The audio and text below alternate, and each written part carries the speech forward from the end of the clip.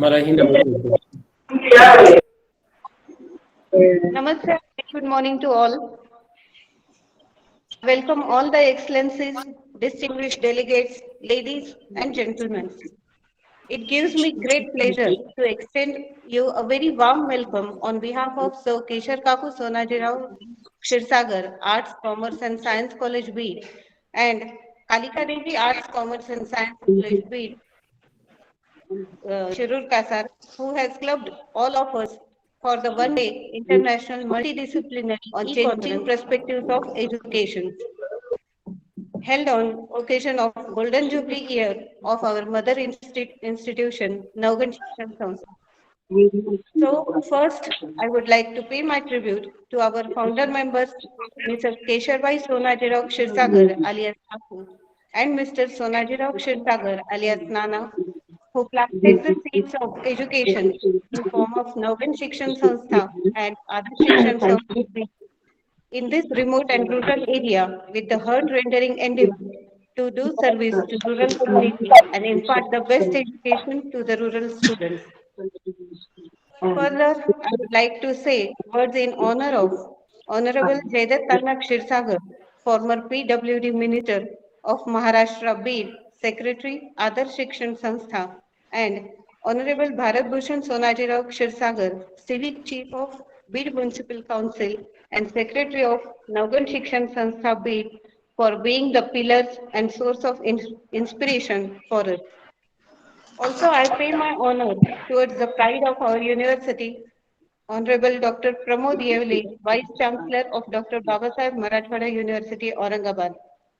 I pay my gratitude towards R.G. Machale, Administrative Officer, Adarsh and Nogan Shikshan Sanstha B, Principal Dr. Deepa Bharatbhushan Kshirsagar, Member of Academic Council, Dr. Babasaheb Ambedkar University, and Principal of Kalika Devi Arts, Commerce and Science College, Dr. Sanjay Tupesar, for the continuous and energetic support.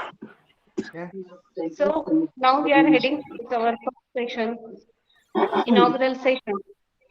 Uh, ये है ना Friends, Rafe ये चालू करा ना enthusiasm and excellency is one of the major aspects of our organization with an objective of encouraging the spirit of research and innovation. We feel proud to host this conference. So now with the due respect to all,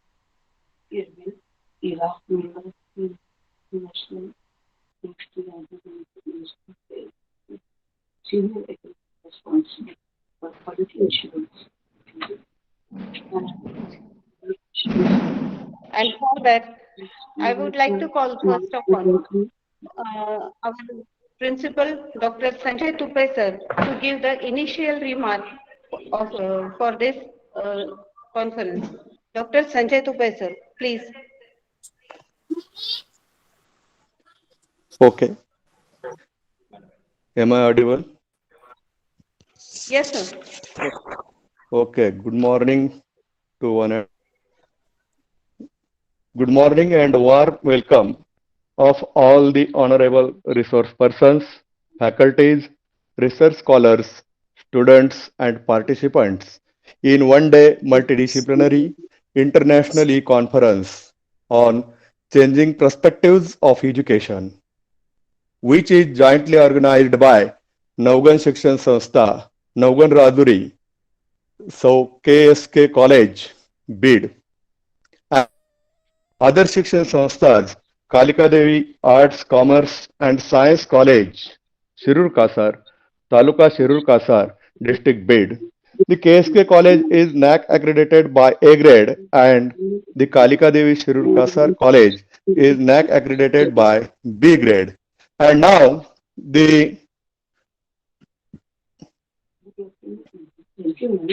departments of Home Science and English of both colleges have jointly organized for to inculcate the changing perspectives of education. It is the one of the honest try of our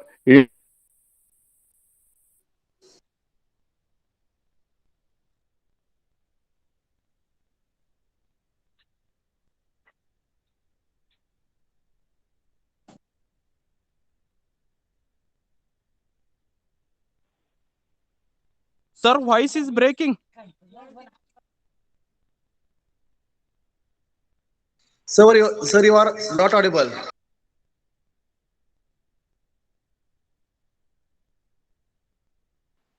Tupe sir, you are not audible. Hello.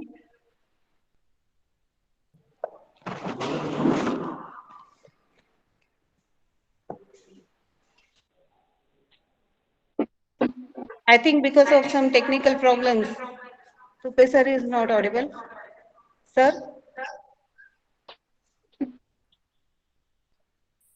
hello.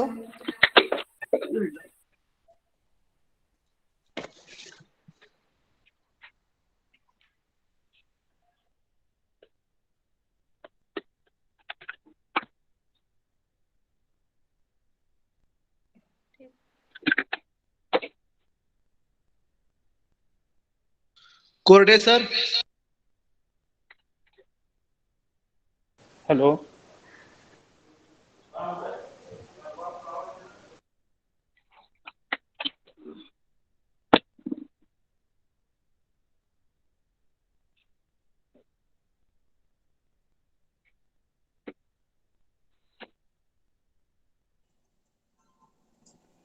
Kurde sir, call to Tupe sir.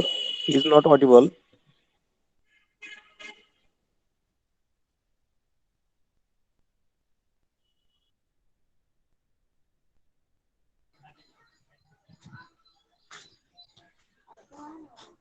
माझी meeting चालली. बाळा इकडे 2 मिनिटं. Hello.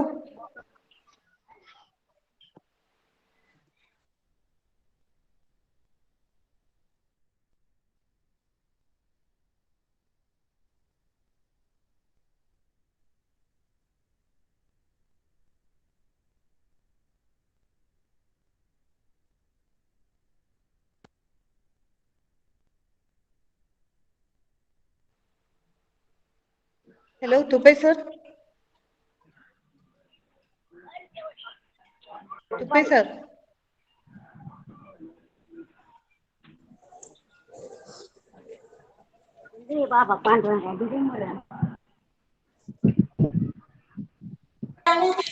Tupe sir तुमचा mike चालू करा. प्राचार्य साहेब mike चालू Tupe करा. sir. Sorry for disturbances. Now am I audible? Yes. Yes, sir, you are Okay, sir. audible now. With with concern to this, higher education institutions are investing in increasing resources in order constructive prospections among their stakeholders. The motive of higher education has been transferred through time in different ways. Higher education is made up of numerous independent and various institutional types that are operating to support and maintain internal organizational self-interest to serve to serve broader social. Higher education also serve a wide array of students with different needs, resources, and the capabilities, problems, and opportunities appears quite different from these various perspectives, and action and interactions can yield different outcomes across different groups of institutions or faculty.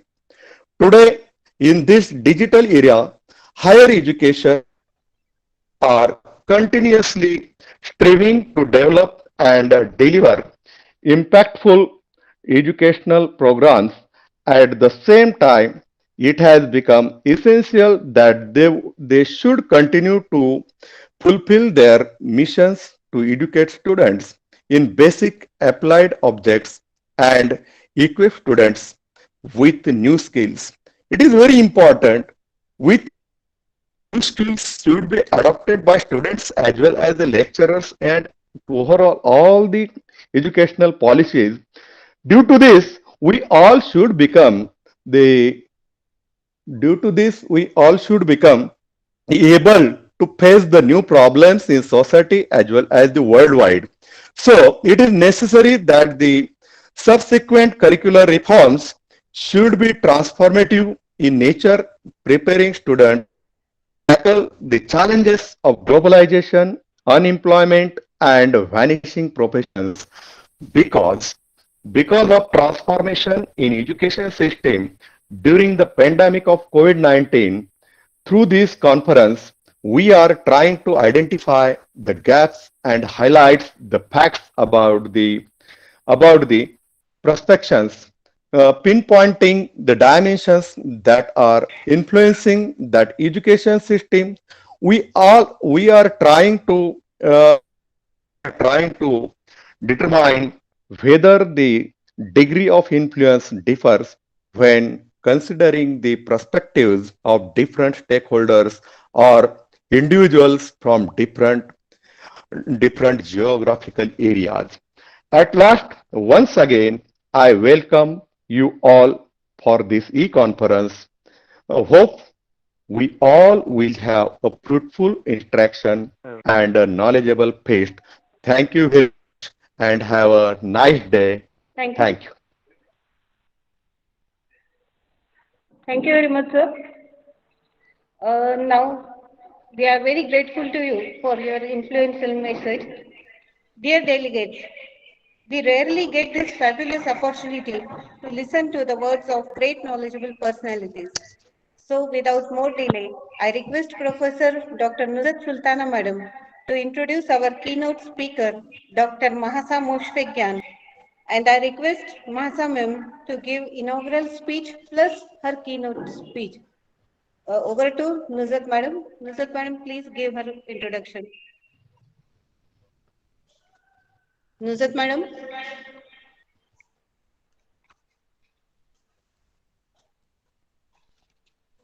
Hello. Nuzhat Madam.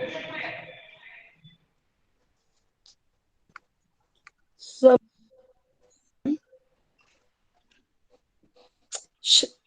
Yes, ma'am. You are audible.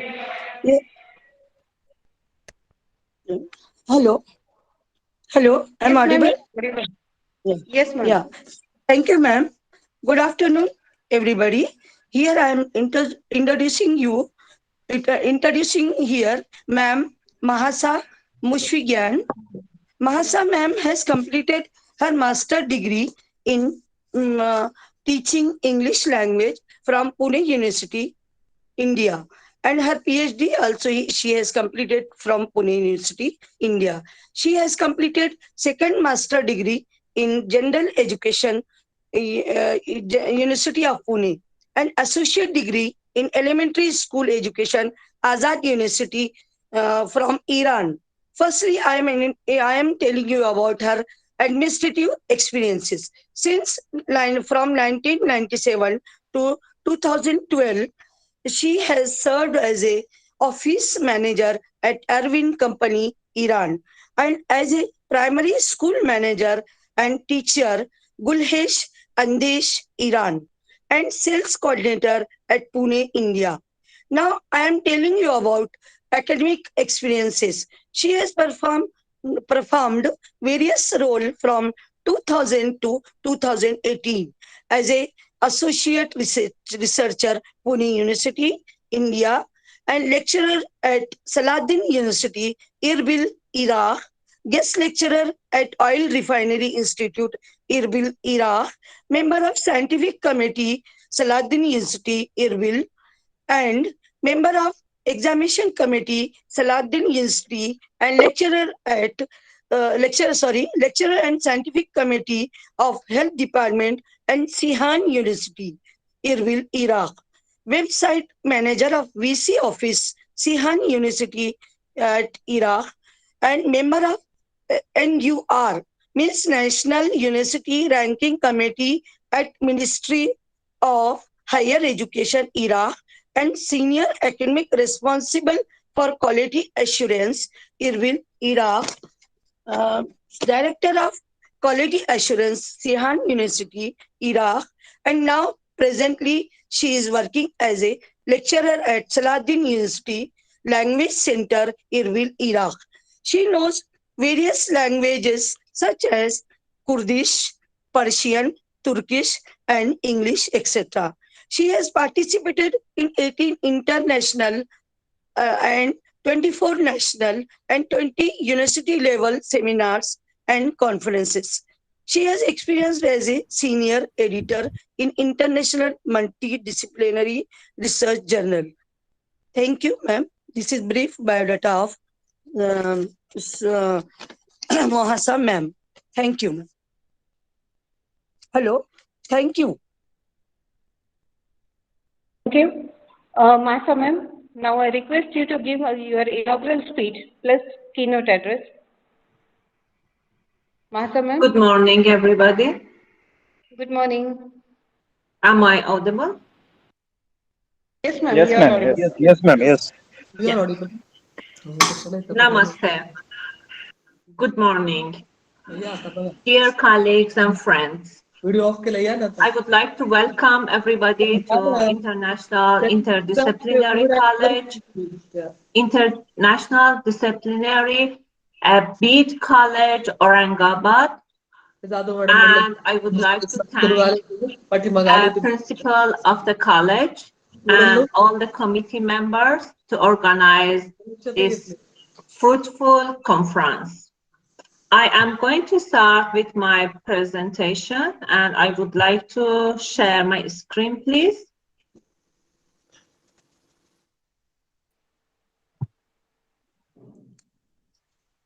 Mane sir. So if you allow me to share my screen, please. Mane sir. Ma'am, firstly, open your PPT on desktop. It is open. Then, I have clicked on share. If you allow me to share.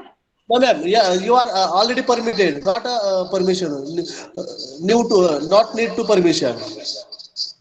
I'm trying. It's giving me error from here, from my end. No, ma'am. This option. All right. I'll retry.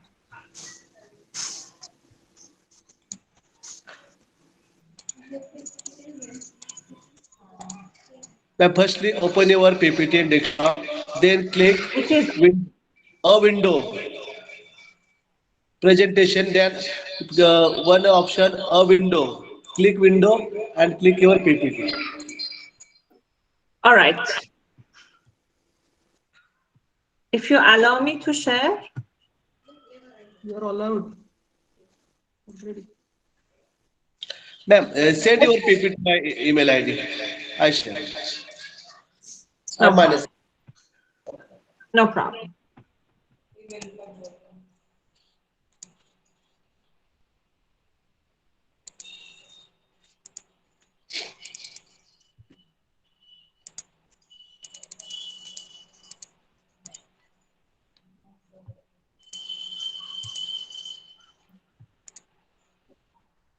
I'm sharing my email on Google Meet. Okay, okay. Okay.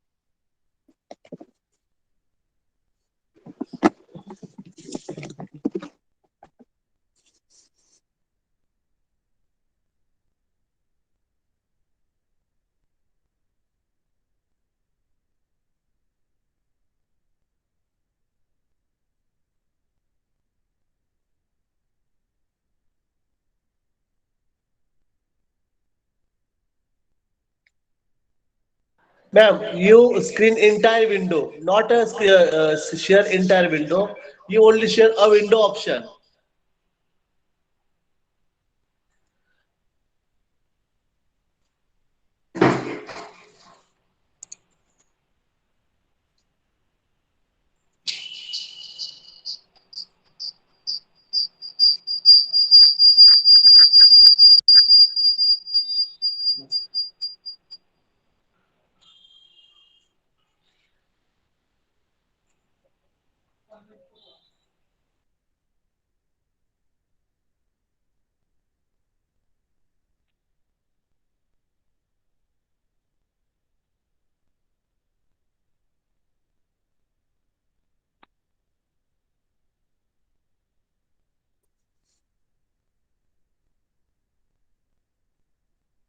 Ma'am, share your PPT by on email.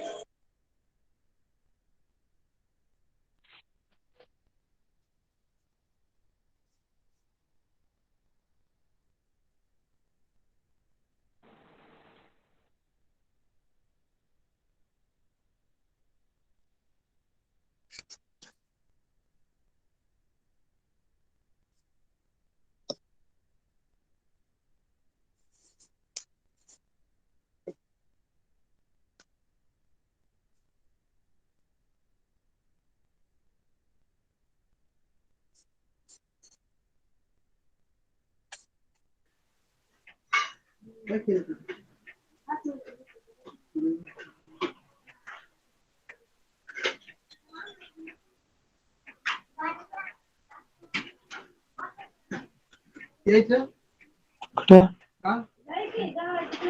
माझी meeting चालू आहे ह्याच्यावर बराच वेळ लागला. Hello, Govind कोण आहे? Please तुमची स्क्रीन ऑफ करा. व्हिडिओ ऑफ करा तुमचा.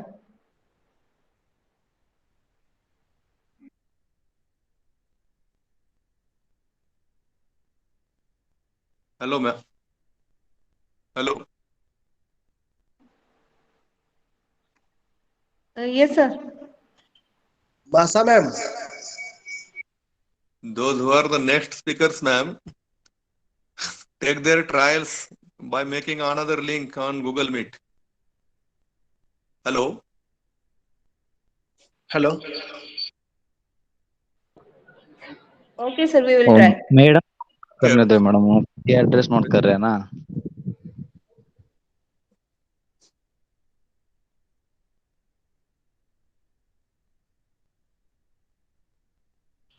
Masa ma'am, send your PPT. Ma'am, your mic is off. Please do on. Hello, Masa ma'am. Ma'am, you are not audible. Masa ma'am. Hello. Hello. Masa ma'am, you are not audible.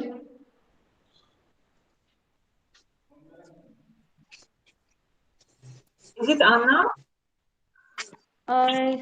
Yeah, ma'am, you are audible and I'll Right? yes, ma'am. Ma'am, Mani sir is asking you to send your PPT to him. I have already sent. Okay, okay. Thank you.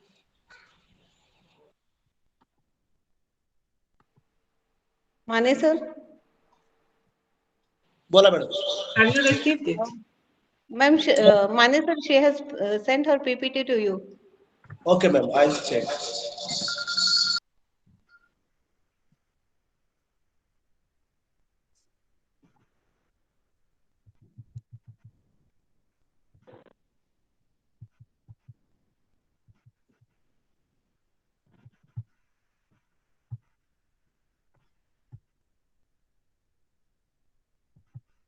I will start by the time. 1 minute, ma'am. 1 minute. Yes. Ma'am, till then you can start your speech. Yeah, sure. Without, yeah. Mane sir Right. will start your PPT and Yeah, all right. yeah. Right to the education and current scenario. Okay. About education. The Universal Declaration of a Human Rights affirms that education is the fundamental right of everyone. And this right was further detailed in the Convention Against Discrimination in Education. What does it mean exactly? When it comes to education, there is no discrimination.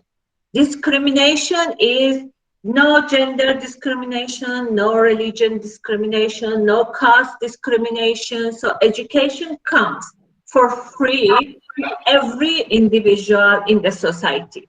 And it's every individual right in the society. It's fundamental human right. Hello?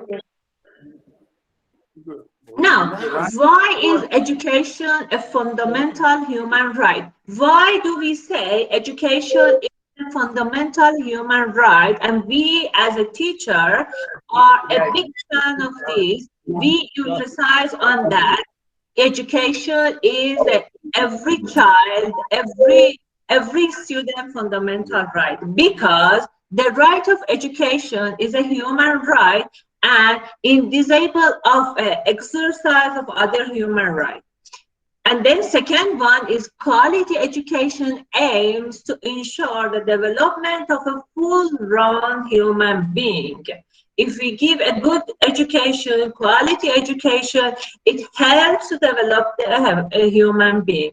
And the other one is, it is one of the most powerful tools in lifting up a society, and then children and adults from the poverty to the upper level in the society. And then the fourth one, it narrows the gender gap for girls and women. There are no gender gaps if girls and women, they get a good education. For this human right to work, there must be equality of opportunity, universal access, and enforceable and well-monitored equality standards. These fundamental rights are explained by UNESCO. All right, now we come to the other point. What does the right of education entitle? Why do we say right education is important, and what does it entitle? Okay, primary education is free, compulsory, and universal. Primary education is free, compulsory in India too. Secondary education, including technical, vocational, that is generally available and accessible to the previously free. Again, secondary education also in India too is accessible for all the genders, regardless of their gender, regardless of their religion, regardless of their caste, free, accessible, and progressively free. And they get free education in public schools. Higher education is accessible too on the basis of individual capacity. Of course, it is also very important element. If a student grade is, you say 70, that student cannot go for a dental college because that student doesn't have that capacity of studying. So higher education is also accessible in some countries for free according to the individual capacity. So that is how we say the education is entitled according to the student's capacity. Fundamental education for individuals who have not completed education. These are the rights to the education. Professional training opportunities. Students should get professional training opportunity in order to get better jobs in society. Equal quality of education through minimum standard. In countries who are having the less income, they should have equal opportunity to get the minimum training in order to get good job or decent job, have decent income. Quality education and supplies for teachers. All right, here it comes to the teachers, right? Or here it comes to our right. We also have some.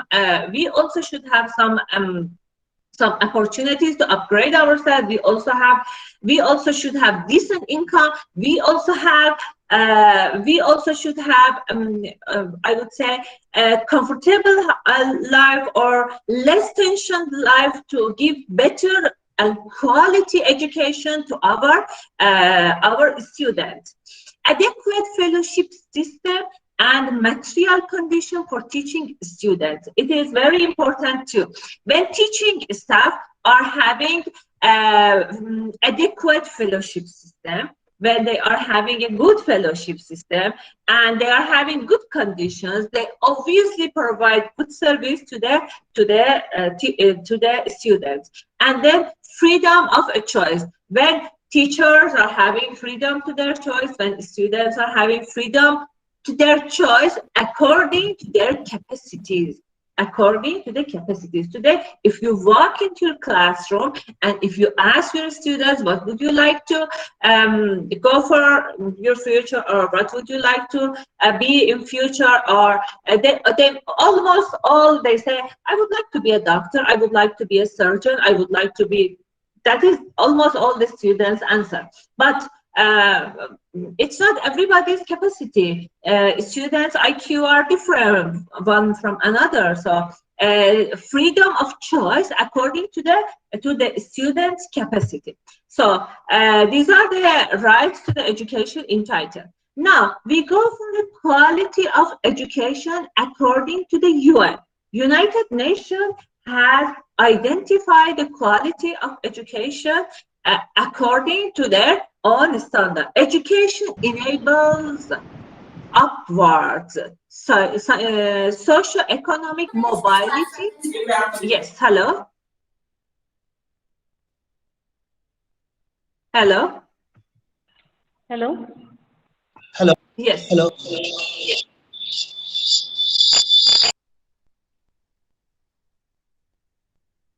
Carry on, ma'am. No Hello? problem. Carry on. No problem, ma'am. Yes. All right. Allow me to fix my screen, please. I'm very sorry for this. Yeah, according to the education, according to United Nations, education enables upward socio-economic mobility and is the key to escaping the poverty. So when students get good education, they are escaping the poverty. How? When they are having good education, obviously they are having better jobs. When they are having good jobs, they are having decent income. With decent income, they're escaping the poverty. This is a very, very obvious fact.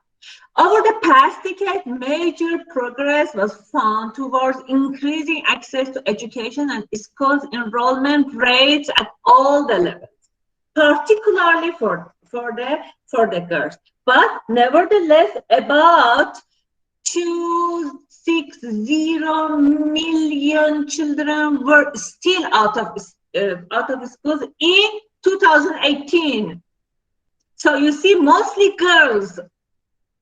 And during the time I was in India, I observed mostly girls are out of school. So this is discrimination. We as a teacher must fight against it. And see, nearly 1/15 of the global population in that age gap, and more than half of the children and adults worldwide are not meeting minimum proficiency standard in reading and mathematics. You see, obviously, when you are going to have the lowest, you say when you are working as a helper, if you are working at anything, you need the basic thing, reading and mathematics. And if you are unable to read and do the simple calculation, you are unable to get the simplest job in the world, the lowest level of the job in the world. And here, the big number of people are unable to read and do the calculation. They don't know anything about mathematics, which is very, very disappointing. And we go to the next slide. Next. All right. It was about 2018, and now about today, after COVID and after pandemic. In 2020, as COVID-19 pandemic spread across the globe, a majority of countries announced the temporary closure of the schools and impacting more than 91% of the students worldwide, 91% of the students worldwide by April 2021. And 1.9 million children and youth were out of school. All right, they were out of school for certain time. You say maybe 6 or whatever months, and then they get back to school, but was online schooling, which most of the teachers are not approving it. Well, they are getting education, but that is not the quality education. We as a teacher approving it, because there are no face-to-face interaction with the students, because they are getting education, but not that quality education we would like to give them. All right, here, and nearly 369 million children who rarely on school meals needed to look to another source of the daily nutrition. They don't have meal to eat. They are not getting their daily nutrition. Forget about schooling. And this has never had happened before. Never before have so many children out of school at the same time, disturbing learning and upending lives, especially the most vulnerable and marginalized. The global pandemic has far-reach consequences of many children and education, and they impacted the entire life of every individual. We go to the next.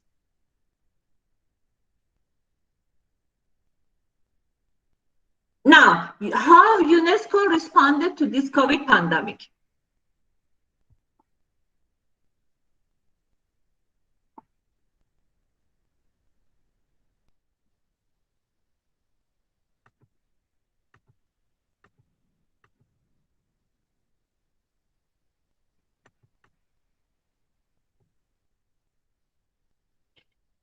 In effort to foster international collaboration and ensure that education never stops, UNESCO is responding with a set of initiation that includes the global monitoring of a national localization school closure.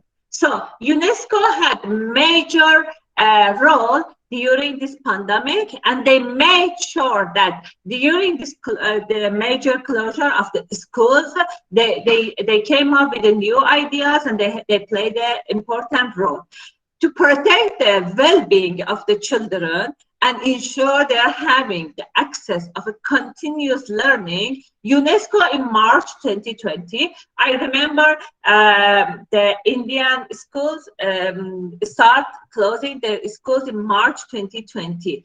That time, UNESCO launched the COVID-19 Global Education Coalition and multi-sector partnership with UN family, civil society organization, and media and IT partners. They designed and deployed the innovation solution. What was that innovation solution? They all got together, UN and the civil society organization, media, IT, and they started giving online classes.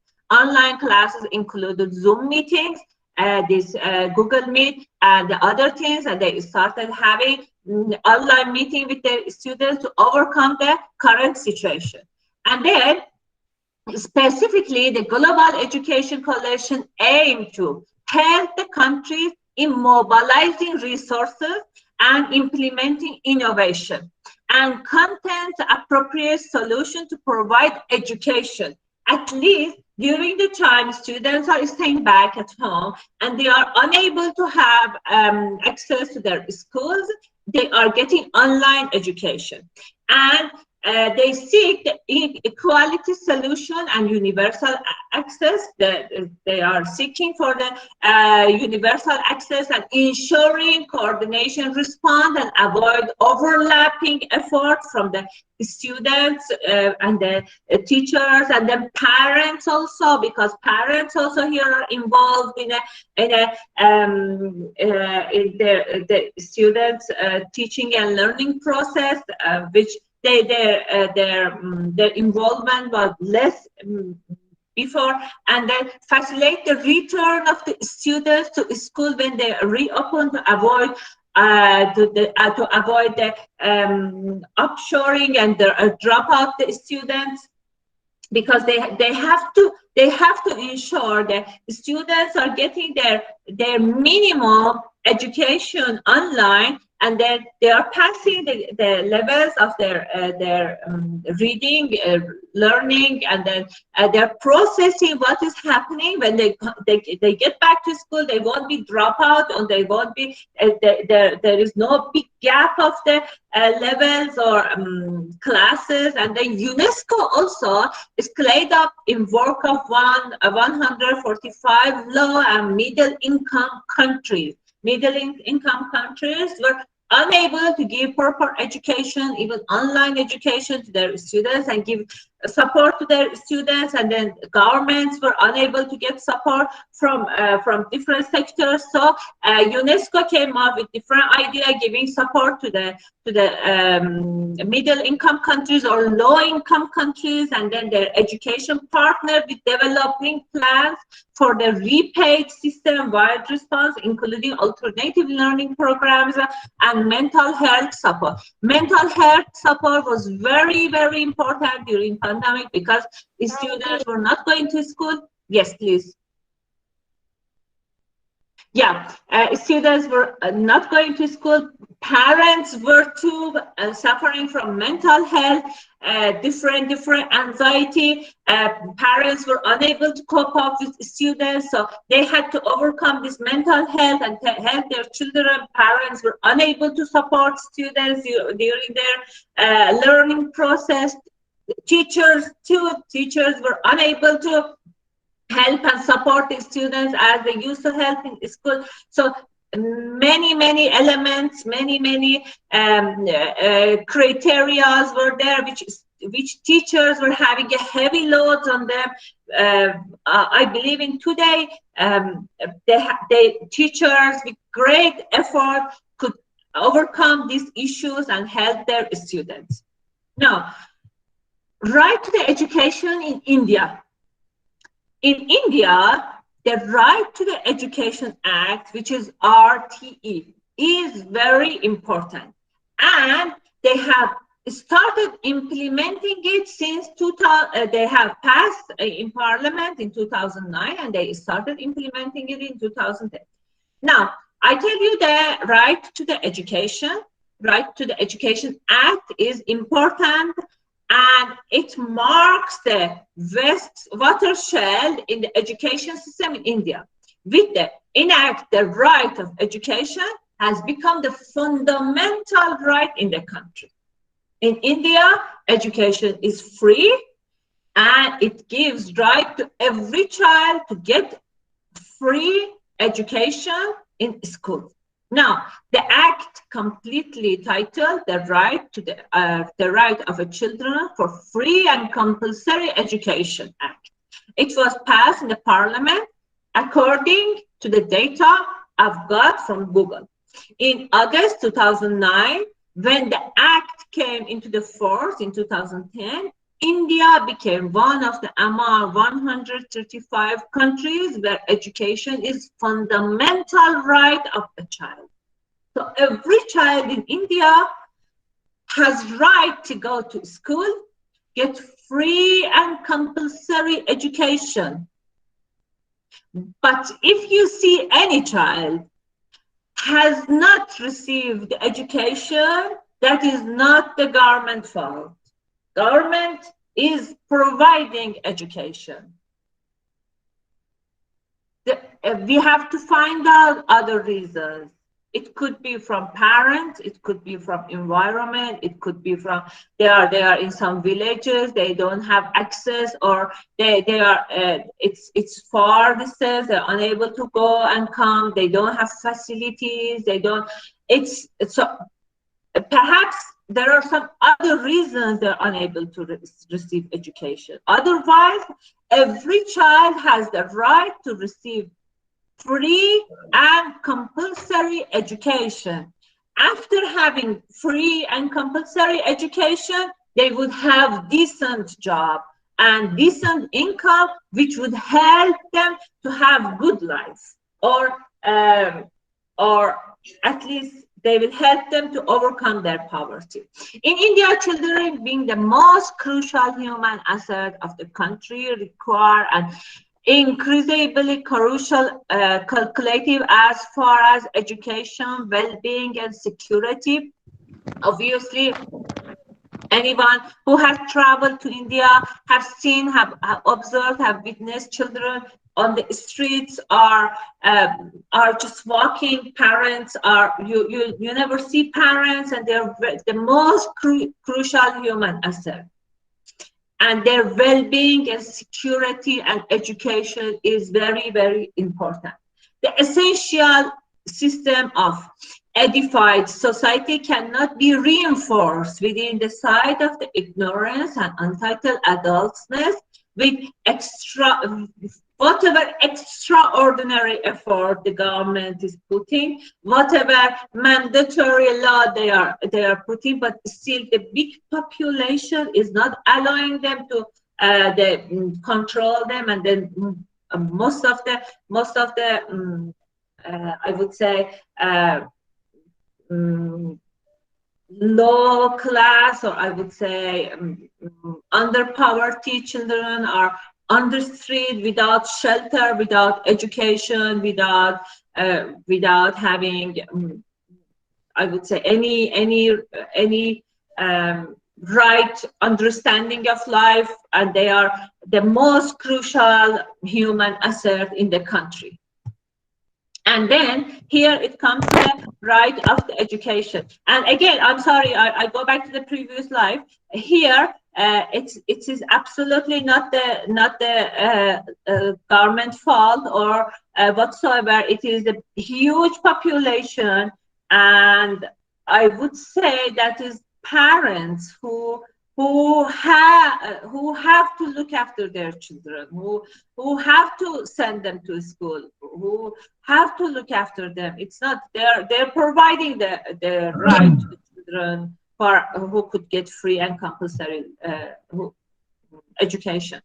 Right of the children of free and compulsory right, which is RTE Act in 2009. It says every child can have free and compulsory education, initially defined as a child belonging to the disadvantaged group as one having place with a scheduled caste without considering their caste, without considering their tribe, without considering their educational background, or without considering in which group or which society they are belong to, or without considering their economic background, without considering their geographical background, without considering their gender. They can have their education, which is the law passed in 2000. It is about India. Now, essential viewpoint of a free and compulsory education, again in India, with regards of a free and compulsory education of a child, some essential viewpoint. For example, the quantity of out-of-school children has declined fundamentally since 2000 in India. The number and the extent of out of younger students is a lot higher than the national number of a certain states.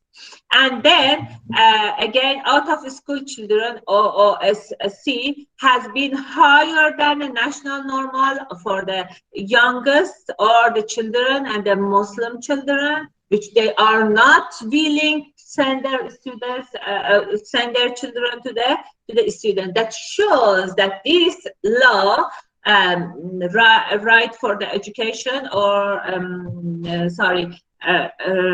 right to the right. It is right to education. That has a great impact to the society, because since 2000. India has observed, has witnessed a great decline on a number of uneducated children. Now, we come to our, we skip this slide. Now we come to the teacher's role in students now. This was, whatever I explained was about children's right towards their education and education's impact on their children's life, and then it was how important if they get right education, and then how board is providing them free and compulsory education, and then how Indian perspective is towards the education. Now, the most important thing, which is teachers, which is us, towards our students. How can we change our students' life? Now, teachers' role in students' life. Teachers play an essential role in education. Most especially in lives of students, they teach in the classroom. I am sure, I am certain you must have observed, you must have felt, you must have witnessed how important you are in your students' life, how you impact, your influence in your students' life. I believe when your students are walking in your classroom, you observe them, and then at the end of the academic year, you see, you feel, you witness certain changes in your students, and you feel, right, they have been changed during this academic year because they have been learned many from you. So we as a teacher are having a big influence on our students. What defines a teacher is his or her ability to teach students and positive influence on them. Here I mentioned positive influence because I don't want to put negative here, but teachers also can have negative influence on their students. Now, I give you an example. I have not put down a negative influence here in my slides, but a negative influence could be if my teacher smokes and I'm just a teenager, you say 16, 17, 18 years old, and I have just joined the college, I look up to my teacher as a role model, and I said, fine, if my teacher is smoking must not be a very bad thing, so I also can smoke. So I would have tendency to do so. This is the negative influence. I have not mentioned about negative influence in my slides, but teachers also can have negative influence, and we know that. Right, here I have come with the positive influences. We as a teacher can have a very, very positive influences in my students. I give an example about myself. I have my students, they are mostly are not willing to go for their post-graduation. But after studying with me, after having lectures with me, 1 year academic, like 9 months, they are changing their entire thinking process. They are saying, well, ma'am, we would like to study, we would like to go for our post-graduation, we would like to start with our PhD, we would like to, they never had the idea of having independent, they never had the idea of having a different life. They were thinking of, fine, we will finish our graduation, we'll get married, we'll have our like a very traditional life, we get married, have children, and look after our children. After they look up and they find out different things, they just say, okay, we have changed our thinking. We are thinking of having different life like you. So I feel right. There are some positive changes here. We can have a very positive influence on our students. Generally, the role of education and the role of teacher in education goes beyond teaching. In today's world, especially today's world, a teacher doesn't have a certain curriculum to teach. Teacher also is a counselor, a mentor, a role model, and so on. Some of the roles of the teachers in education include, here we come to the roles. If we look up, if we consider our students as a future colleagues, and if we consider them as our friends, our future friends, and if we don't look at them like, oh yeah, you are just a student, oh yeah, getting, God, they would love us. They would just give entire their heart and soul to us. We should just treat them as our friends, as our future colleagues, and the results would be just amazing. All right, here it comes to the sharing knowledge. First thing is the primary duty of a teacher is important, which is sharing the knowledge. It's like you don't give little bit of your knowledge and keep rest for yourself, saying that, all right, if student learns everything, so she could take over the class. No, it's not true. You should share entire your knowledge with your student. Teaching usually entitles following the specific curriculum, ensuring that the students understood each and everything. And then the other one is, it is from this rule that all other rules of a teacher originated from, because it is a teacher failure if a student fails. If a student fails, it's a teacher failure. That also might be difficult to have any other form to influence on the child. Well, that is different if students are not studying and they're failing in their exams, but then if we don't teach them well and they fail, it's our failure. That is the fact. So we should share our knowledge genuinely with our students.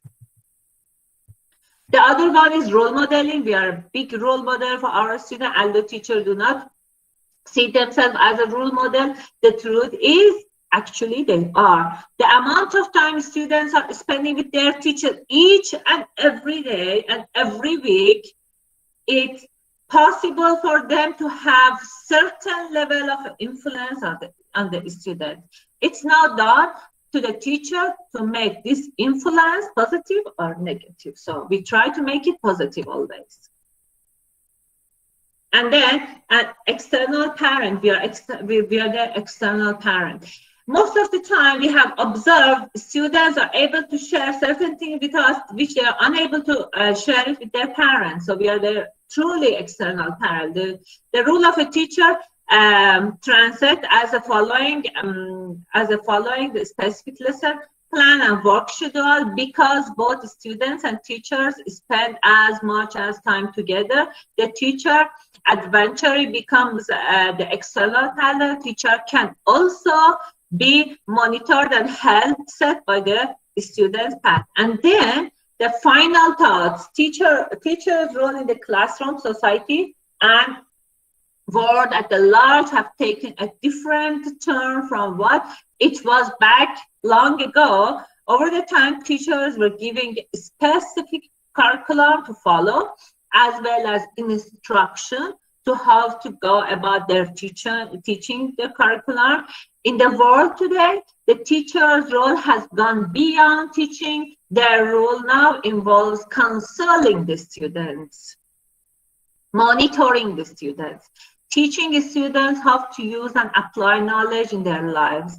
Teachers are now looking for ways that they can impact students at a whole different level and even inspire them to do more and more. Now, teachers are counseling their students. Students, they come to the teacher and they ask, ma'am, what do you think I'm good at so I can choose for my career? So we are actually counseling them. Ma'am, what do you think if I do so and so, would I be successful or not? So we are actually counseling them. Our influence on them is much more than their parents. Our influence on them is much bigger than many others. So that is a fact about us as a teacher. So we should always keep in mind that we have a great impact in our students, and we should help children to get their education as much as we can. That is my presentation.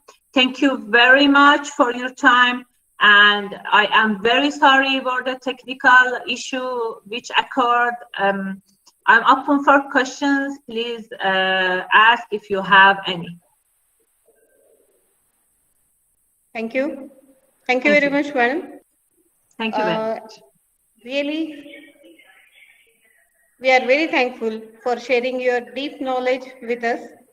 Thank you, Ma'am, madam. it's true that UNESCO has declared right to education to all the students, but because of different circumstances, it's having a big question mark on it. And surely, as a teacher, we should strive to bring all the children in education stream. But as you said, parents should also be aware of child education. Then only the aim of right to education will be fulfilled by all of us. Thanks once again, ma'am. Your session Right, was full madam. of enthusiasm and valuable knowledge. It will be a great pleasure for us to listen you again in our future event. Thank you. Thank you very much. Thank you very much, madam. Thank you. Thank you. Now, moving towards our first plenary session, I would like to request Dr. Khan sir to introduce our next speaker, resource person, Dr. Uttam Ambore sir. Uh, so, Khan sir, please Yes, I am audible. give a brief introduction of Ambore sir. Yes, I am audible. Yes, sir, you are audible. Dr. Uttam Bhagwan Ambore, Professor of English at Dr. Babasaheb Ambedkar Maratha University. He has done his PhD from Dr. Bamu University in 1989, and in the year 2008 he has completed his PhD. He is a very renowned and resourceful person. He was invited by Sahyadri Vahini Mumbai Doordarshan as a resource person. Until now, he has published 23 books and he has participated in 6 international conferences. He has delivered several lectures on All India Radio, and at present he is a member of Board of Study of Dr. Babasaheb Ambedkar Maratha University, Aurangabad. And the one important thing is that he has also received state level prize for his collection of poems Dhagivarchi Akshara in 2012. In all, if I continue telling his academic achievements, there is a galaxy of achievements. So he is a very renowned scholar. At present, he is working in Dr. Babasaheb Ambedkar Maratha University. So I request Dr. Uttam Ambore to continue his lecture. Ambore sir, please Yes, madam. continue. Okay, Thank okay. you. I hope I am audible and visible too. Yes, sir. Okay, okay. So thank you very much for inviting me to this one-day multidisciplinary in conference. The topic is very interesting, changing perspectives of education. I am very much thankful to the organizers, KSK College Arts, Commerce and Science BEAD, as well as Kalika Arts, Commerce and Science College, Shirur, District BEAD. My dear friends like Dr. Shiman Tonde, Dr. Korde, the Department of Home Science, and all the departments. Dear friends, the topic that I have selected for presentation. Yes, any problem? Any problem, sir? No, sir, no. Okay, okay. I have some disturbances. Okay. Okay. Shall I continue? Yes, sir, you Hello. can. Yeah. Yes. Okay. The topic that I have selected for the presentation is importance of languages in education. Now, the topic itself is very interesting, and all of us know that how language is important in collaboration with all kind of activities in the human life. In fact, when you talk of language and languages, it means it is the only means of you know collaboration or communication to make any kind of progress. When you see the history of language, for example, it goes very long back to the human history. Uh, some of the historians says that before 50,000 years, that language was discovered in African countries. And then it has been carried out to human beings in the form of oral tradition. And most of the people, in fact, they were carrying this tradition from generations together. So before the written tradition came in existence, in fact, people used to carry the knowledge with the help of oral traditions. And you see, most of the important literature, maybe in any language, maybe in African language, Asian language, or European language, it has been created in the form of oral tradition. And people used to share their knowledge with the next generation with the help of that language. In fact, language is very, very emphatic kind of means of communication. You see, people they share any kind of idea, whatever they have, and they can communicate with the next generation. And with the help of that, you see, the whole imaginative faculty of man has been transferred to the next generation. Nowadays, it has been taught on various levels. In fact, for example, the new discoveries have said that language is a very, very important cognitive activity. It is called as a cognitive activity. It means it has a close relationship with the human psyche, human psychology. And that's why one of the important scientists said that language is a complex, specialized skill.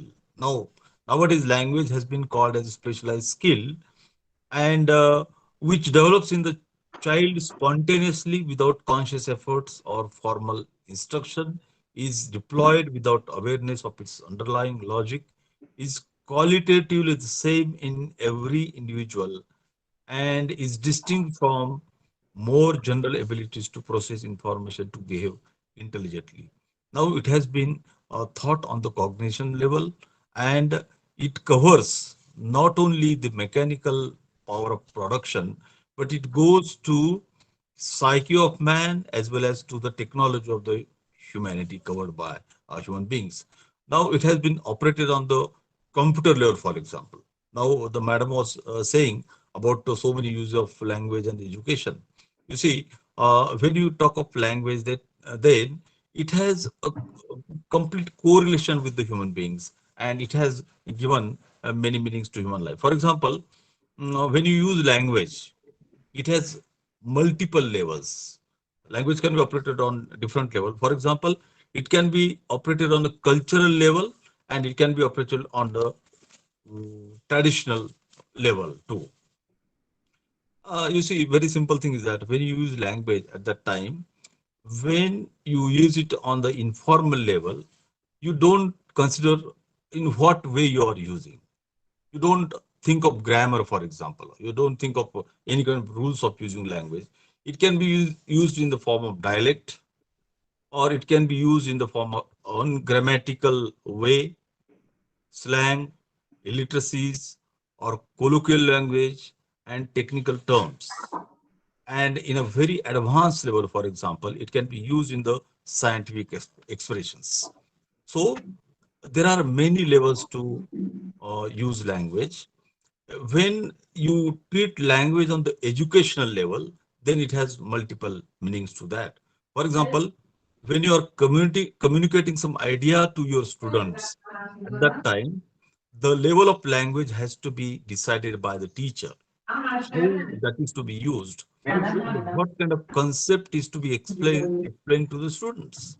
Now, for that level, for that matter, in fact, you have to consider the age of the student, the background, social background of the student, culture of the students, and the understanding of the students. That means various levels of the students are to be considered when you are communicating certain ideas. For example, when you are communicating idea uh, in the form of literature, at that time, you have to consider in what way that idea is to be communicated to your students. Okay. Then how that background is to be created, how that context is to be created, and how that idea is to be shared with the students. So this kind of sharing of idea to the student can make them understand what you are saying. Okay. And that's why there are multiple varieties of language depending on the cultures. So in different cultures, different ideas can be communicated in different ways. When you use language at that time, there are certain hidden things in that. For example, hidden things like that, in what tone you are using the language. In fact, in a way you are using the tone of language that gives different meaning to the students. Sometimes without using any language, you can communicate some certain idea to the students. For example, the gestures that you are using or the body language you are using that gives different ideas to the students, and students can understand what you are communicating with them. And that's why it has ways to use in different countries. For example, in Native Americans in America, whenever the native people communicate certain idea, they need certain symbols. For example, the symbol like bird's feather, for example, it is taken in the hands of a man. When it is complete uncut, then it means that everything is okay, nothing is problem. There is no problem. When there is some cut in the feather and it is being holded by the person to communicate a certain idea, it means that some war is going on and some people have been wounded in that situation. So that idea can be communicated. Here, there is no use of any word, but there is a kind of communication with the communities and they can understand. So such type of language can be called as language used in the particular communities, or it may be called as in the standard way, it is a registered language used in the particular communities, and they can understand with that. So such kind of languages are used in the field of language. So it is nothing but sharing the ideas to the people with the help of that particular symbol. And language is nothing but a symbol, in fact. Now they have been practiced by the communities years together. That's why that language is familiar to the students. If somebody with new language tries to communicate his idea with the students at that time, if the language is unfamiliar to the students, they won't able to understand. But what they can understand? They can understand the voice of the person. They can see the gestures of the person.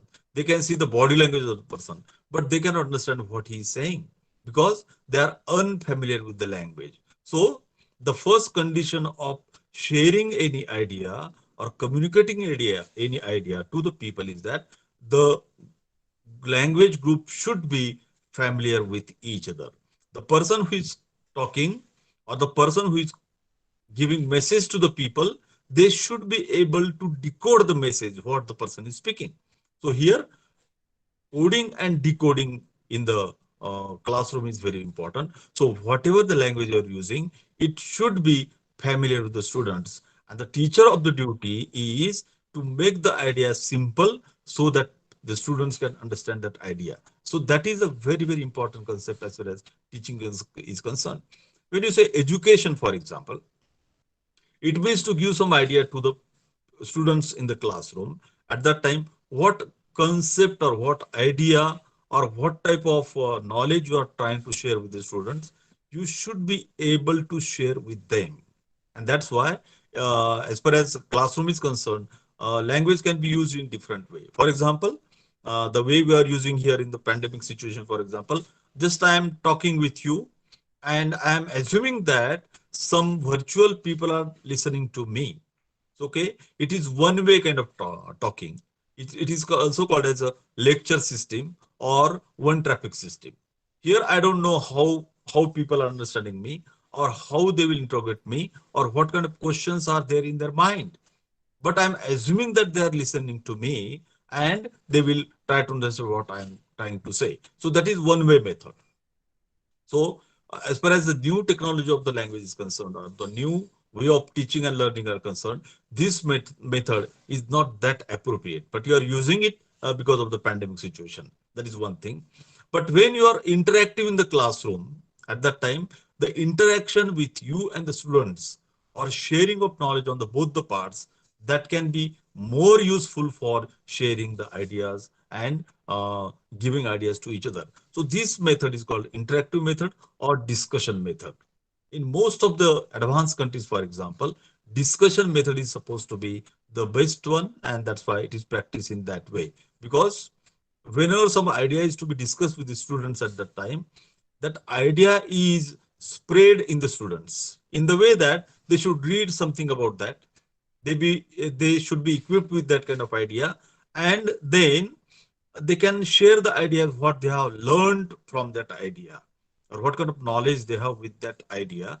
And then the expert person or the teacher in the classroom, he can take that idea beyond the understanding of the students. That is supposed to be the new sharing or discussion method as a in the field of education. That is very important. So this method is supposed to be very successful. Now, when we are talking in a position of pandemic, for example, here we are using new technology of uh, uh, making it more possible to communicate this idea with the students. Now, you see, our method of teaching and learning is direct method. A teacher can go in the classroom and he can talk with the students. He can give the ideas to them, and they get the chance to ask some questions to the students. So that is called a sharing of ideas in some way. But here also, teacher is supposed to be dominating the classroom, whereas teacher are supposed to be the listeners only. And that's why discussion method is supposed to be very important. There are various levels of using language. Language can be used on different levels. For example, if you consider in the field of education, as I said, that the age group is very important. In which class, what type of language you are using? For example, in the primary classes, what type of language teacher uses? Because at that age group, teachers are very active listeners.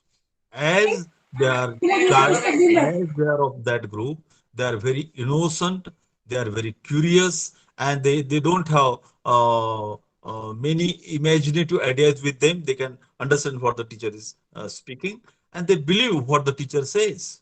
They think that the person who is most knowledgeable in their world is teacher. That's why they believe on that idea, and they listen to him in a very careful way. That's why the way teacher uses language in that classroom, it is very important.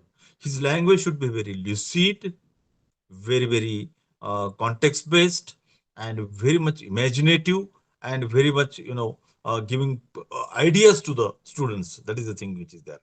For example, when you are teaching poetry in that class at that time, in what way you put picture before the students, that is very important, because that language you are using is supposed to be the only way to communicate ideas with them.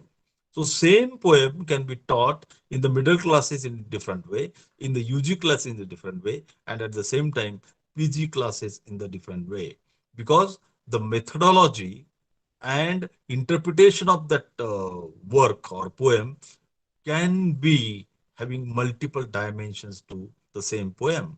So in that way, your language gets changed, and you get more and more ideas with the help of that kind of language. So language is supposed to be the important means of communication to the students, and that can be useful for giving new ideas to the students. So now I would come to another point that is very important.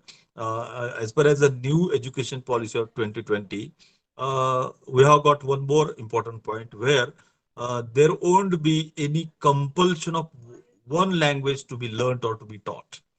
There won't be any compulsion to any kind of uh, uh, you know compulsory way to learn that kind of language. I would give that idea of what they have given about the new education policy. What they are saying is that in the new education policy, the medium of instruction until at least grade 5, but preferably till grade 8 and beyond, will be the home language, mother tongue, local language, or regional language. It means that there won't be any kind of compulsion of learning any language. Okay. It means more emphasis would be given to the mother tongue of that region. You see, when we consider language as a global phenomena, at that time, we have to keep in mind that there are varieties of languages. One language may have different kind of varieties, and that can be used in different method, in different way, in different regions. That's why that variety has to be valued, and there should not be any kind of encroachment of any language on any other group. That is the thing which is there. For example, the tribal people in our country, they have their own languages. They might not have the scripts of that language, but they have their own language, and they should get freedom of that language.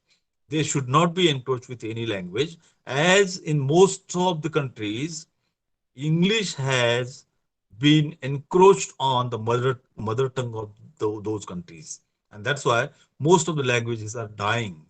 And David Crystal has said that because of this language, that is the colonial language or the master's language, most of the mother tongue of the people or native language of the people, they have been crushed down. They have been put to the position of dying position, one can say. So here, what the new policy is that one can get the freedom to use mother tongue. Now, I would also emphasize one point, and I think it is important because the conceptual knowledge or the basic idea of any kind of thing in the field of knowledge, it should be very clear to your mind. On the psychological level, you should know what is the meaning of this kind of thing. So that conception is to be made very, very clear. If there is confusion on the conceptual level, one cannot understand what the person is saying. That's why I think mother tongue is supposed to be the very, very powerful way to give certain ideas to the people. That's why in this new education policy, native languages are getting more important, and any kind of knowledge can be given to those people with the help of the mother tongue. We can see some examples like example of Japan, for example, or Germany, for example. Those people give importance to their mother tongue, and whatever knowledge comes in existence in any language of the world, they translate it as soon as possible. Within 1 or 2 days, they can translate any kind of new knowledge in their mother tongue, and that can be used for discovering something new in their own language. So that kind of efficiency is very, very important. And if it is done, then one can say that there won't be unnecessary importance to any other language. Otherwise, we give some more importance to some other language. Sometimes some languages get more importance because they think that it is a scholar's language or it is ruler's language. Okay, when there was emperor's rule, for example, at that time, to give more importance to certain languages was okay. Now we are living in the democratic world, and that's why every language has to be treated on the democratic level. No language can be called as inferior, no language can be called as superior, and language is only just to share the knowledge. Okay, and education is the basic purpose of education is to get knowledgeable and to use that language for the purpose of better survival of that individual.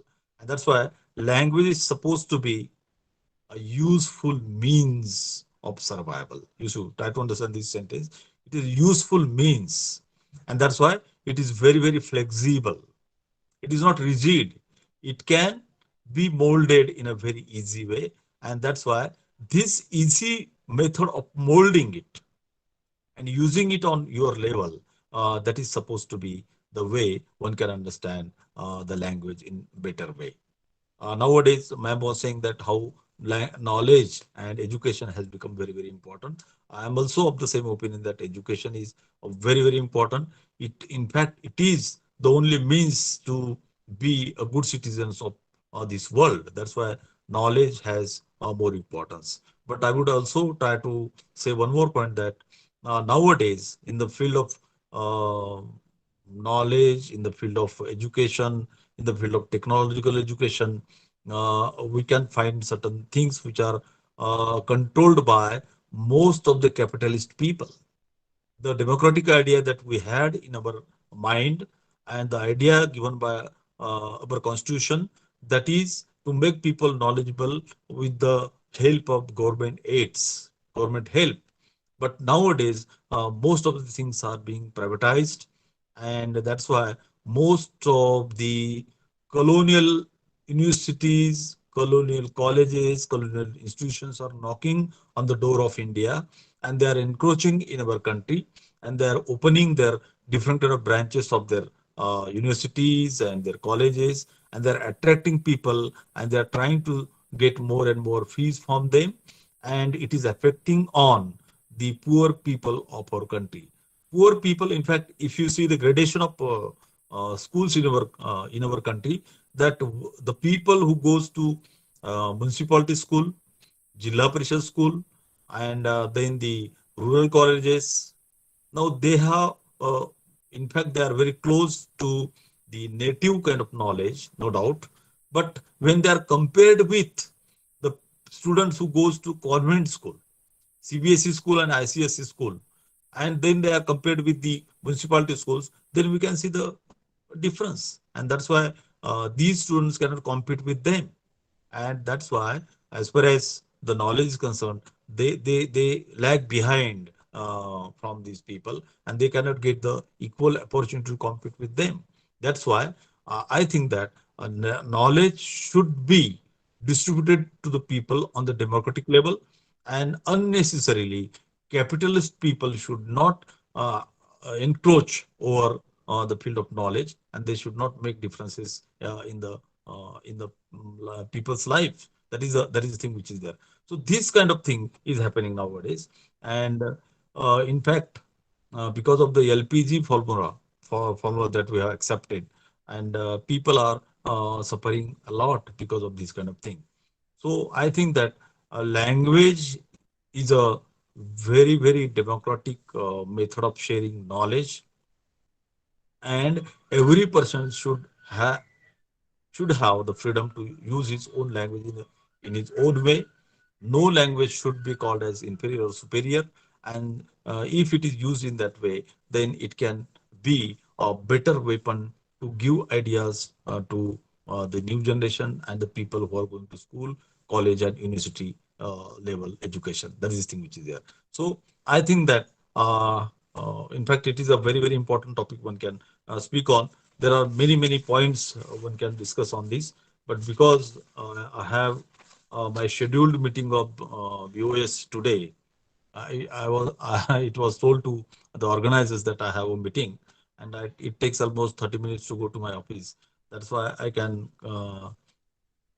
give some limitation to my expression over here.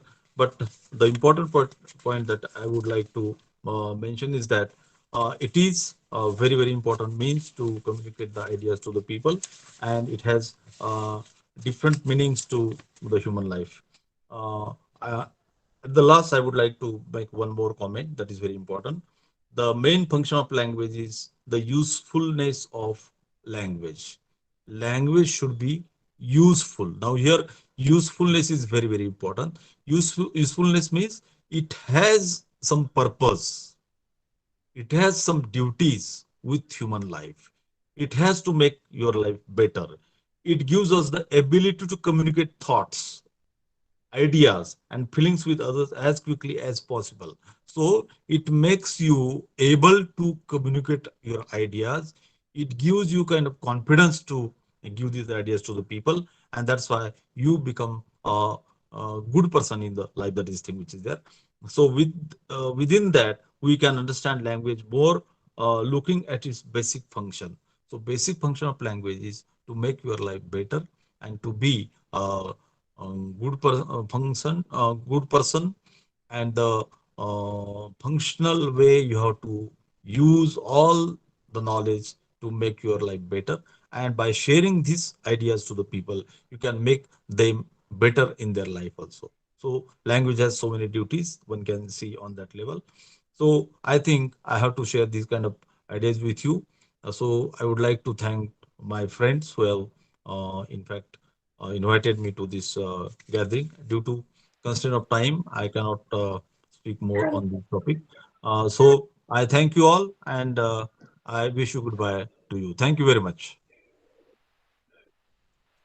Thanks a lot, sir. Thank you very much. Really, it was an amazing speech. Sure, sir, language is means of expression, and so its importance is undeniable, especially the mother language as it's related to the existence of our community. Thank you. Thank you very Thank much you. for Thank sharing you. your Thank you very knowledge much. with us. Thank you. Thank you. Thank you, sir.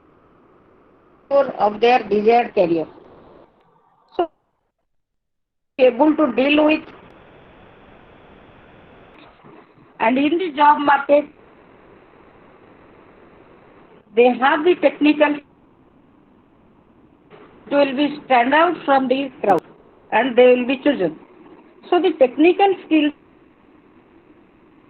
really necessary, while soft skills provide the greater career prospects. So certainly one has to do some kind of work in the future for his survival, and it does not matter what kind of work or profession or job you do or you choose for your career. So what in fact skills are a fact for your career or your work, and without skills you cannot just like it is just like a newborn baby in a career search and who knows nothing and can do nothing. So one has to desire to become, suppose one has to be a software engineer, so one has to be practical skills in software operations. Similarly, if one is having a career profession in teaching, so to become a teacher, one has to be skillful in teaching methods. Similarly, one has to be, if one wishes for a entrepreneur or a business person, then in both the cases, one has to be need pragmatic skill in that area. So otherwise, you will be a failure. So skill development in a career of education is a must and very much necessary. So the skillful people are on the high demand in the market or in a job market or career. Skillful people access in the world are not only in high demand in the job but also earn more, and India needs more than 700 million skilled workers by 2022. In many countries, these skilled people they get from abroad because they do not have the skillful people in their own country. So the companies need their work done, and they not only need degrees or certificates but consider the smartness, personality, commitment, and here we do mean these things are the soft skills. So these are all skill based things and skill development.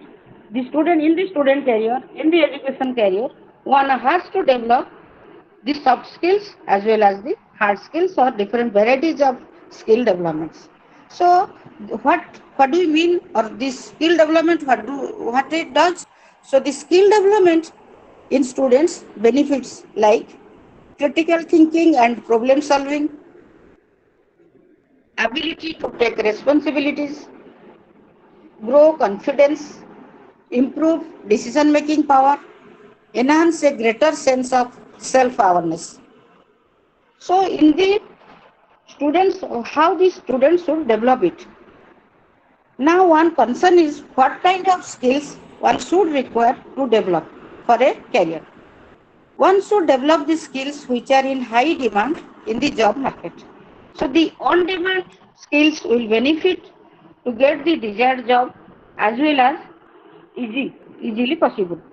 So most important skills that are highly valued at present are mostly communication skill, that is effective communication skills are the prerequisite for the career development in education. Communication skill is a must everywhere.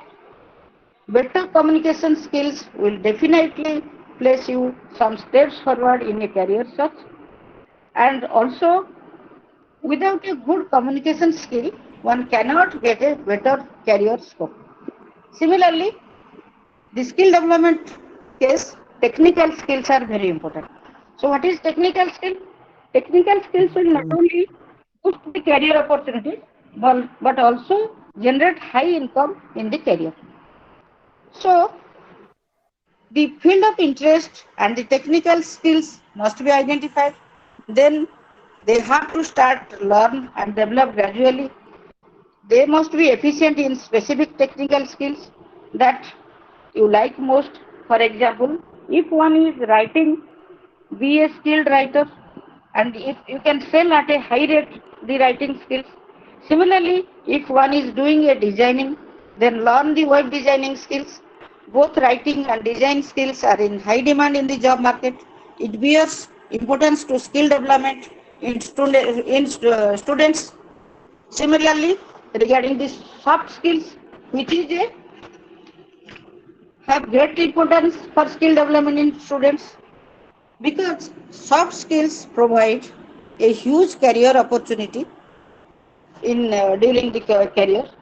And soft skills are, for example, leadership, problem solving, self motivation, time management, and significantly important for a better career. So hard skills are those who are experts in the marketing, project management, find a job presently in spite of hard competition in the job market, and they earn more.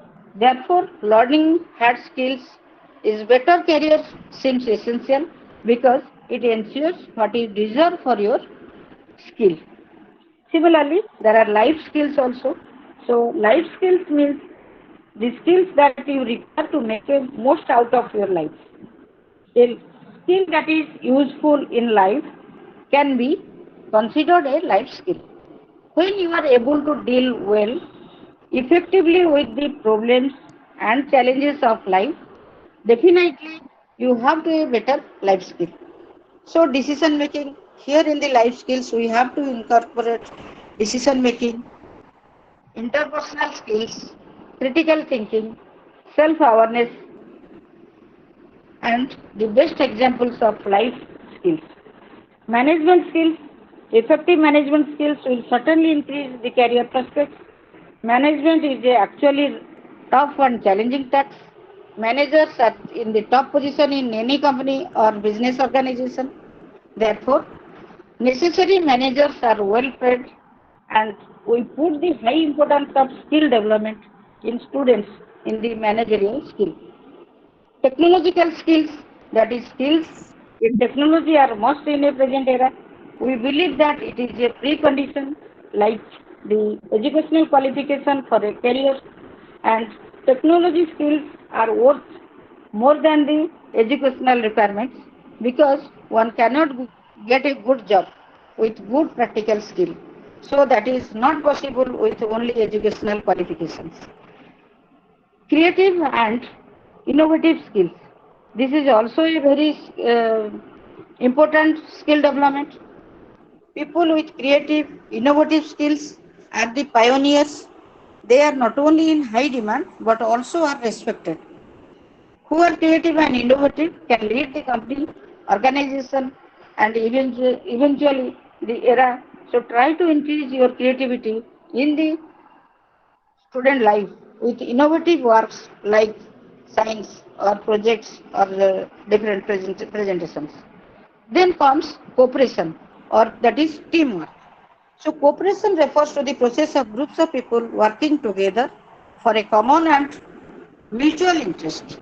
Basically, cooperation and teamwork make successful, and therefore one should develop these skills to achieve the desired career. Then there is conflict resolution. The conflict resolutions are at any moment in the corporate area. The conflict may arise due to the position, due to the rank, due to other issues, or political or office politics, or might not, it may not be thinking before. Someone might be ill wishers, or so. There are also maybe personality conflict with other colleagues. So one must have to develop this conflict resolution skill development. So, who is responsible for skill development? Mostly the government, education system, and education policy would make sure of the skill development in students. Educational institutions would implement government policy. In doing so, they must ensure the skill development environments in their institutions. And during these skill development programs, how do we get a choice? Can skill-based curriculum replace existing higher education system? We can analyze also in this way the skill development. It comes through the education.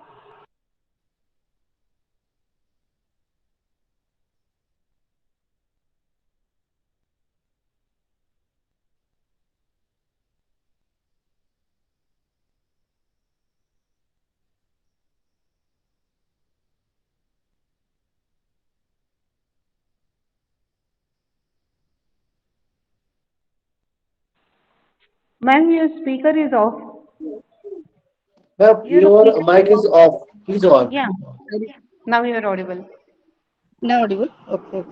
So, uh, where you couldn't listen, I was discussing about the different skill development, the qualities of a skill development among the students, how to create among the students the different qualities which I have said. I do not know from where it has come. So the conflict resolution I was telling. Have you heard when I was talking about the conflict resolution in the skill development process? It was not audible. Hello? Hello? Is it audible? Hello? Yes, ma'am, you are Hello? audible now. So, I was telling about the skill development process, that is conflict resolution, how one should learn the conflict resolutions in the office, conflict resolutions among their colleagues, conflict resolutions for positions, different ranks. So, we can compare how to overcome this by having a skill development, where to get it. So, whether there is a skill-based curriculum in the higher education. So in that way, we can say that who is going to change the curriculum, how it is going to change and the present syllabus or curriculum, is it the skill-based curriculum? So in the recent times, we have to see that discussions are laying more emphasis on skilling rather than classroom education in the educational system. So both are important.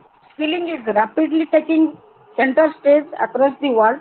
As the world economy expands rapidly both in volume and newer technology, it is therefore all more important now for countries to focus more on skilling the youth population. In India, we already have the national skill mission in place to help create a roadmap for the skill population of the country. Therefore, this needs to be a clear understanding of the difference between the skill-based education and knowledge-based education. So, academic-oriented education helps to understand the concept behind the technology, and skill development helps in increasing the solutions and the products. So, this skilling domain, experts strongly promote real world-based skill development rather than training students in the classrooms only and the labs. In simple words, education should be skill-based, not only knowledge-based oriented, as we know the great Chinese saying that tell me, I will forget. Show me, I may remember, and involve me, I will understand.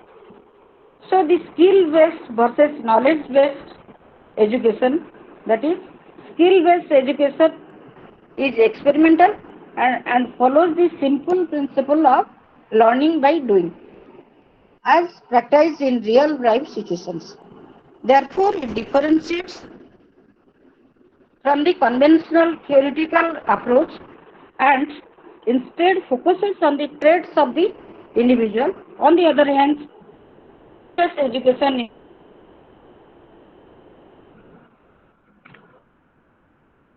in higher education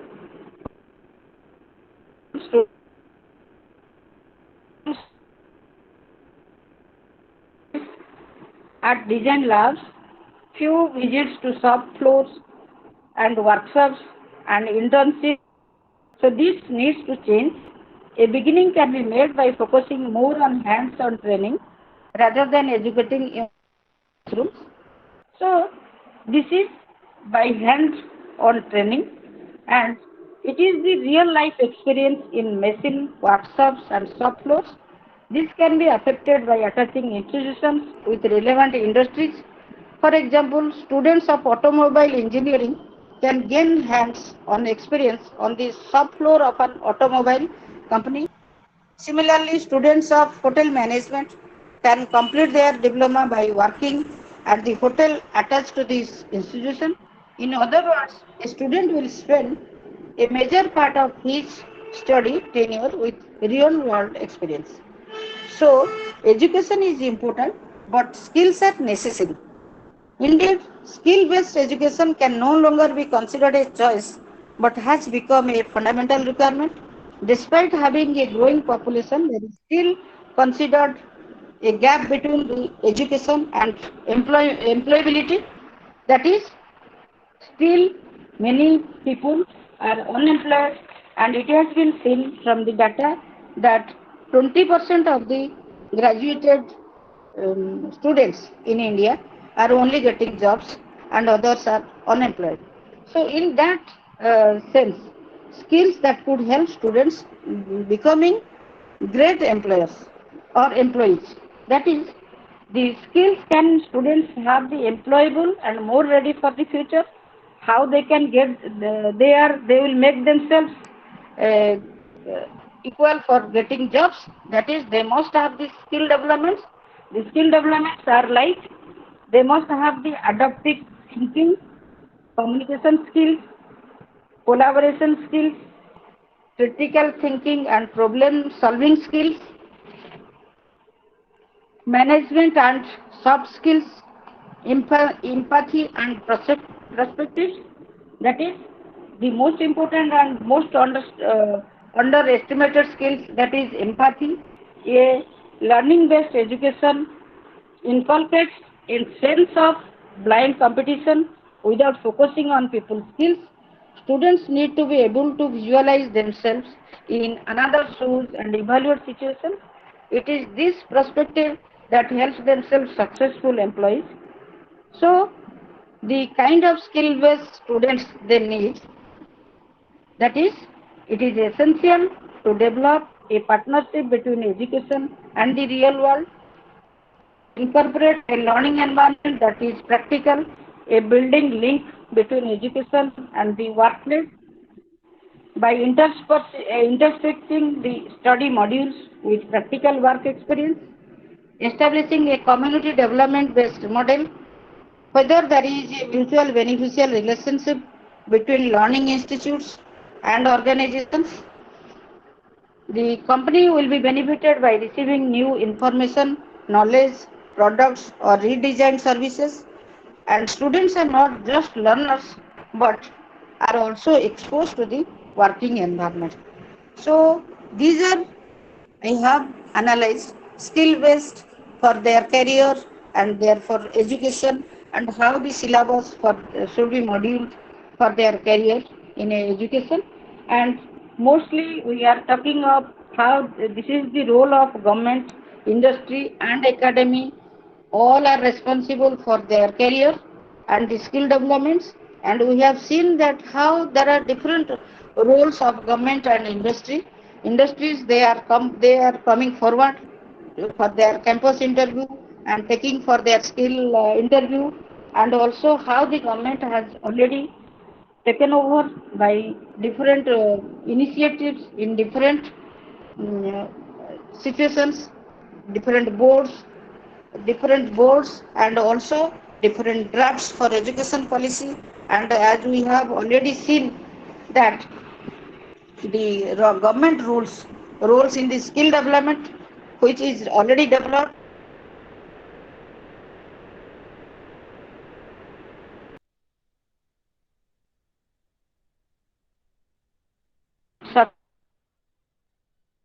in the 2010, it is modified in this 2000 new. Now we are already it has to educational policy where skill development is given emphasis. So let us welcome the NEP and we staff will see the benefits of new development, new education. This is the role of all industry, academicians, and government to a skill developmental career to the students in their educational life. So, I think it's all. Thank you all. So, it is the analysis for the skill development during the career educational life of the student. Thank you. Thank you very much, ma'am. Really, madam, today's skill-oriented education is the need of time, and sure, home science can serve very well in providing vocational skill as well as life skill. Thank you. Thank you very much. Time is the limit. Otherwise, it was a pleasure listening to you. Thanks a lot once again. Now, moving towards our second plenary session. With the end of first plenary session, we continue to our second session, plenary session. But before starting, I would like to request the paper presenter, Sheikh Tarannum Tanveer, name Sheikh Tarannum Tanveer, S. Shiv Shankari, Chandramani Kashinath Bhote, and Kulsum Sahaluddin to be prepared for their paper presentations, because after the second plenary session there will be technical session. So please be prepared for it. And now I request Dr. Ramesh Lahoti sir to introduce our next speaker, Professor Uttam Patil sir from Kolhapur. Lahoti sir, please give his brief introduction. Thank you, madam. Am I audible? Yes, sir, you are audible. Yes. Thank you for giving me an opportunity to introduce Uttam Ramchandra Patil.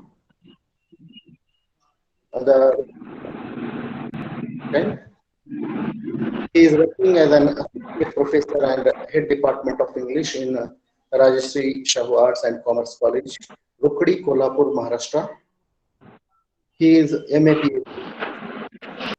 He has an experience of 26 years of PG and 15 years for UG students. He has published 3 books. The titles of his books are English Morphophonemics and Marathi Speaker of English. He is the sole author of this book. He is also the sole author of English Morphosemantics book. He is editor of NAC Reaccreditation and Rural Colleges of this book. He has also published 31 research papers and presented more than 33 papers. Units of thing are seen on his name. There is 1 unit in textbook. There are 4 chapters in books. He has attended more than 50 international, national, state, and such other events. He has been a research person for more than 21 events. He has received a very prestigious award, that is Best Research Paper Award from Higher Education and Research Society, Mumbai. Then he is a member of the various committees, such as he is a member of Subcommittee BOS, Shivaji University, Kolhapur, for the year 2015 to 16. He is a life member of Linguistic Society of India for the year 16 to 17. He is a life member of SUETA. Then he is a member of All India English Teachers Association. He is a member of Subcommittee BOS English in Mumbai University for the year 2021. There is also a special academic contribution. He was a coordinator of IQAC for NAC, Rajashri Shahu Arts and Commerce College, Rukdi, from 4 to 5 to 2009 to 10, and from 2020 to till date. He is a coordinator of UGC-sponsored national seminar on NAC, reaccreditation, and rural colleges, that held in 2011, and received a very good thing to mention here, that he has received the grant of 1 lakh rupees for this. He has also completed PhD under UGC Scheme of Faculty Development Program for the year 2013 to 15. He is a coordinator of workshop on disaster management which took place on 22nd December 2016. He was coordinator of teacher training program in 2018. He was also coordinator of workshop on enrichment of competence in English and multimedia in 2019. He was coordinator of international seminar on reflection of education in literature, which took place in March 2019. He is also co-coordinator of the international multidisciplinary webinar on epidemics and literature, which held in 2020. He also worked as the writer of self-instruction material for distance education, Shivaji University, Kolhapur and Bharati Vidyapit, Deemed University, Pune. He also worked as a subject expert at the interviews for the selection of lecturers in English. He is a member of e-content preparation board, Shivaji University, Kolhapur.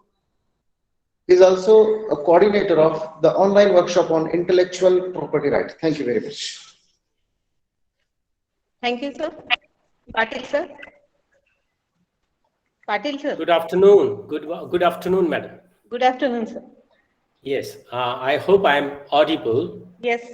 I thank Dr. Ramesh Lahoti for giving my introduction. The dignitaries online. See, because in a traditional manner we begin dignitaries on the days like that.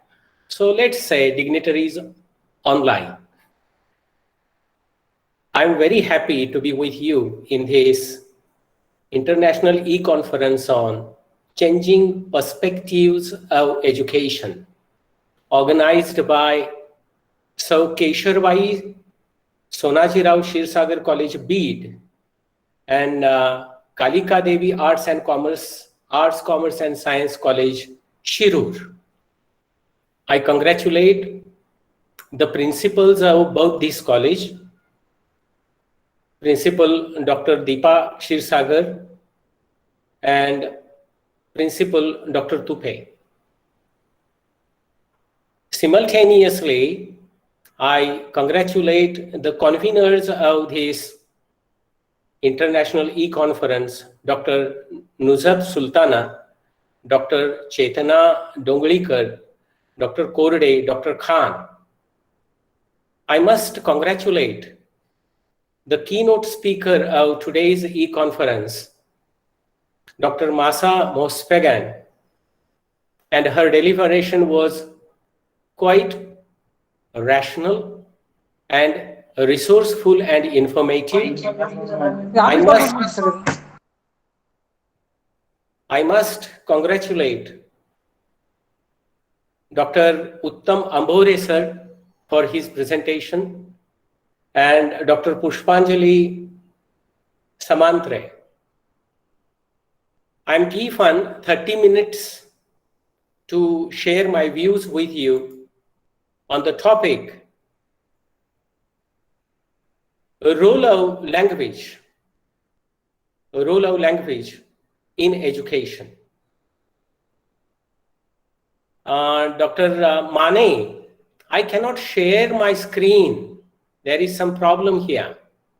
I cannot share my screen. I have PPT and I would like to share my screen. I have sent my PPT to your email, on your email. Ane, sir? Okay, sir. Okay, 1 minute. Yes.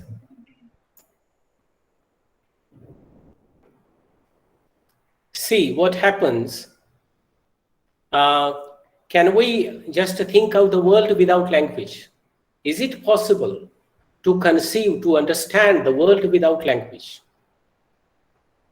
Dr. Ambore, he explained what language is. It is a means of communication. But we should not forget that it is a purely human phenomenon. Only humans use language, and all humans use language. Language differs from human community to community. And then there comes the issue of what language should be there, used for what purpose. As this conference emphasizes the current issue of education. Yes. Thank you, sir. Thank you. I think you'll operate, right? I want the next slide. Hello, Mane sir. Sir, I do. Yes. Please come to the second slide. So I'll try my best to complete my views in 30 minutes. Yes. Hello, Mane sir. 1 minute, sir. Take 1 minute. Yeah. Okay. See what happens here.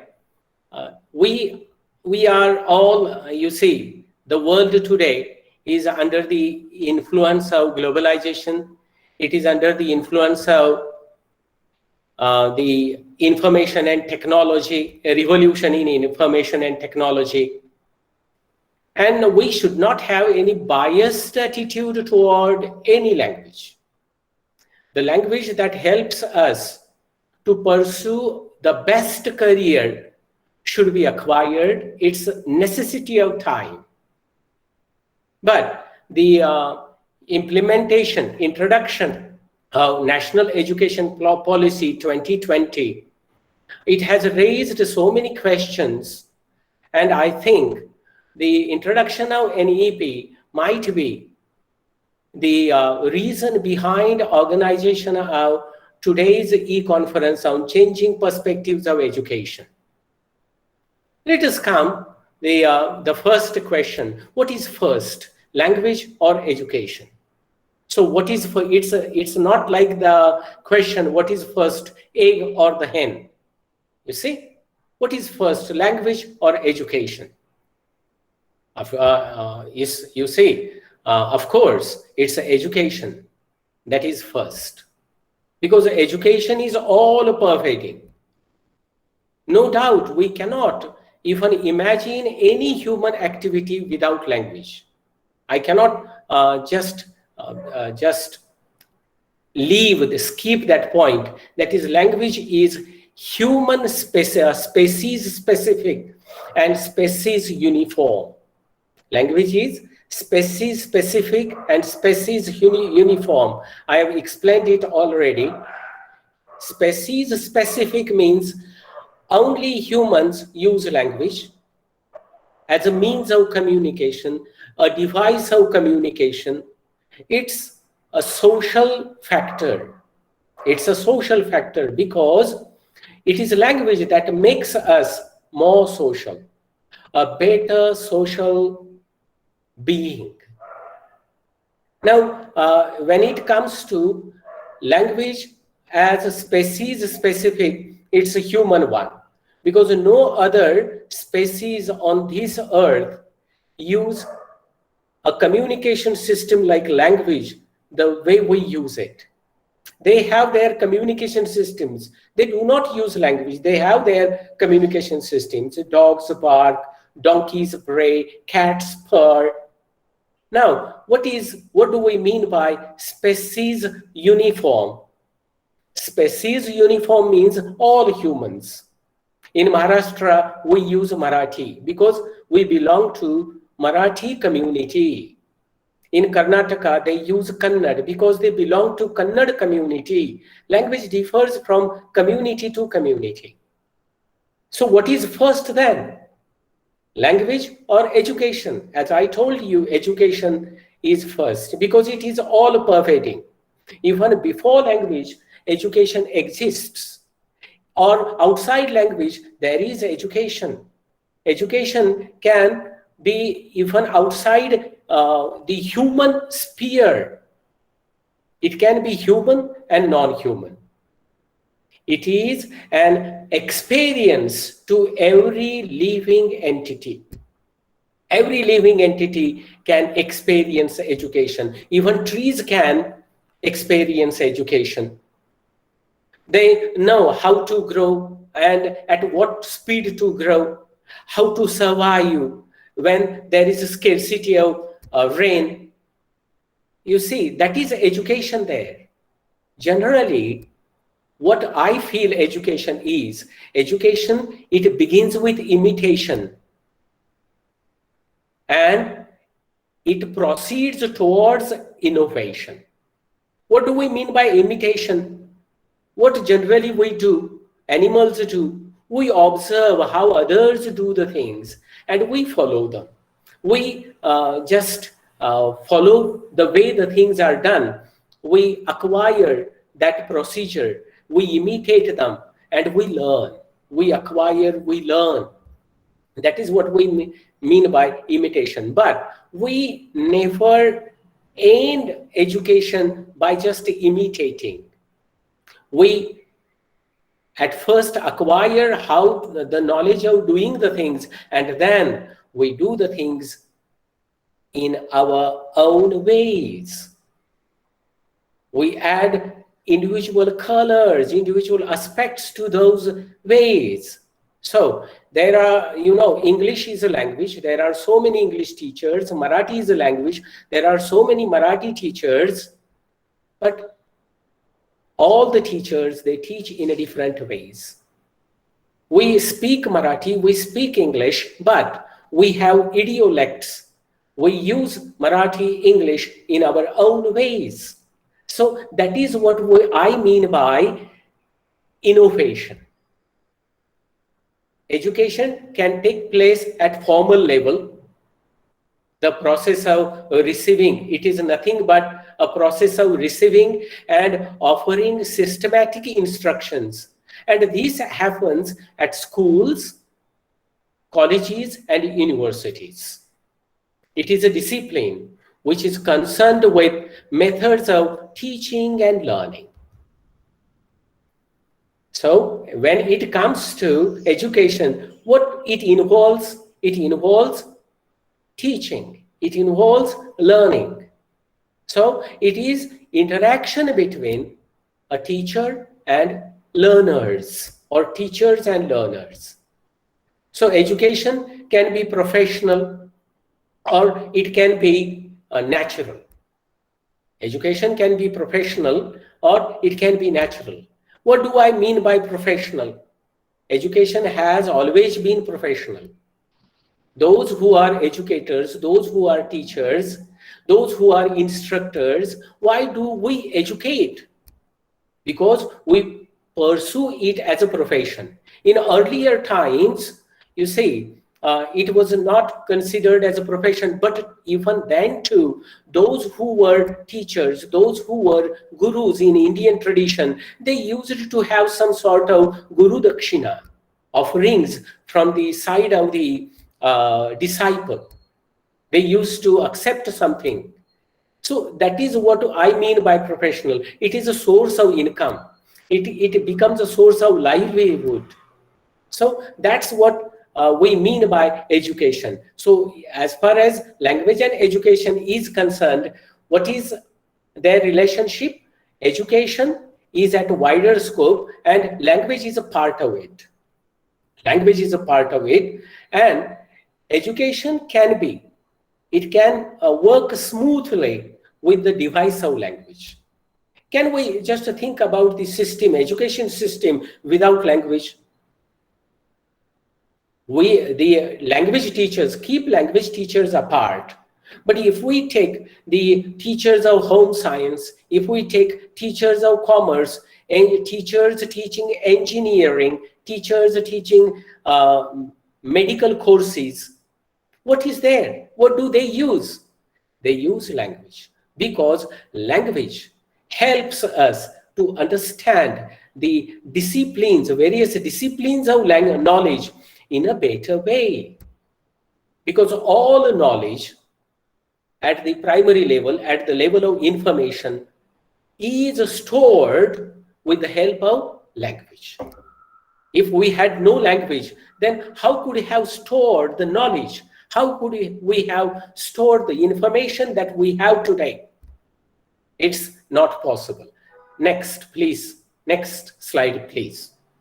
Now let us come to the. Is this the second slide, sir? Okay. Let us come to, yes. Yes, yes. Let us come to the next one, and that is education. It can be, yes, earlier one, sir.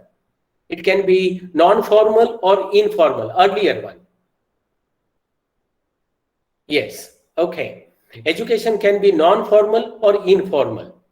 When it comes to non-formal and informal, what happens? You see, it is well said by Simone de Beauvoir, woman is not born. One is not born woman. Woman is made. Now, how can that be done? How can that be done? Woman is man-made. If I say woman is man-made, because there is education. Education is not just teaching and learning, but it is a transmission of values. It is a transmission of accumulated knowledge of society.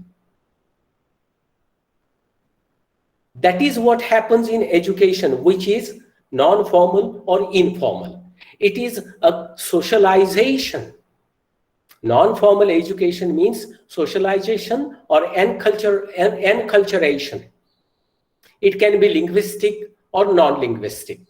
Linguistic means, suppose mother teaching a daughter how to make bhakaris, puran polis, chapatis, or how to make a cake.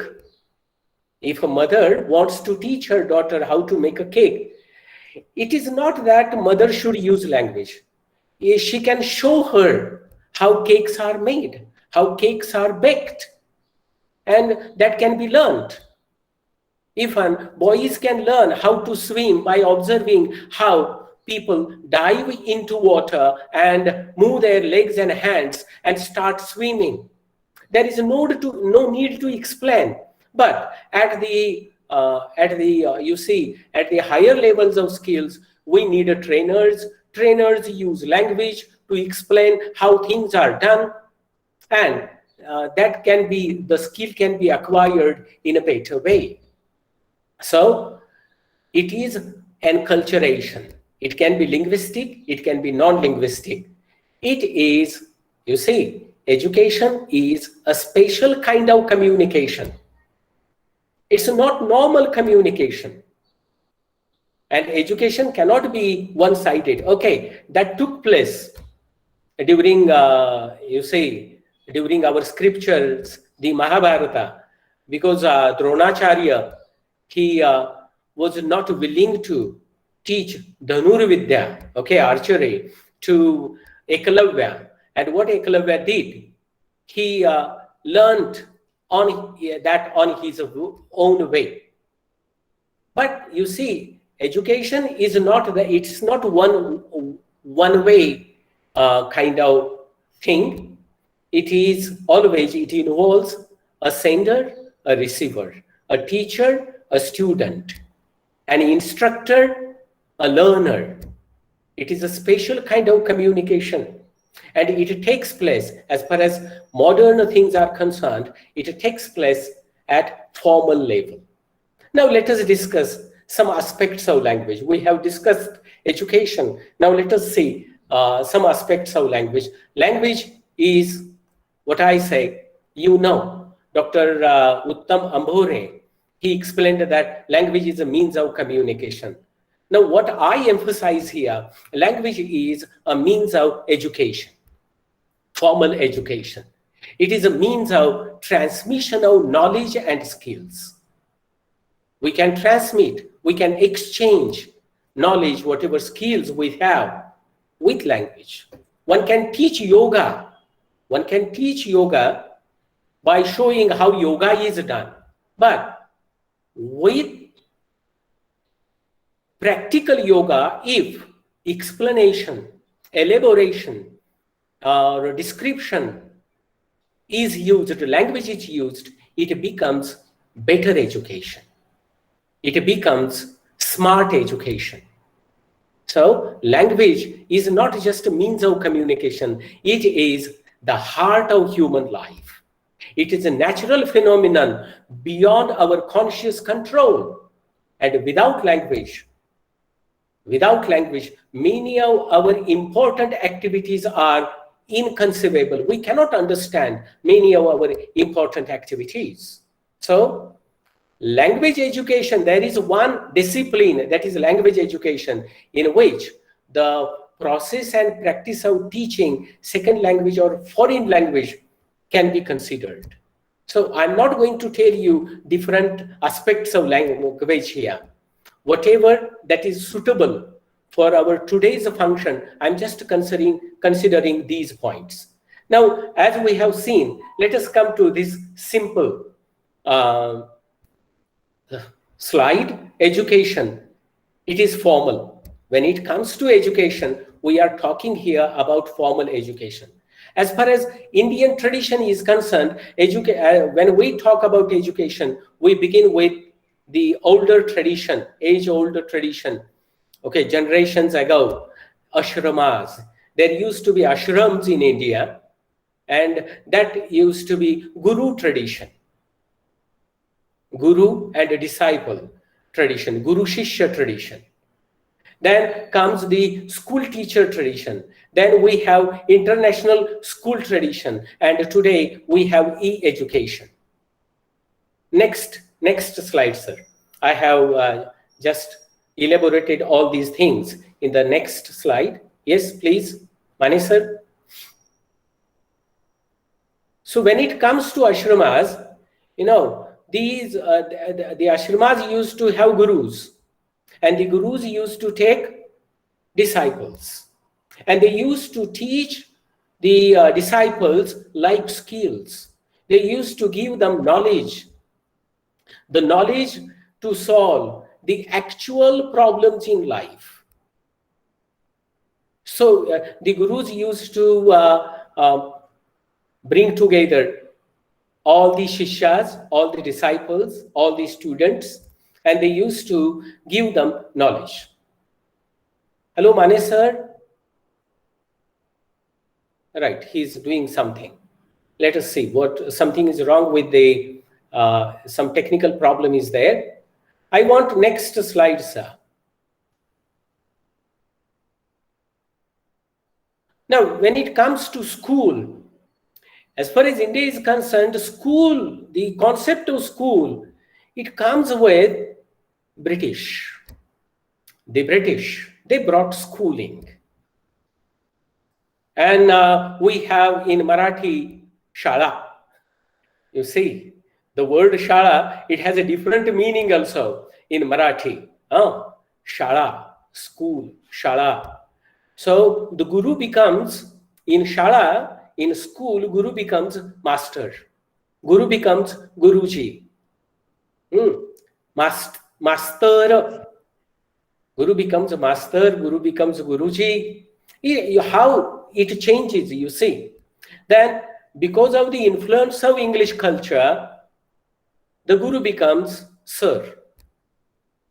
Now, you know, international school culture that we have today, international university, international college culture, international educational institutions that we have today, they give rise to such things.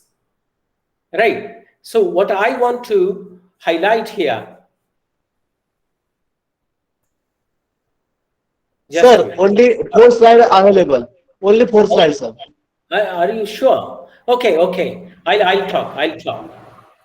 Yes. Something is wrong with that. But can you, am I audible? Yes, sir, you are audible. Yeah, okay. Just listen to me. I'll cover everything. So in ashramas, there is Gurukul tradition. And the language used there used to be Sanskrit. And they used to teach life skills. The education of those days, it had influence of religion and scriptures. When we come to schools, we have teacher. The teacher, I would like to highlight a teacher as Guruji, master, teacher, or instructor. This is the tradition. And this tradition began during British Raj. So what happens here, before independence, English used to be the language of instruction here. English used to be the language of education here. In primary schools also, they used to use English, but they made some reformations and they started using regional languages as medium of instructions in schools also, even before independence, a regional language. So in Maharashtra, Marathi became language of instructions in schools. Now we have a crop of, there is a rise of international schools, colleges, university institutions. What do we have here? There is no teacher, facilitator is there. And the languages which are mostly used here in such a sort of educational environment are English, either English or Hindi. English or Hindi. And now we have e-education. Corona, this pandemic, it has given a rise to e-education. And there is a fear that only the teacher may survive only virtually. You see, electronic teacher would be there. All the teaching profession, if you consider the today's situation, it is in danger. So today, what we use English, we use Hindi, and we use regional language. If we go to other countries, you'll find English is being used there. So if we consider this one, what is then language of education? What can be language of education? Let us see that. You see, language of education should be the language that people know, the language that people approve, the language that world accepts, the language that world communicates. That can be the language of education. Language has many varieties. I'll give you example from Maharashtra. Marathi has so many varieties. You can have Kolhapuri Marathi, you can have Puneri Marathi, you can have Nagari, you can have Kokani. But there is a standard variety. And this standard variety can be used for education. Because education is a formal activity, and such a formal activity can better be performed in standard language. Standard language can be used as a tool of writing. In writing, standard language is preferred.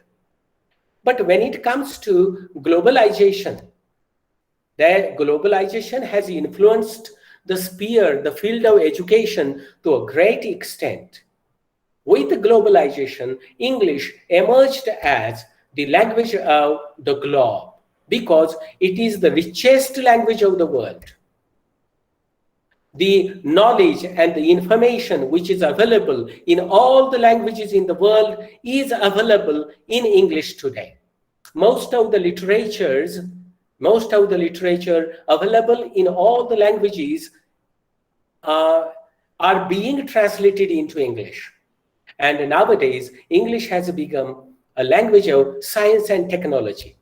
I do remember one example. You might have seen the English movie, Avatar. Avatar. I pronounce it Avatar, but it's Avatar. You can have that, Avatar.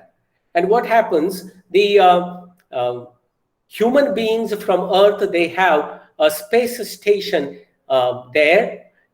And it's a Pandora. But what is the language of Pandora?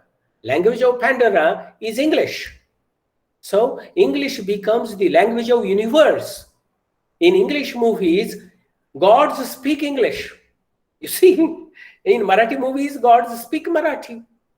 So it becomes, actually, it's the medium, okay, that defines. Now, what determines language of education? There are 3 P's and 3 W's.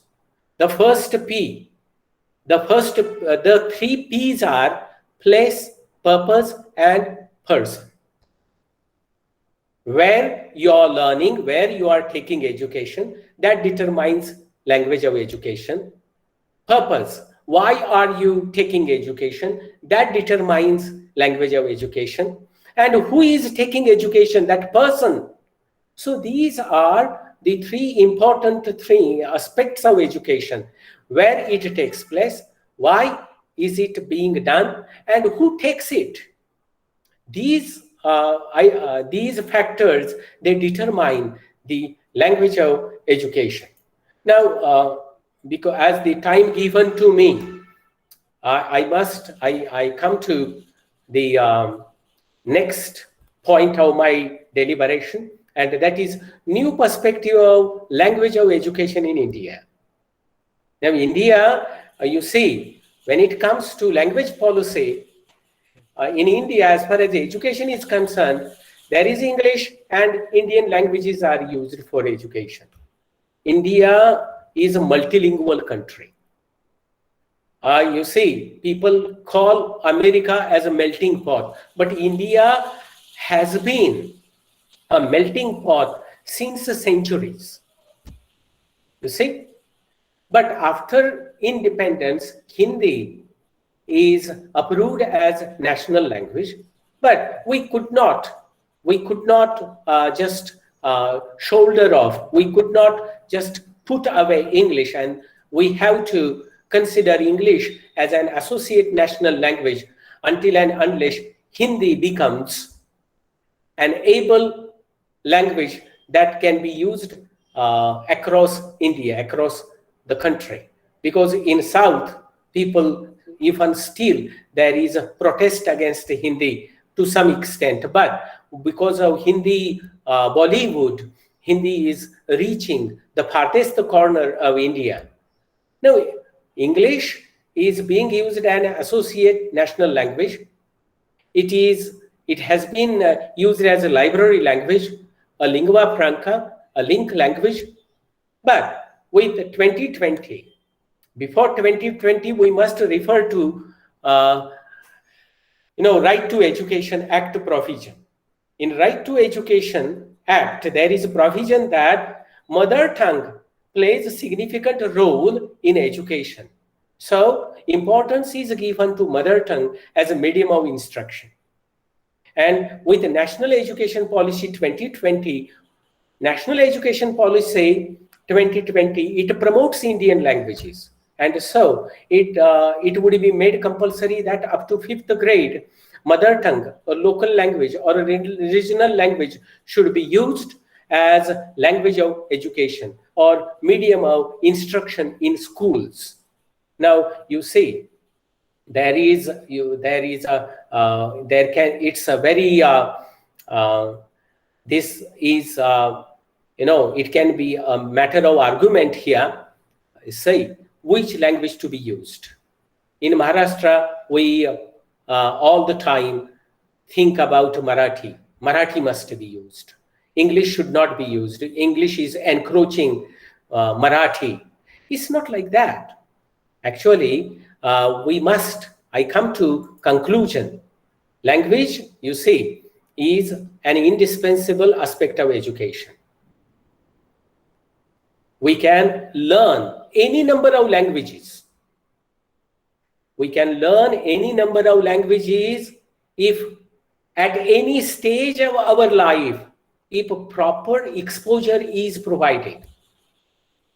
Noam Chomsky, 20th century linguist, philosopher, he says that a human being has a capacity to learn any number of languages at any stage of life.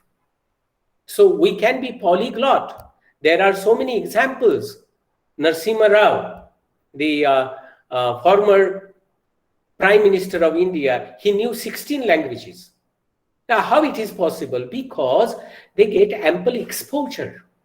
So we should not just be proud of our mother tongue.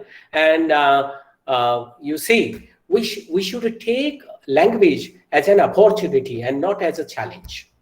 Because that's why Maharashtra government had taken the decision to start teaching English from the first standard in 2000. But The decisions are different. The general rules are different. Government GRs they play their role.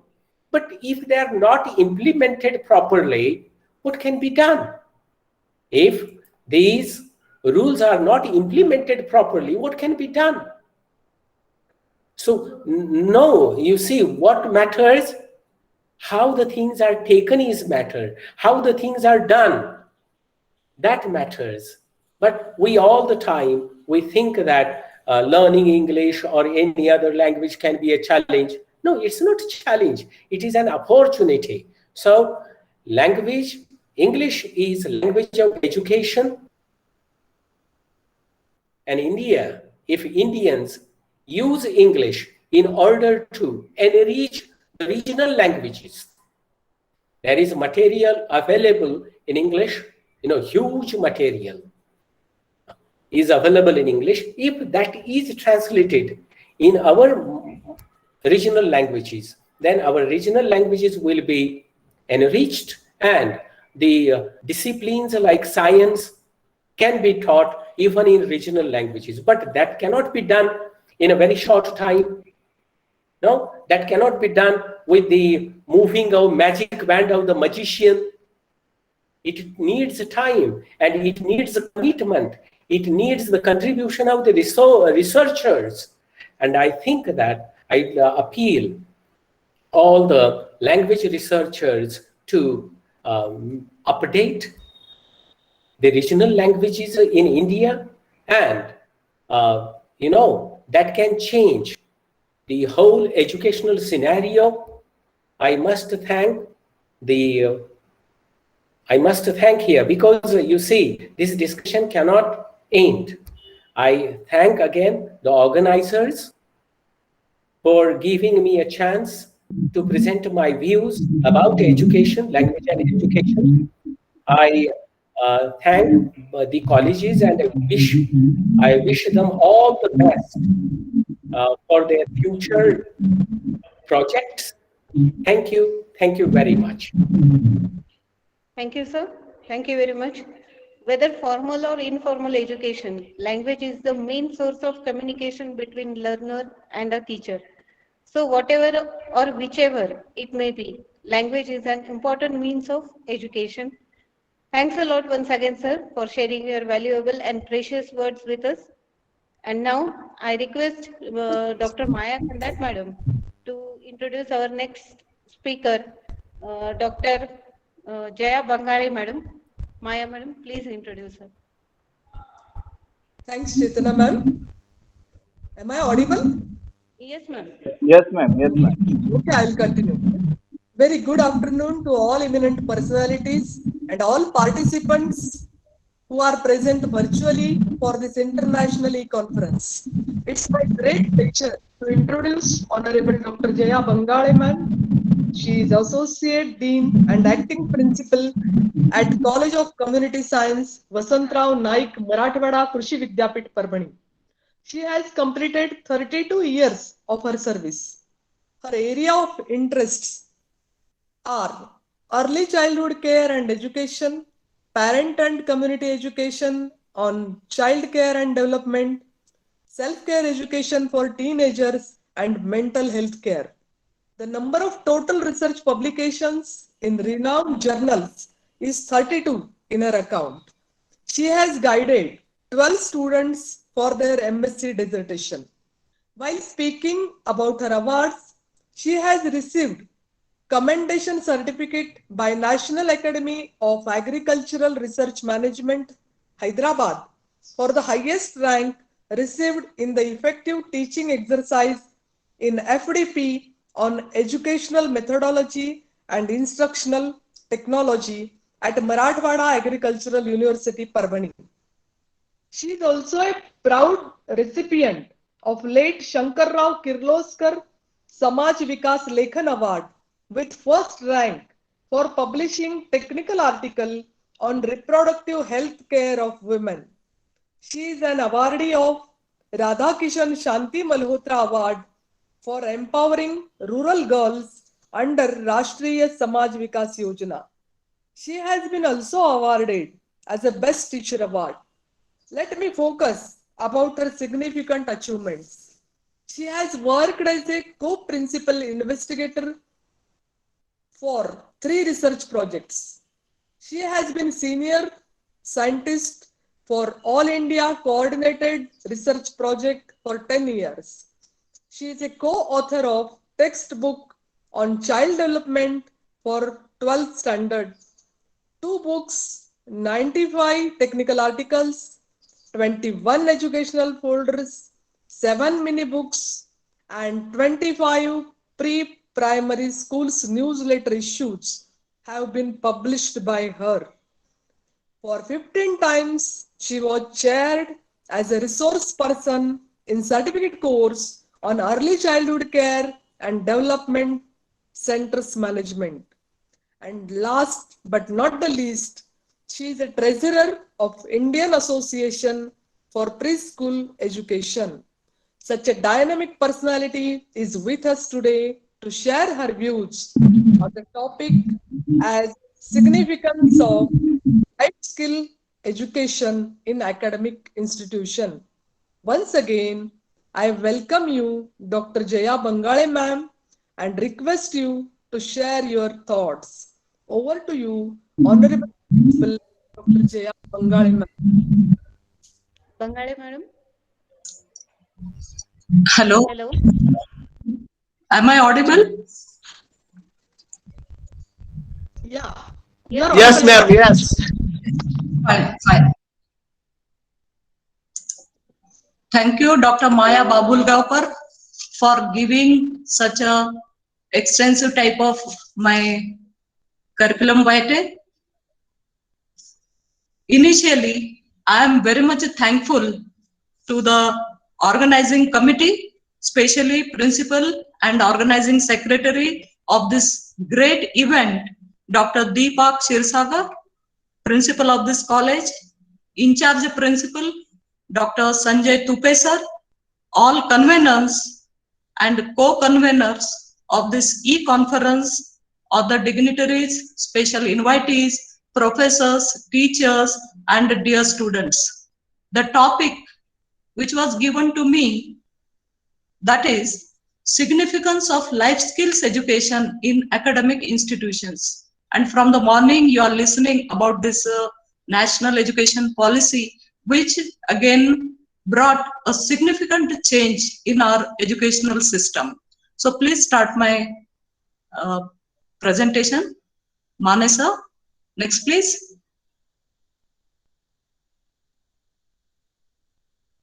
Yes. Then even again, we are listening a lot about this national education policy.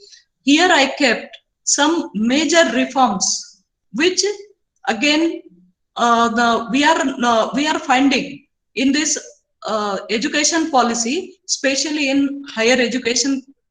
So that is holistic now and multidisciplinary approach. Very soon you will have that. That is also again, you might be knowing that no boundaries again, the students also will have to take up or to complete their education from any discipline, again as per their likings. Again, they can choose their subjects, like even the physics, chemistry, along with such courses, the candidate or that student also can opt for psychology or music as per his or her interest. Then if the second change we are finding, so that is also emphasis on conceptual learning now. For concepts also, here also again conceptual learning rather than rote memory. And the same thing is happening. Therefore again, from the beginning, this national education policy has given focus or significance to the mother tongue. Because research also proved that, psychologists also, educationists, they also again, they express that the students also, they should learn in their mother tongue, especially in early years or school years. Means definitely what happened, their concepts also, those get clear. Otherwise, we are seeing in our society also many students again who are again attending even the preschools. Lots of again pressure they are having of their means other medium also, especially the English medium, what craze again in our society also the parents and community they are having. So just now again, Dr. Uttam Patil also very nicely again he has elaborated about the English language, and I also accept that fact.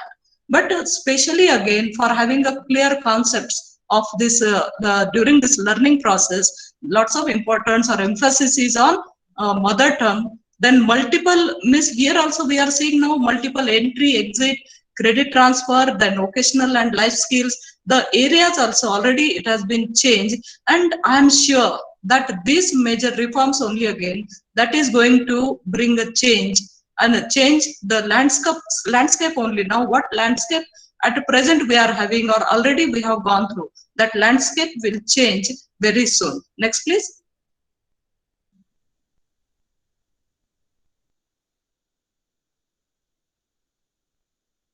Next slide please.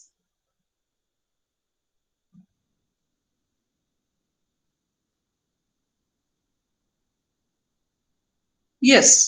Now if we see what is mean by life skills, we are the home scientists or community scientists. Now the nomenclature also we have changed. Now we are not considering ourselves as a home scientist, because there are also certain limitations again we are having. If we say home scientist means the community also they have that concept that home scientist means only cooking, decoration, childcare and all. But now we are the professionals, real professionals, and because the scientific way, all the courses we are dealing. So therefore, again, we consider or in our curriculum also, there is a part under child development or human development courses, psychology, along with psychology again, about that those life skills, soft skills again, we are focusing such a syllabus or such a part in our we have included in our syllabus. But what about others who are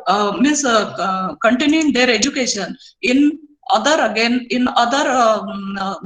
disciplines like a BCom or the science from science discipline, engineering? So there also again now this policy says that this life skill only, these life skills apart, those should be included, and academic institutions they should come forward to implement or to incorporate these life skills again, life skill component only we can say in their curriculum. Then life skill means anyone who wants to lead happy and successful life, simply if we say, and everyone we want the same only. So why we take higher education? Why want to go to abroad? Just to have a those may be there again dreams only for such some students again taking education or completing education from renowned again institutes, because we want to have our happy and successful life. But if again along with this whatever the curriculum we are completing, education we are completing, but if we are developing life skills, okay, if we are trying to enhance our life skills, definitely again our life will going to be a very happy, we can lead our life in a happy and successful way, because this is the essential part of being able to meet challenges in everyday life. Now so many challenges especially these student community they are having in their day-to-day life, and especially in this 21st century, very challenging this century itself is. So therefore again to meet these new challenges, these life skills are going to be going to help them. Then therefore again along with cognitive capacities like writing, reading or whatever again the cognitive skills the students are developing in various academic institutes, they must equip these students with some essential life skills, these life skills only, because it will prepare them for their future. Next please.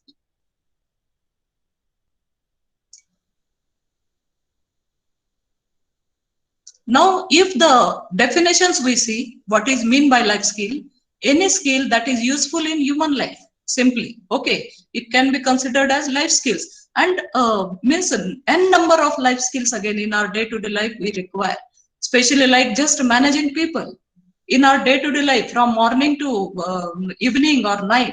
Many people we have to manage. Even from our day also starts from our helpers or our family members or children. When we go to institute, various people, our bosses, our subordinates, we have to manage. Means if here also the individual becomes success if that individual also is having skill of managing people. Means that stress only won't create if such type of important skill the human is having. Then other skills also, swimming, driving, using computers. Nowadays without computer again we cannot live only. So therefore again having that competency or computer literacy also, that is also one of the very important component of this life skill. And whereas this World Health Organization also define this life skill as a ability to for means adaptive and positive behavior only. What happened again? That adaptation skills these individuals they develop who own these life skills. Like adaptation means such individuals, they can adjust anywhere. They will not argue and they can lead their life also in a happy manner. So therefore again, these life skills are very important. Next, please.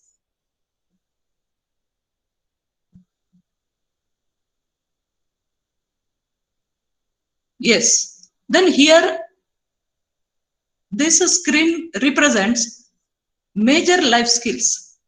Like what are the major life skills? Those are communication, critical thinking, creativity, collaboration, teamwork, decision making, problem solving, time management, moral reasoning, social competencies, organization, emotional skills, resilience. So many skills are there. But here just some core skills again I have considered. But here also, among this also, I am not going to elaborate or I will not discuss regarding this list of skills. But where the focus is more in this national education policy, that is also on communication, critical thinking, creativity, collaboration, and some more. Okay, so those skills only now we are going to discuss in little detail. Next, please.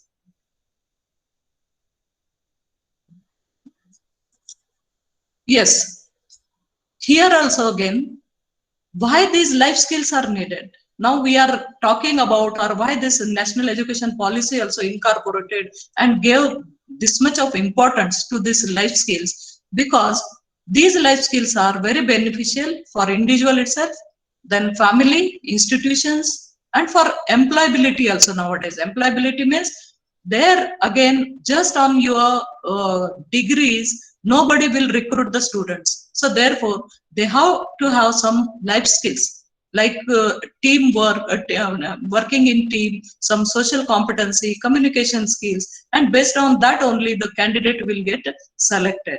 And even the companies also nowadays, they are organizing many workshops, special conferences, again training programs also. Initially, these multinational companies especially, they organize some training programs for newly appointed their staff only. Then they have to develop. So even they are the engineers or just the postgraduates, but still they have to go through those kind of training only, because only the degrees will not work. Because only we are not the machines. Humans are not the machines. We have to manage people. We have to understand their emotions. And when we will understand their emotions, when we are having these skills, and here, if the individual also, they develop these life skills, they promote positive attitude and behavior, that optimism. Automatically again, the person who has this life skill, definitely again their attitude will be positive towards work, whether it may be their work or their family members, their office staff, and all. Okay, then their behavior also in family, in society, that also will be very positive. Then these in the life skill means initially only I told, and from the morning also lots of important means that discussions again, and the focus was on communication skills. And here also again, how to communicate, that is also the life skill only. Without that again, we cannot interact with the people. Then there also again, to develop that effective communication skills. Everyone will communicate, but effective communication skills then at the entry level only from the beginning, even in family also. Because the home is first institution of our children to develop these communication skills and all other life skills also. Therefore, again, the family members also, they should be aware of it. And similarly, again, so even they enter into the higher education, but still our focus that should be there on developing those life skills. Then it promote the capacity to take decisions. Anybody can take decisions, but taking right decisions, it matters a lot in our day-to-day life. So therefore, again, having a right decision-making capacity, preventing negative and high-risk behavior, which we are observing, especially among youth, like substance abuse, other abuse. So therefore, again, to control them or to prevent them from this high-risk behavior also, these life skills help a lot. To develop this social competency, nowadays lots of importance again arise for developing social competencies, because again whoever has studied community science or home science, we are knowing about wholesome development, the components of wholesome development, and every component, they are interrelated to each other. Means if physical development is good, definitely that individuals, again the speech and language development, that will be good, social development will be good, because that if physical development means, just the example if we take, then the healthy individuals, again they get acceptance into the society very quickly. Means, and as we get acceptance into society, so that is also the first step again for developing social competency. In family or only at home, our social competencies will not get developed unless and until we have interaction with others, especially the parents. Therefore, again, they should take special efforts to develop this social competency among their children, purposefully, deliberately, again, that social competency for that also. And because of this COVID, I am observing in society also, even the children, everyone we got affected. And in this COVID pandemic also, and as we are not having social contacts, many again, even the youth, the research studies, they are proving that they are undergoing lots of stress. So therefore, because we are the social human being, without others, again, we cannot lead our life. Therefore, again, having a better social competency, who will have those competency? That is because that is one of the important life skills only. Then to manage our emotions. Afterwards, again, little I'll talk about that. To increase our self-esteem. Nobody talks about that. Self-esteem. What is mean by self-esteem? And some, again, that concept only may be new for some, again, the participants. Self-esteem is how much we value ourselves. That is a self-esteem. And even there's a keywords you choose and means browse on this. Just you surf. These all are the keywords only I kept. Means very quality material or that literature is available on internet. And how this high self-esteem also, that is very significant in our day-to-day life. Who are having this high self-esteem, again, what are their personality traits? Everyone, we are struggling to have a better personality, positive personality, influencing personality. Then to enhance our self-esteem also, again, what is the family role? What are the institutional roles? Also, they can organize lectures, seminars on enhancing self-esteem, even the self-confidence. And definitely, again, these life skills are going to improve the academic performance of students, make aware of their rights and responsibilities, concern about welfare of others. Now, that is also I am observing in society. So many, again, this young generation, again, they are very selfish. Even the students also, they do not want to share their notes, they do not want to share material, they do not want to cooperate also. Then if these social competencies, these rights of others, the welfare of others, these life skills we are developing among our students, again, then only again they can become a good human being again. The concern about welfare of others, capable of having influence on the world. Then if the life skills are better, they can win the world. And no boundaries, no horizon now we are having. because here also again sitting at home we are participating in this conference, e-conference. So there also again without these life skills we cannot do such wonders, and to be responsible how they act as a citizens also. And therefore here I kept institutional efforts are very much required. They should give lots of importance to these life skills, and what kind of programs again they can organize little again afterwards I'm going to share with you. Next please. So this is about little about critical thinking. Now I am going to focus only on whatever the skills again they have mentioned and focused in our this NEP or National Education Program, and more weightage has been given. Okay, all skills are very important, and list of skills, that only such lectures also those are not enough. But here also the critical thinking skills, the government also is trying to again enhance critical thinking of individuals, of the students, and if these skills will enhance, what will happen? And for it also again it is related to the observation skills also. Everyone again we should observe, learn to observe. In psychological theories also again importance is being given for observation skills. And from the beginning again, we should enhance observation skills among our students, be it a preschooler or school-going child or the college students. Here also once again I remember, so our institute, they have conducted that observe how much means how are the observation skills of our students. So just we asked our students to take a round in college campus only. We have given them 10 minutes to every student, and after returning again, we have asked them what you have observed, and whose list was bigger, more. We have given them a prize also. Then just this was the experiment. Like that also again, the social learning is important. And if we are learning from society means, definitely again we can improve upon ourselves. How others they talk, how means now in this again the conference also, how the experts also they are preparing their slides, what type of again the font they are using. So anything, how others also they set up their office. So these are certain observation skills again. And anywhere I go means really I observe very, very keenly. Even whether those are means whether I'm traveling or I'm on road, anywhere. So some boards, some advertisements, from that also many things again we learn. So therefore observation skill, analytical skills, taking out inferences for carrying out research, these skills are very important.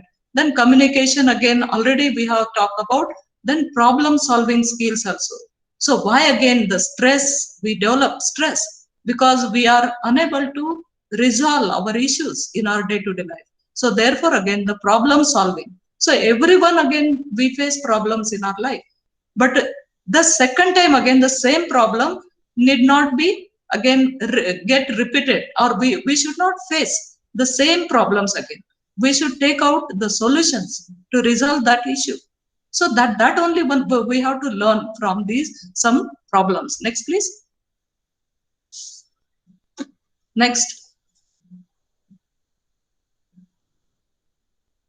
Next skill which is very essential, that is a creativity. Now this is the generation again we call it as a copy paste generation, because we also are dealing with students, we are seeing students again. So just even they cannot copy us. But here again, if the students or the individual, they are creative, then what happened? The characteristics also means their personality again, that will be really different. And this is actually what is creativity means. This is the ability to make or produce new things using skill or imagination also. New things. Sometimes again, it may be imaginary, our own ideas only we are implementing. Sometimes just the modifications, those are needed. So others, whatever again there, some products are there, some codes are there, and whatnot. But here also, everything need not be new, but even we are modifying. By applying our imagination, our ideas, then definitely again that can be called as a creativity. And this is the tendency to generate or recognize ideas also. alternatives, possibilities. Alternatives means to resolve our issues, alternatives only are needed. Then which is the best alternative to solve my problems? So that is a creativity. From morning again, just you remember. So where you have applied your creativity for joining this meet also again, e-conference. So what again the strategies you have adopted? So that is also your creativity. Okay, resolving problems, communicating with others. There also the creativity that plays a very great role. Next, please.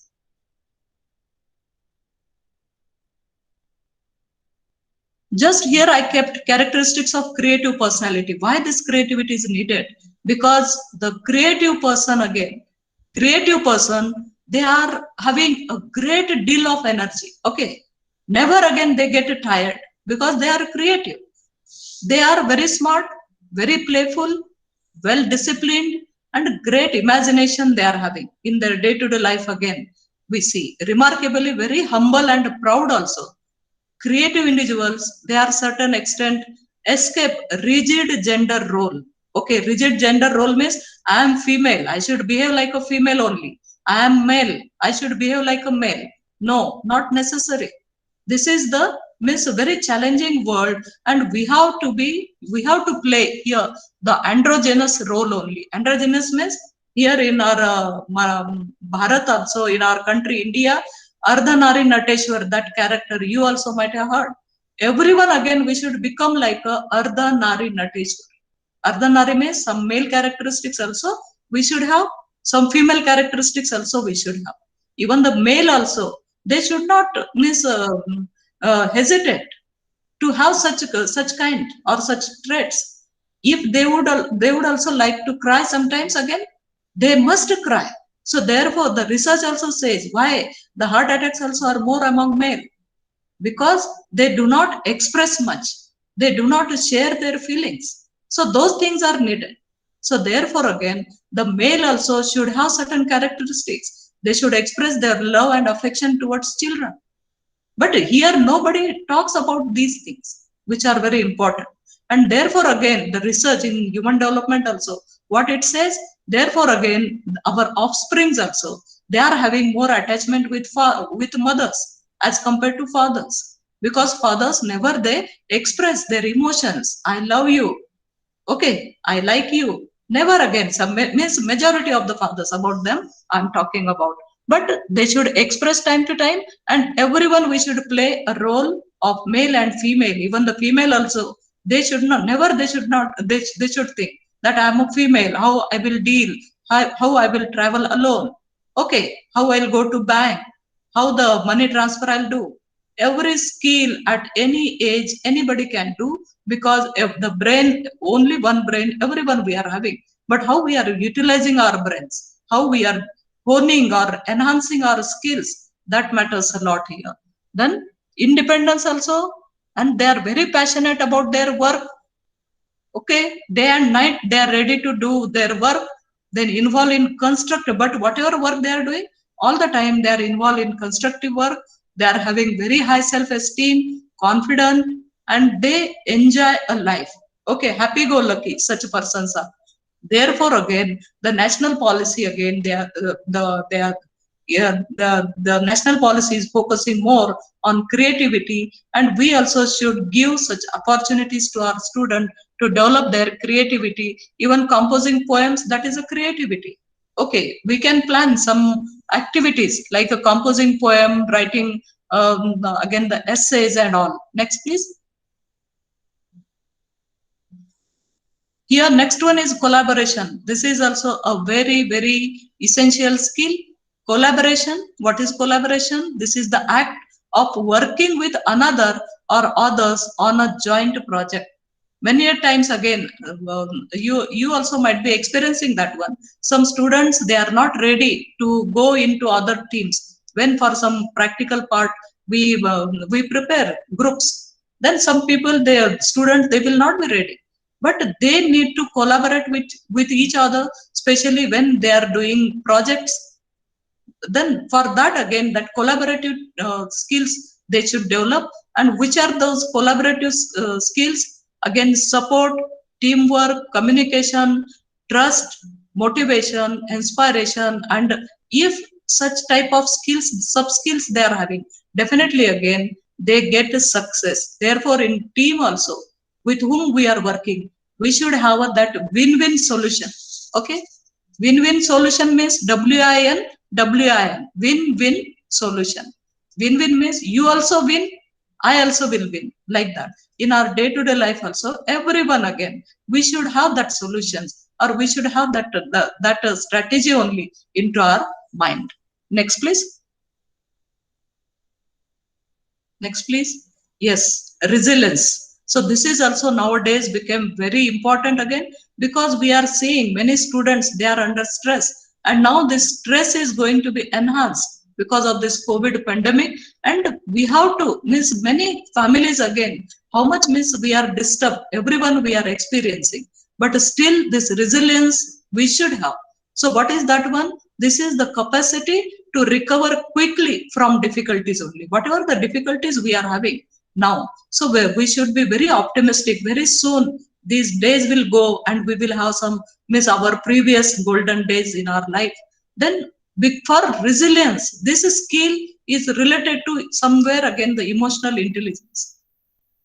Again, this is also about emotional intelligence also. Again, many again in society, they are not having very clear concept about emotional intelligence, because here the Daniel Goleman also, who has coined this concept, he told that EQ matters more than IQ. Means emotional intelligence means what? EQ. Okay, emotional quotient, that is. It matters a lot than IQ. We are at the back of IQ only. Intelligent quotient. But intelligent quotient will not work. After many days again, if you are meeting your old friend, and many a times again that old friend will be on higher position, then you only think, array, he was not that much smart, that much studious that time, very low grade he used to have. But how now he has reached to that post or that position? Here, that individual's EQ matters a lot. Then in some studies or references also says your 80% again EQ works, whereas only 20% IQ work. Therefore again, to miss every institutes again, they should focus to develop on emotional intelligence, because a good news about this educational emotional intelligence is what? There is no age bar, age limit for developing this emotional intelligence. At any age, we can enhance our emotional intelligence for getting success in our life or to lead happy life. What is this emotional intelligence means? This is the ability to recognize, understand, and manage our own emotions only. We should understand what feelings again, what are the feelings today I'm having? Am I happy? Am I sad? Then whatever the feelings we have, we should learn to manage those feelings. So next, again, next slide again, little we will learn about this one, we will come to know. Next, please.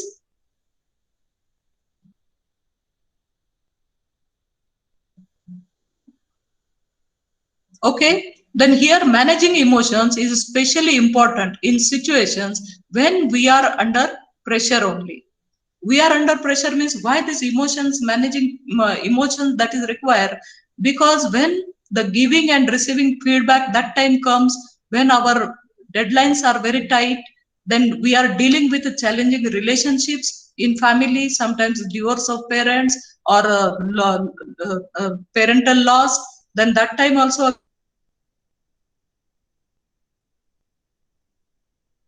setbacks and failures also again. If students and any individuals they are having, definitely again, if they have that emotional intelligence, high intelligence, they can manage such situations. Next, please. We have to check our time also accordingly. Therefore, again, hurriedly I am completing this topic. So constructive and effective coping strategies. So here emotional intelligence, again, it is related to more mental health. And now again, every institute here also, they need to take care of mental health of their students. Anybody again, if they are the professors also, they are coming across some students, they are under stress, they are under depression, they are undergoing that one, some solutions or counseling that should be given to them.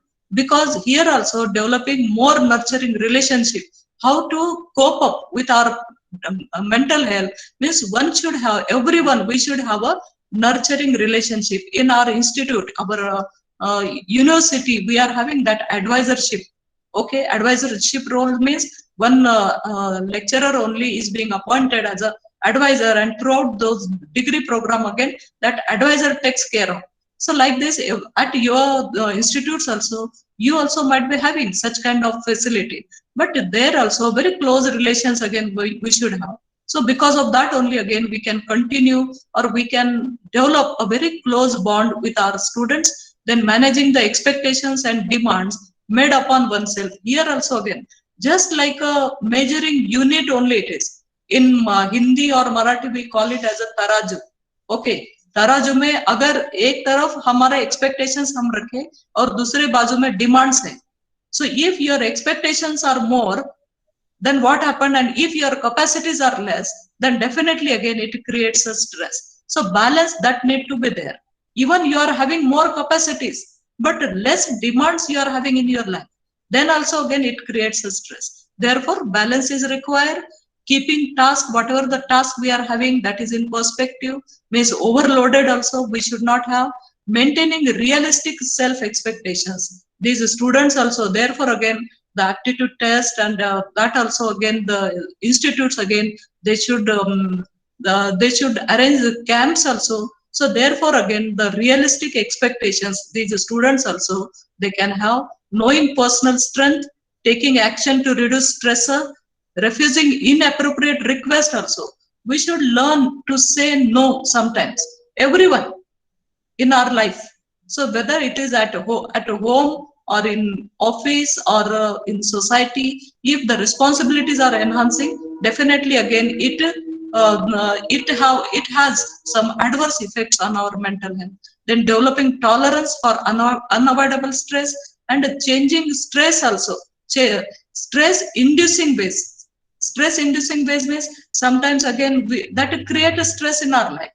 Okay, if we meet some persons, or if again the deadlines we are not following, if our clerk also that he goes on leave, so that time, so stress inducing ways means we also should have some alternatives. If such again some stress inducing such events, those are occurring in our life. Next please.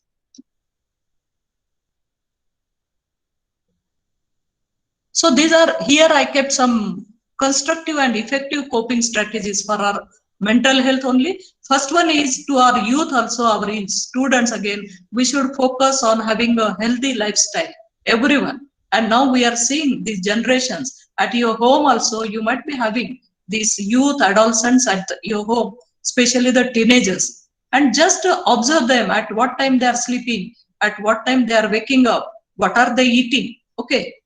But here again, if our elder generations or old generations, we see very strong, our family members were. So that's because they used to follow healthy lifestyle. So therefore again, in our institutes also, we have to focus more on this healthy lifestyle. We can organize such lectures also, some relaxation techniques, some is yoga, then deep breathing, meditation, Sudarshana, then outdoor games also again. Scope for that. So the research I also have been carried out. Then nowadays even the children also, they are not playing outside. So we have to curtail their screen time, especially whether they are youth or children. With the more focus on outdoor. Then listening our favorite music we can do. We can view our programs, TV programs. Then reading also, that habit also again, reading. There also again this generation is losing a lot. Because all the time again that mobile that is there in their hand, it is not again the topic today, but still again somewhere very serious thought we should give on the activities there, especially the recreational activities. And the recreational activities also are very, very essential. Okay, everyone, recreation we want, but in which activities we should get engrossed. So that also we have to find out. Then meetings and picnics with the friends also, that is also very important. During this pandemic also, why the stress also is increasing, because the picnics, hoteling and all. So everywhere again the ban we are having, the control, we are controlling ourselves. but somewhere on some friends farm which is very safe, there we can have small picnics and all, and seeking professional help we should not hesitate. So that message we should give to our students also. We should not hesitate when we have fever, how we approach to the doctors, physician. Similarly again, we should approach to the psychiatrist, we should approach to the human developmentalist, child developmentalist. And even again, there is shortage of such a, again, the expertise in our field, but still the counselors, and here the role of home scientist comes again. They are the good counselor, they are the psychologists, and everywhere in every institutes, if we appoint such a people, really it is going to be beneficial for our students. Next please.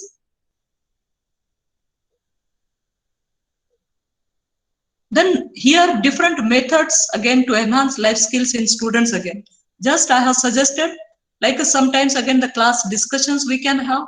Really that should be a relaxing time for students. Not all the time again our regular classes only. Sometimes just take out some topic, decide some topic, give prior ideas to the students, and ask them to come with some preparation and just informal discussions. We can have some brainstorming sessions also, some role plays, demonstrations, then working in small groups also, as well as a pairs. Pairs means here student to student, peer to peer counseling. Here again, I know some our students from our faculty also, they are attending this e-conference. Here we used to have this one, peer to peer counseling in our department also.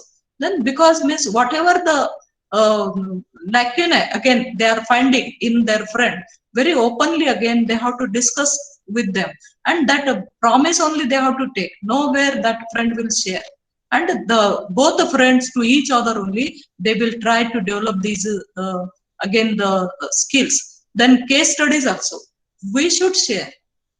As a teachers also, professors again, we should share our case studies. If anybody again, for example again, if anybody is a sufferer of this COVID, then what happened, what were that person's experiences and all, so that let that student also discuss with each other or in class, in small group, some case studies. Audiovisual activities like dance, theater, music, here also the great importance these extracurricular activities those are having, and students are also very much interested in. And games also, some special time, really the institutes also should make it a point that time to time again they should organize the sports and games events as well as the debates in their colleges. Next please. Yes, so here again I will stop because the time also again, whatever the time the organizer have given me again. So this session we will stop, but if anyone you are having some issues, some queries again, definitely this virtual dais, it is open for everyone. Thank you. Thank you all. Thank you very much, madam. Sure, ma'am, it's necessary. In this world of globalization and competition, students should be equipped with the skills to cope up with stress and competition in current situations. Thanks once for providing your gracious presence to join us today to enhance our knowledge. Thank you very much. Now, move forward for our session, and some great pleasure that few lecturers are joining us for their presentation. So I would like to give them a short introduction. Madam, sound is not clear, ma'am. Okay, sir. You will be getting only 5 minutes presentation. So there are 3 presenters. You are not audible.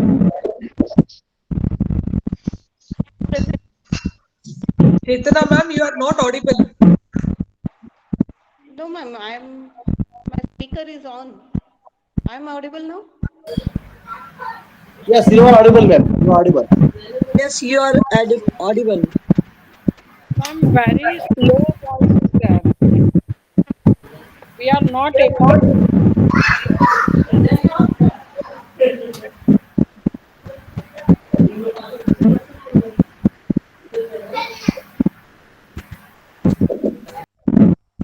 think, sir, you can present. Chandramani, sir. Hello. Hello, ma'am. Hello.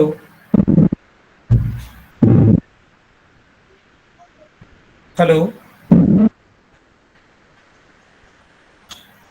Hello ma'am आवाज नहीं आ रही।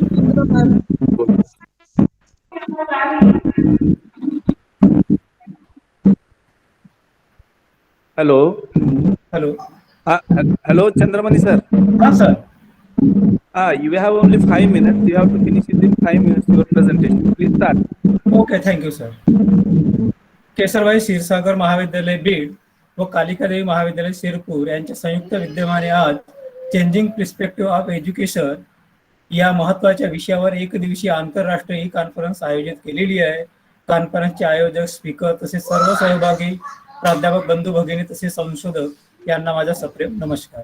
मी प्राध्यापक चंद्रमणी काशीनाथ भोवते, स्वर्गीय निर्धम पाटील बागाई महाविद्यालय एकोडी, जिल्हा भंडारा, महाराष्ट्र राज्य इथे राज्यशास्त्र विषयाचा सहाय्यक प्राध्यापक म्हणून कार्यरत असून लोक अदालत या विषयावर माझे संशोधन कार्य सुरू आहे। आजच्या कॉन्फरन्समध्ये मी भारतीय न्यायव्यवस्था आणि इंडियन ज्युडिशरी अँड लोक अदालत या विषयावर माझे शोधपत्र सादर करीत आहे। भारतीय संविधानाने आम्हा भारतीयांना आर्थिक, सामाजिक व राजकीय न्याय प्रदान करण्याचे अभिवेशन दिले। अनेक दुर्बल, निरक्षर, मागासवर्गीय, आदिवासी यांना आपल्या हक्कांची, अधिकारांची माहिती नाही, त्यामुळे त्यांच्यावर सतत अन्याय होत असतो। म्हणून राज्य सर एक मिनिट सर हा सर ते माग मुलं बोलतायत वाटतं, त्यांना शांत करा म्हणजे आवाज येईल चांगला।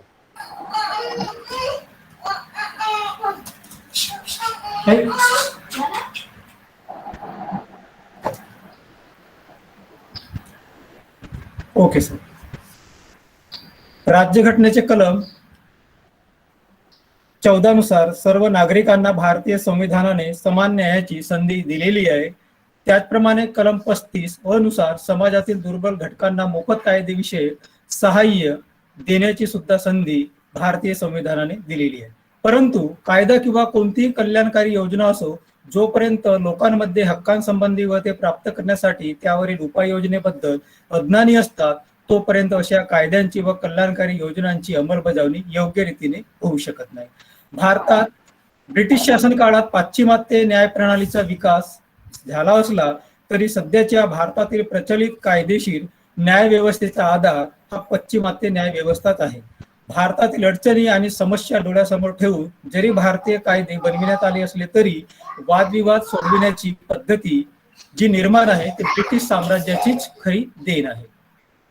आज लोक अदालतीबद्दल भारतीय जनतेमध्ये विश्वासाची भावना निर्माण झाली असली तरी मानवी भावभावनांना विचारात घेऊन निष्पक्ष नैसर्गिक न्याय दिला जातो। या दृष्टीने आधुनिक काळात लोक अदालती प्रकर्षाने विकसित होत आहे। भारतात लोक अदालतीचा जन्म होऊन आज जवळपास 40 वर्ष झालेली आहे, पण या काळात करोडो लोकांचे प्रश्न, वादविवाद सोडविले गेले आहेत। भारत आज जगातील सर्वात मोठा लोकशाही देश म्हणून ओळखला जातो। लोकसंख्येच्या बाबतीत सुद्धा आपला भारत जगाच्या दुसऱ्या क्रमांकावर आहे। लोकसंख्येप्रमाणेच भारतातील न्याय व्यवस्थेतील प्रलंबित खटल्यांची संख्या सुद्धा अतिशय गंभीर आहे। वर्ल्ड जस्टिस प्रोजेक्टच्या 2017-18 रूल ऑफ लॉ इंडेक्स नुसार आपला देश आज जगात 62व्या क्रमांकावर आहे, तर मूलभूत अधिकारांच्या अंमलबजावणीत भारत 75, कायदा आणि सुव्यवस्थेच्या बाबतीत 98, तर सिव्हिल जस्टिस मध्ये 97व्या क्रमांकावर आहे। Tata trust, centre for social justice, common cause, commonwealth, human rights initiative, Daksh, TIS, Prayas आणि विधी सेंटर फॉर लीगल पॉलिसी यांच्या सहयोगाने पोलीस न्याय यंत्रणा, तुरुंग व्यवस्था आणि कायदा अंतर्गत मदत या न्यायदानाच्या कामाच्या 4 स्तंभांची सन 2011-12 ते 2015-16 या 5 वर्षाची माहिती जमा करण्यात येऊन त्यातून इंडिया जस्टिस रिपोर्ट्स 2019 प्रसिद्ध केला। या रिपोर्टची आकडेवारी आपल्या देशाच्या न्यायव्यवस्थेबद्दल बरंच काही सांगून जाते। या रिपोर्टचे काही ठळक मुद्दे पुढील प्रमाणे: जिल्हा व सत्र न्यायालयात 2 करोड 80 लाख खटले प्रलंबित आहेत। 23 लाख खटले 10 वर्षापेक्षा अधिक काळापासून प्रलंबित आहेत. तर सध्या भारतात एकूण 18,200 न्यायाधीश कार्यरत असून मंजूर पदांपैकी 23% पदे रिक्त आहेत. मार्च 2018 पर्यंत न्यायाधीशांच्या मंजूर संख्येच्या तुलनेत 4,071 कोर्ट हॉल्स कमी आहेत. तसेच आपल्या भारतातील तुरुंगामध्ये क्षमतेपेक्षा 114% कैदी जास्त ठेवल्याचे दिसून आले. तर भारतीय तुरुंगामध्ये आजच्या घडीला जे कैदी आहेत त्यामध्ये 68% कैदी अंडर ट्रायल आहेत. त्यांच्या गुन्ह्यांचा तपास किंवा चौकशी सुद्धा प्रलंबित आहे. आणि भारतातील 80% जनता मोफत कायदेशीर मदत मिळविण्यासाठी पात्र असून सुद्धा त्यांच्यावर दरडोई होणारा खर्च हा फक्त 75 पैसे आहे. म्हणून आज भारतामध्ये लोक अदालतला अतिशय महत्वाचे स्थान देणे आवश्यक आहे. त्यामुळेच 9 नोव्हेंबर या राष्ट्रीय विधी सेवा दिवशी आपल्या देशाचे पंतप्रधान माननीय नरेंद्रजी मोदी यांनी विधी सेवा दिवस कार्यक्रम प्रसंगी लोक अदालत विषयी आपले विचार प्रकट केले आहेत. त्यांच्या मते सर्वसाधारणपणे न्यायालय म्हटले की सामान्य माणसाला खूप भीती वाटते. त्यामुळे आज आपल्या भारतात लोक अदालतीला अतिशय महत्वाचे स्थान प्राप्त करून देणे ही आपली न्याय व्यवस्थेची आणि कायद्याची खूप आवश्यकता आहे असं त्यांचं मत आहे. त्यामुळे आज आपल्या भारतात 2001 पासून तर जानेवारी 2020 पर्यंत महाराष्ट्रात 59,895 एवढ्या लोक अदालतींचे आयोजन करण्यात आले. त्यामध्ये 49,45,690 खटले समोपचाराने सोडविण्यात येऊन 92,35,122 इतक्या नागरिकांना त्याचा फायदा झालेला आहे. त्यामुळे सध्याची जी न्याय व्यवस्था आहे त्यापेक्षा लोक अदालतीमध्ये कमी पैशात कमी खर्चात आणि त्वरित न्याय प्राप्त होतो. म्हणून आपल्या लोक अदालत अतिशय महत्वाची आहे. म्हणून मी सन 2010 ते 2017 या कालावधीकरिता भंडारा जिल्ह्यातील लोक अदालतींच्या कार्याचे चिकित्सक अध्ययन या विषयावर संशोधन कार्य आपले सुरू केलेले आहे. तर या संशोधनातून मला काही निष्कर्ष प्राप्त झालेले आहेत. लोक अदालतीमुळे राज्यघटनेतील अभिवचनांची पूर्तता होत असल्याचे दिसून येते. लोक अदालतीच्या माध्यमातून जनतेला त्वरित व विनामूल्य न्याय प्राप्त होतो. लोक अदालतीमुळे सामाजिक ऐक्याची निर्मिती होऊन जनतेमध्ये शांतता व सहकार्याच्या भावनेत वृद्धी होते. तसेच न्याय व्यवस्थेवरील कामाचा ताण कमी होतो आणि लोक अदालतीमुळे भारतीय लोकशाही बळकट होण्यास मदत झालेली आहे असं माझ्या संशोधनाचं निष्कर्ष आहे. आजच्या या चेंजिंग पर्स्पेक्टिव्ह ऑफ एज्युकेशन या विषयावर आधारित एक दिवसीय ऑनलाईन कॉन्फरन्समध्ये शोधपत्र सादर करण्याची संधी दिल्याबद्दल मी आयोजकांचे आभार मानतो. तसेच माझे शोधपत्र सर्वांनी शांत व गंभीरपणे ऐकून घेतल्याबद्दल मी सर्व सहभागी उपस्थितांचे मनपूर्वक आभार मानून रजा घेतो. Thank you sir. धन्यवाद. धन्यवाद सर. धन्यवाद. Next participant is Shiva Shankari.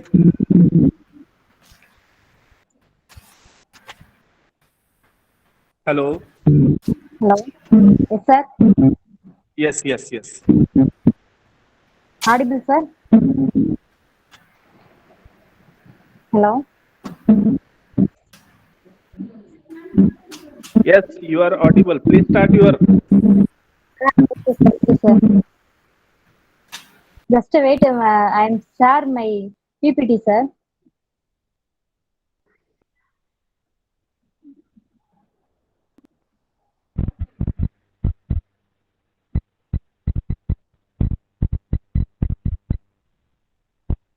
Hello.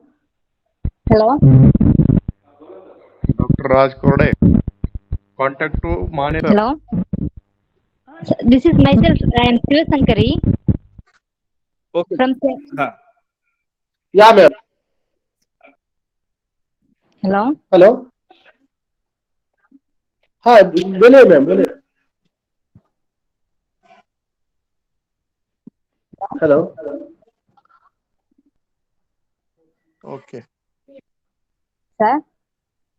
Hello. Yes, ma'am, you are audible. Please start your paper presentation. Okay, sir. Okay, You sir. have only 5 minutes. Within Okay, 5 minutes, sir. you have to finish. Okay, sir. Myself, Sivasankari. The topic I am my paper presentation under the topic of innovative teaching, learning, practice, and role of teachers and students. So first, I am explain what is innovative teaching. The innovative teaching focuses on teaching methodologies. The teaching methodologies has changed over the world. There are many changes in education system. The traditional teaching and innovative teaching. The traditional teaching transformed into innovative teaching in the modern world. Now we are in COVID pandemic. We are in video conference. First, I may explain about the basic method of teaching, LSRW. The LSRW, where learning skills are gained by listening, first followed by speaking, reading, and writing. First, listening. Listening is a basic primary learning skill. This is a most powerful skill useful in our pandemic. The second one is speaking. Speaking is most understanding about way of learning between two conversation people. They are pass information one to another. That anything they are emotions and feelings in the spoken language. Third one is reading. Reading can be skimming, scanning, intensive, and extensive. Fourth one is writing. This is a useful medium for our hands deliver the matter through the mind. Then I have explained the role of teachers. Nowadays, the role of teacher is important description of teaching. The teacher should have role model to the students. They should know the students' strengths, histories, interests, and background, families, hopes, success, and failure.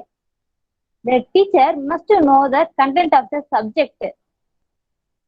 They know about the places the content or matter is applied in a place which is suitable for the matter. The role of the students, they have obeyed to all teachers being in the best behavior. Disciplines keep the school neat and do all homework which is given by the teachers. The LSW where learning skills are gained by listening first followed by speaking, reading and writing. Hence, these abilities are called LSRW way of learning. Listening is also primary learning skill. Then, the example of innovative process of teaching and learning. The innovative teaching system, crossover teaching, teaching through smart boards, teaching through flipping classrooms, teaching through collaboration, teaching through virtual reality, teaching through 3D printing technology. Now we are in the pandemic situation. We are under the modern world teaching method is going very well in innovative teaching. The COVID-19 time, we are meeting the video conference. This is a nice experience to share my topic, innovative teaching, learning, practice, and role of teachers and students. Thank you, Shah. Thank you very much, ma'am. Now, Dr. Sheikh Tarannum Tanveer. Ma'am, present your paper. Thank you, ma'am. Thank you, ma'am. Yes, ma'am. Yes, yes. Please, ma'am, present. Yes, one moment, ma'am. I'm sharing my screen. Okay.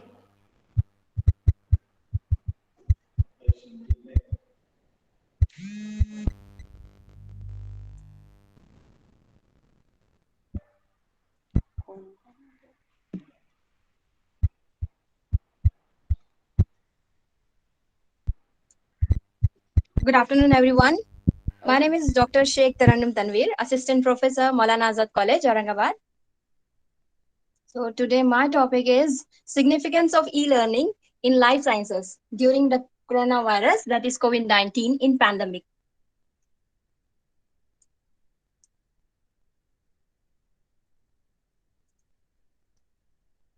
So the abstract of this paper is the e-learning. It was underutilized in the past, particularly in the emergent countries. But in current crisis of COVID-19 pandemic forced the entire world to rely on it for the education. And experiments have been suspended for a long time because causing great tension to students. So virtual laboratory is a powerful educational tool that enables students to conduct experiment at the comfort of their home. An excellent opportunity to engage in students with technology and in parallel to avoid unforeseen disruptions as happened recently due to the pandemic. In the present study, the author, that is me, has discussed about the significance of e-learning in life sciences during the coronavirus pandemic and the importance of traditional teaching as well. So, introduction. So, many of these points have been discussed by Siva Madam. Sankari Madam has already discussed these things, that why these modern teaching methods are useful. So this is the introduction. As you have given only 5 minutes, so I'm taking introductory part in a small way. Means coronavirus, this is a emerging situation, and this situation that brought challenges to all sector, including academia and research, undergraduate and the postgraduate student. So it is the challenges for all, including teachers, many doubtly affecting the professionals as they found themselves working from home at the job built around close contact. As a parent, they found themselves caring for their own children while trying to teach others from distance. So as teachers had own kids at home and they were struggling with trying to teach and likewise trying to mind their kids, or in some cases trying to mind elderly parents. So there was a lot of tension and you were dealing sometimes pastorally, sometimes academically, both. So lockdown and teaching learning, let us see. So I'm discussing here both way, modern as well as traditional. So online learning, that is ICT based, online learning is more effective. As last decade, we have seen that online learning has having very much benefits for all of us. The most important thing for everyone can learn through e-learning platforms. Students don't need to schedule the lots of time, acquire the new courses. They can learn through their own devices at any time and anywhere. So virtual lab, another concept, we can put directly on virtual lab audio, video, interactive animations, and audio narration for depicting that scientific experiment. So virtual labs, these are simulated learning environment that allows students to complete laboratory experiment online and explore concept and theories without stepping into physical lab, science lab. Okay. So a student can try out lab techniques for first time and becomes more familiar with the advanced lab equipment that might otherwise be inaccessible. So though animation, students can explore life science at a molecular level and look inside the mechanics they are operating. So virtual lab software creates opportunity for alternative access to science education. Now distance teaching and learning. So online teaching guidance to staff and online learning platform and methods, often suggestions for those struggling to adopt rather than prescription for all teachers. So live classes, in short, we can say it is very much useful. I'm skipping the slides, but so distance teaching and learning doesn't compare well. The greatest challenge is on the teaching and learning, which are based on face-to-face interaction between teachers and the students. So students do not have the support of their peers, teachers cannot pick up to the students who are struggling. That is, those students who are silent. So those students who by their body language would indicate that they do not understand what is being taught.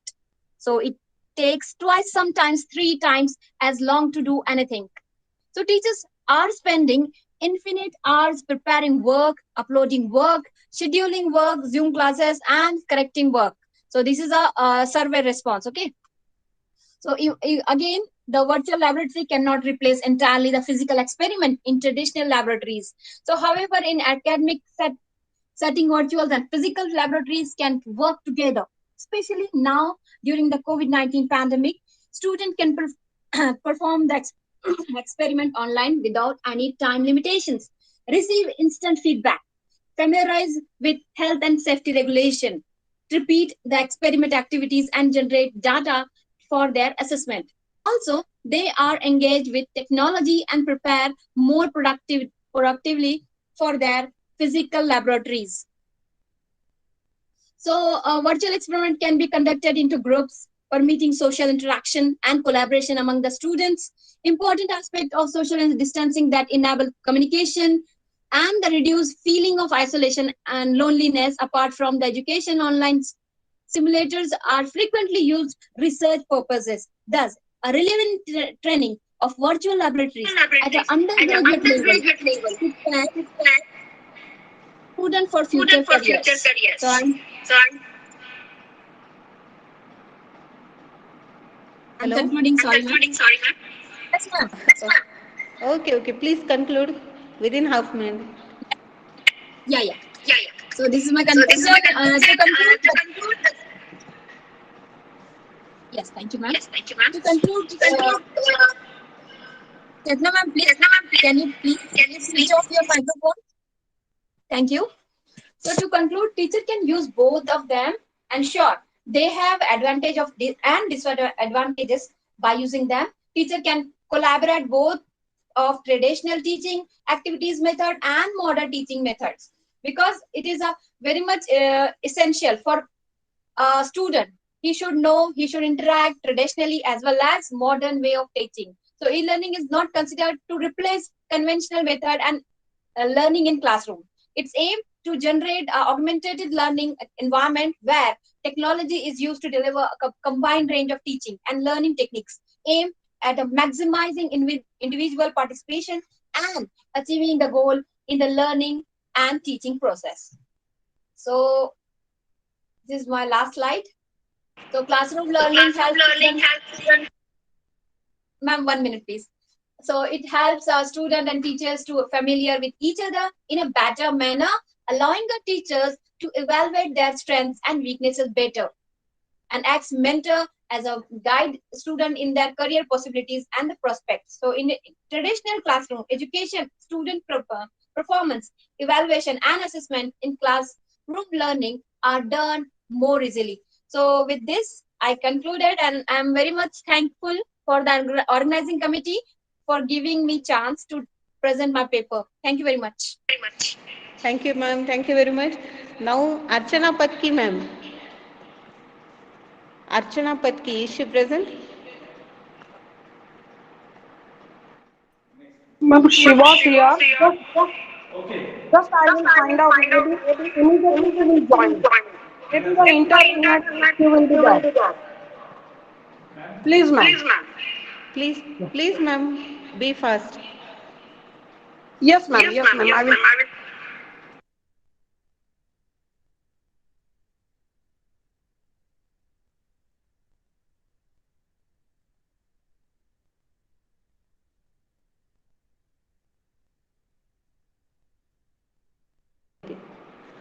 Hello.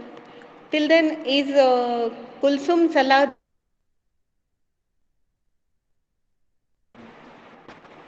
Kulsum Salahuddin. Hello.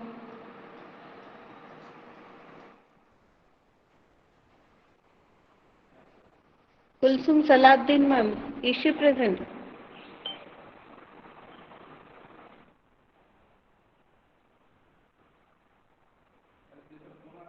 Archana Patki, ma'am. Please be fast. Ma'am, Kulsum Salahuddin is present. Okay, you can present, ma'am. Please start. Okay.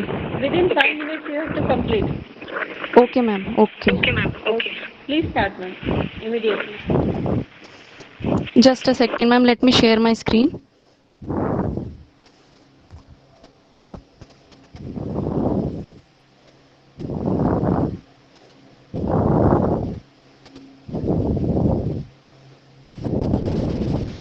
Ma'am, is my presentation visible?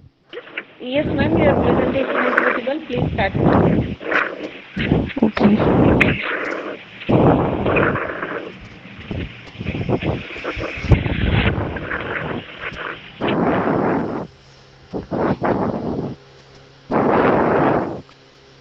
Just it will take a while.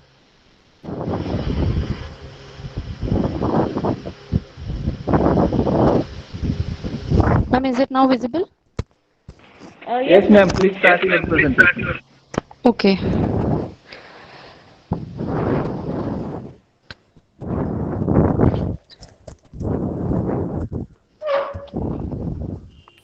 Good afternoon, everyone.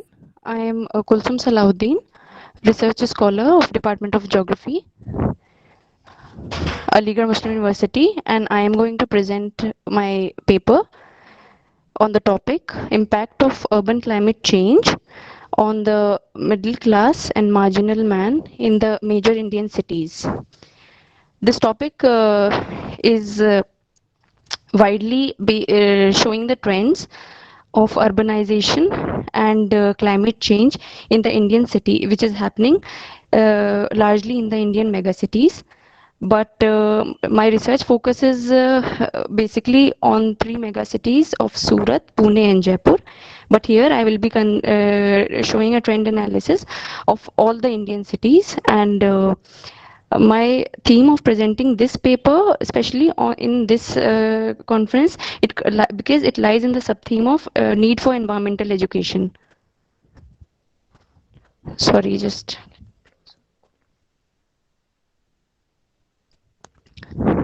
So this is because of the need of environmental education in India, particularly. So to begin with the identification of the problem, heavy rural-urban migration and massive urban growth is seen in the Indian megacities. There is east-west divide of economic growth and urban pattern in India. And there is top-heavy and skewed urbanization, which is seen as a trend in India, in major Indian cities. And there is high pollution rates and greenhouse effect in the major cities of India.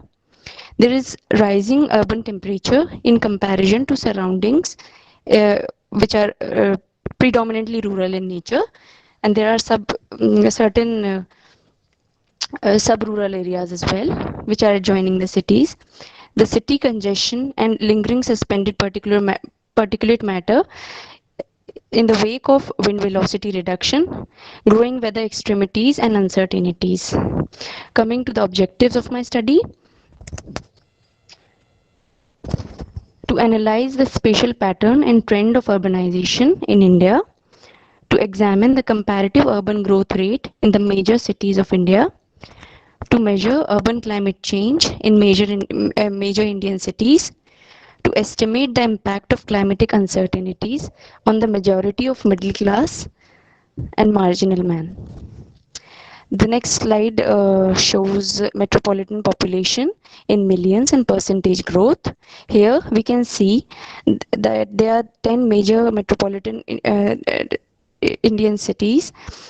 I've shown the decadal comparison from 2011 to 2018, and the growth rate clearly says that there has been an exponential growth rate in terms of population in millions and percentage growth rate.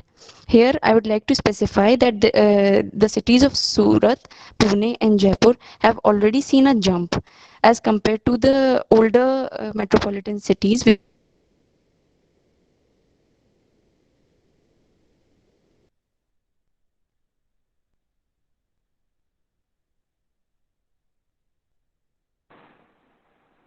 Hello, ma'am. You are not audible. Please check.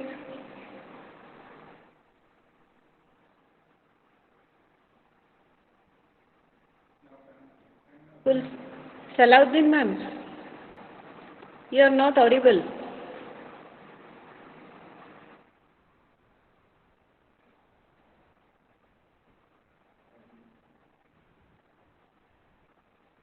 Hello?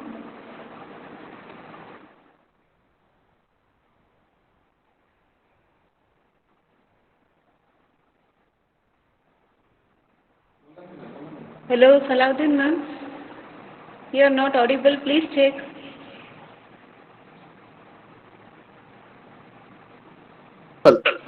Ma'am, you are not audible. Diana Salahuddin left. Okay, I think Salahuddin ma'am has left. Now the last presenter, Archana Patki ma'am. Hello? Yes, good afternoon. Yes, I'll ma'am. just share my Please. screen quickly.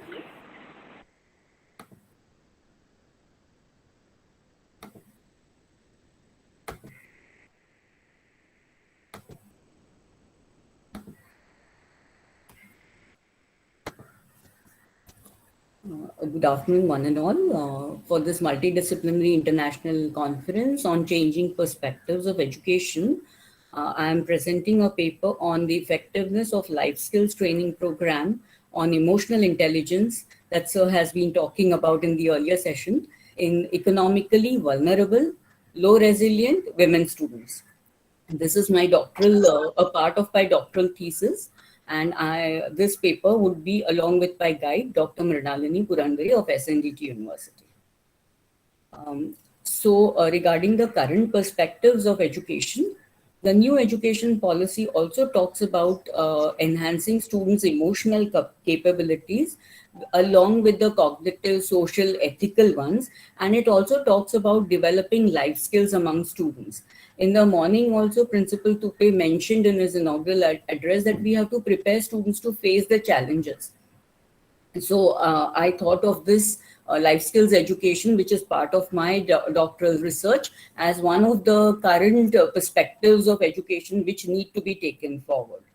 The WHO's Department of Mental Health defines life skills, and basically they are adaptive and positive behaviors. The 10 core life skills which have been outlined by World Health Organization are self-awareness, empathy, effective communication, and as you can see, thinking and coping with emotion and stress. Now, emotional intelligence is the ability to feel and to respond emotionally in a proper manner. And the components of it are self-awareness, self-regulation, which are also some of the components of underlying under life skills. So I try to find out how it would be to train students in life skills and how it would affect their emotional intelligence to create a better generation next.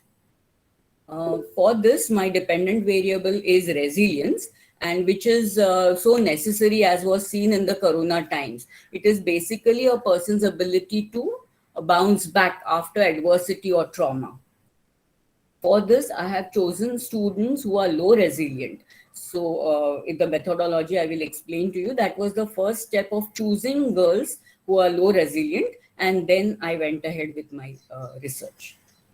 So these low resilient, economically disadvantaged students are also mentioned in the NEP as the marginalized, disadvantaged and underrepresented group. And I tried to see whether life skills training can increase emotional intelligence in such low resilient, economically vulnerable women. In the morning, Masa Madam also spoke about reducing the gender gap by educating women. So the purpose of the study was to study the effect of life skills training program on emotional intelligence, and it was expected that the intervention will increase resilience. For this, 34 low resilient women from undergraduate colleges of Mumbai, economically vulnerable, were taken. They were tested for resilience earlier on. A survey was done, 300 students were tested, and from there the low resilient 27% were taken. Then the pre-test was again done on resilience and emotional intelligence. So emotional intelligence, life skills intervention, and then again post-test was taken. First a survey, pre-testing, intervention, post-testing, ethical concerns were taken care of. The data analysis shows that the mean For the pre-test was 124 and for the post-test was 142.78, which at the t-test shows a significance at the 0.01 level. The graph shows the same results and it was very encouraging.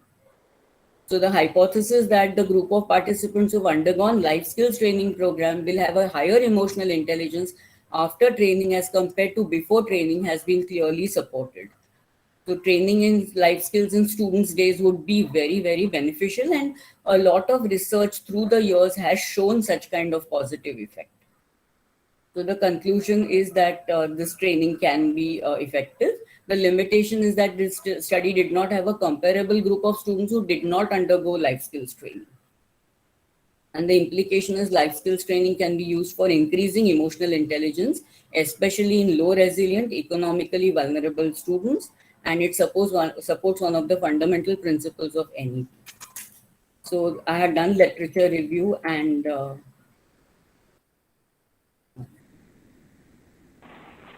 Okay, literature thank you. review and lot of it.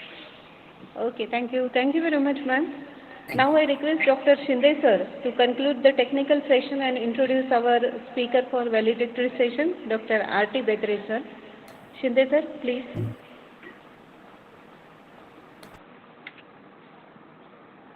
Shinde sir.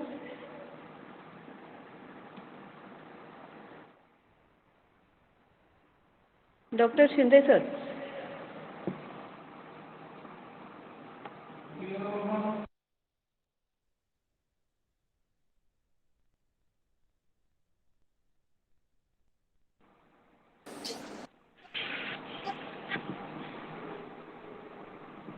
Friends, now after this technical session, we are heading towards our concluding session of one-day multidisciplinary e-conference, that is valedictory session.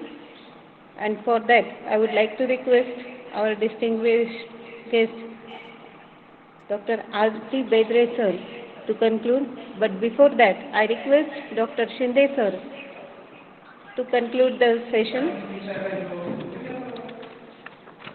And also, Shinde sir, please. Thank you, ma'am. Is it a break or shall I continue? No, sir, Is you there any can break? continue. You can continue, conclude the technical session and then introduce our Bedre sir. Okay. On behalf of KSK College and on behalf of Kalika Devi Art, Science and Commerce College, Shirur, I express my deep thanks to all the participants who have presented their papers on this occasion. Thank you all. Now, we are heading towards the last session, that is valedictory session of this international e-conference. One day multidisciplinary international e-conference on changing perspectives of education, jointly organized by Department of English and Department of Home Science. So KSK College, KSK Arts, Science and Commerce College, Bid, and Shri Kalika Devi Arts, Science and Commerce College, Shirur Kasar. For this valedictory session, the chief guest is Professor Dr. R.T. Bedre, Director HRDC, Dr. Hari Singh Gaur, Vishwavidyalaya, Sagar, MP, Madhya Pradesh. And President for this session is Dr. Shivanand Kshirsagar, Vice Principal, Mrs. KSK College, Bid. Dear friends, I am here to introduce you the chief guest of this valedictory session. Professor R.T. Bedre is presently working as a Director, HRDC, Dr. Hari Singh Gaur, Vishwavidyalaya, Sagar, MP, Madhya Pradesh. His educational qualification is MA, SET, MPhil, PhD in English. And his area of interest, that is Indian English drama. He is a research guide, and till today, his 10 research students have been awarded the PhD degree under his supervision. Besides, 4 MPhil students are also awarded with their MPhil degrees. He successfully completed 5 minor research projects as well as 1 major research project. He has presented the papers in various international, national, and state level events. He authored nearly 6 books. He published 50 papers in journals, in conference proceedings, 15 papers, and in books, he published 10 papers. He delivered many invited talks in various conferences and seminars and workshops at international, national, and state levels. Prior to this position of Director HRDC, he worked as a principal for 6 years at the college. So we are enough fortunate to have such a renowned personality for this valedictory session of this grand international e-conference. Now I request Dr. R.T. Bedre sir to take over the charge to deliver his address. Thank you. Thank you, Dr. Shindeji, for this generous introduction given to me. I hope I'm audible. Yes, sir. You Am I- are. Yes, Yes, sir. thank Yes, you. yes, yes. Yes, sir. Thank you. Thank you. Respectable Vice Principal Dr. Shivanand Shirsagarji, who is chairing this session, the last session of this one-day multidisciplinary international e-conference on changing perspectives of education. And I can say most probably we are talking about India. So changing perspectives of education in India. Honorable members of the Board of Trustees of both institutes, Principal Dr. Tupeji and Dr. Deepaji, Honorable Principal of KSK College Bid, and the speakers, if I believe so, that the speakers came and delivered their talks as per our program card, and that is speakers Sri Mashaji, Professor Uttam Amboriji, Professor Pushpanjali, Professor Patilji, Professor Jayaji, and respective members of the organizing committee, whom I would like to mention here, Professor Nuzat ma'am, Dr. S. Khanji, Dr. Tondiji, Dr. Lahoti, Dr. Dongikar ma'am, Dr. Shinde, and Dr. Kordeji. And many more are there as I see the number, and I am very happy to see such number in the session that is called valedictory session. And it is the well-proven fact that in the last session, not many people are visible there. They are there but not visible. But I believe that there are many more people here. I remember that incident when elections are going on and countings are there. And when the last few rounds are there, before the election results are declared, that felicitations go on. In the same way, before the last session of any seminar or conference is taking place, we see that there are congratulations and demands for links, for certificates, and so many things are there. But I hope that for this session or for this conference, you people are having much patience to listen to me. Dear friends, as I see the program card and as I see the titles of the topics given to these people over here, I see that the skill development, life skill, then RTI in education, and then importance of or position of language in higher education, the topics are addressed over here. And I'm also sure that some people must have taken rather a cursory view of Indian education, what happened in India and what is going to take place in the distant or recent future. as the title goes, perspectives of education, and that too, changing perspectives of education. And here we need to understand what perspective is there, what is the meaning of the perspective. And if you go by dictionary or any common meaning, we see that a particular way of looking at the things. Or we can say an approach or a point of view. Or to be more specific, we can say a preset approach to look at certain things. And in that light, we have to see the changing perspectives of education in India. What taking place there? And remember, it is said that India had been once Vishwa Guru to the world, and we have had a very glorious, a very proud tradition of education in India, and that is true to some extent. There is no doubt about that. But what we have to see, and I hope that the very stated objective of this e-conference must be to tap the changes in the perspectives, in the objectives of education in India. And if you go back and see what kind of education we have had, what kind of things were there, and how they went on changing in the course of the time, not only in terms of, I can say, years, but centuries and more than that. We know that Gurukul system was there. Perhaps some speaker must have referred to that. Gurukul systems were there, and where a very select few students were admitted, very select few, and particularly those who belong to royal families. We know that in those days, now we can't date it back to what exactly the years were there. In those days, maybe Vedic period or before that, we see that only royal families were allowed there and rishis were there. And what were taught there? The thing taught there were war affairs and how to rule the states. Only these two objectives were there, and the whole system of education was moving around these two things there. That took place, remember, the objective decides the mode.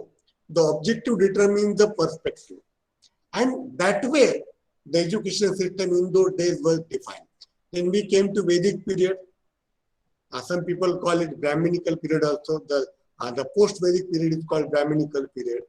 And in Vedic times, we see that so many women were there. We have some names from our ancient time.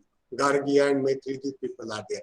But we see that in those days, Dharma Shastra was more important there. Religious teaching became the prominent core element of our syllabi or education in those days. And gradually we see that there is a demise, there is a disappearance of women from education system. And then we come little forward in the ancient times. And here we have many more things to be proud of. And we are always referring to, or our speakers are always referring to the very prestigious universities like Nalanda, that is in Bihar, and Vikramshila, that is again in the present Bhagalpur in Bihar. Then we can think of that Takshashila now, which is in Pakistan. Nowadays it is in Pakistan, nearing the border of Afghanistan and Pakistan. Now remember, each system of this education had some perspective. And if I want to just mention here, then the prestigious University of Nalanda worked for some 800 years, remember. And it dates back 5th century AD to some 12th century AD. This is the long span of working of this University of Nalanda. And we know, we have heard, we have read so many stories about this Nalanda University. And remember, this was the first university of India which had some international outlook in their curriculum. And what was taught there? Diversity, creation of knowledge, and particularly international things were there. Therefore, we see that so many international students were there. And it is, maybe some exaggeration is there. कुछ चीजें बड़ा चढ़ाकर कही जाती है कि many students used to come there for appearing entrance exam, and there were again the river used to flow of the tears who could not get admission there. That was the thing there. but somehow it came to an end in the by the end of the 12th century when Muhammad Khalji attacked that area and everything was just destroyed. Then we had Takshashila where Hinduism was taught. Please remember. And all these things were taking place under the patron of some kings. Raja Shahi was there. Emperors were there. These kings were there and they were offering patron. And then we have Vikramshila University. Many times we confuse this with the University of Ujjain. Ujjaini had some Avandika University long back. This Vikramshila University was in Bihar and there Buddhism was taught. Now see what happened in the course of time. This is what took place in the ancient times. But as we appear in the medieval times, now there may be a debate where the medieval ages start and where it comes to an end. There may be some debate. But roughly we can say that in the pre-colonial times or the time after the 12th century and the time before the arrival of British power in India. And in those days that we prominently noticed the absence of public education system. Please remember. When the universities were gone, maybe Vikramshila, maybe Nalanda, maybe Takshashila, and few more were there. Once they were gone, we see the Muslim period there, or we can see the Sultanate and Mughal Empire there. And here we prominently note the absence of public education system. And remember, in those days, what was taking place there? There, the tutors were there in the palaces, in the Rajwadas and so many things. And for common people, we see that some schools in informal way used to hold in the campus of temples and in the campus of the mosque. Therefore, we call it Vedashala or Madrasas there. That we take place, that we see there. And remember here again, some religious touch was there. So what happened? Now we were talking about skill education and life skill education. Please remember skill development, particularly hand skills, were never the part of our education system as a formalized way. We know that the skill education, or we can say the skill, the transfer of skill were to take place from family to family. Example, we can say that a son of carpenter will learn the skill from his father. The son of pot maker will get the things from his own father or from his own family. That used to take place. Now, what happened in the colonial system? That is the important thing to see. And here for the first time in the colonial times, at the advent of the British power in India, maybe East India Company in the beginning and later on the English crown in India, here for the first time, some regulations appeared there. Remember, regulation. The moment regulations are there, prior that, British started or the East India Company started to pay some amount to these Vedashalas and Madrasas. And remember that came to an end in the mid of the 19th century. And here regulations come. And I can say that for the first time, we know about Lord Macaulay, what he designed were there. And see, as I told you, perspective is there. Lord Macaulay for the first time thought, why should we pay some amount to these madrasas and these Vedashalas, Sanskrit shalas? What is the point there? And for the first time, his perspective changed. He offered or he introduced English education in India in the mid-19th century. So here, please remember, and we know very well that what had been his designs, and we can say the colonial mentality was there. It is again said that he wanted to develop a class of people who will assist in some way to rule the colonial subjects there. And that is what we know. But at the same time, we have to remember here that it is the British offered or who started a kind of secular education. Please remember, secular education. We have to take note of the thing that till 1858, Till 18, I think some disturbance is there. Yeah, yeah. Mr. Mohammed, please mute yourself. I mean, you can mute him. You can mute him from your side. I won't take much time.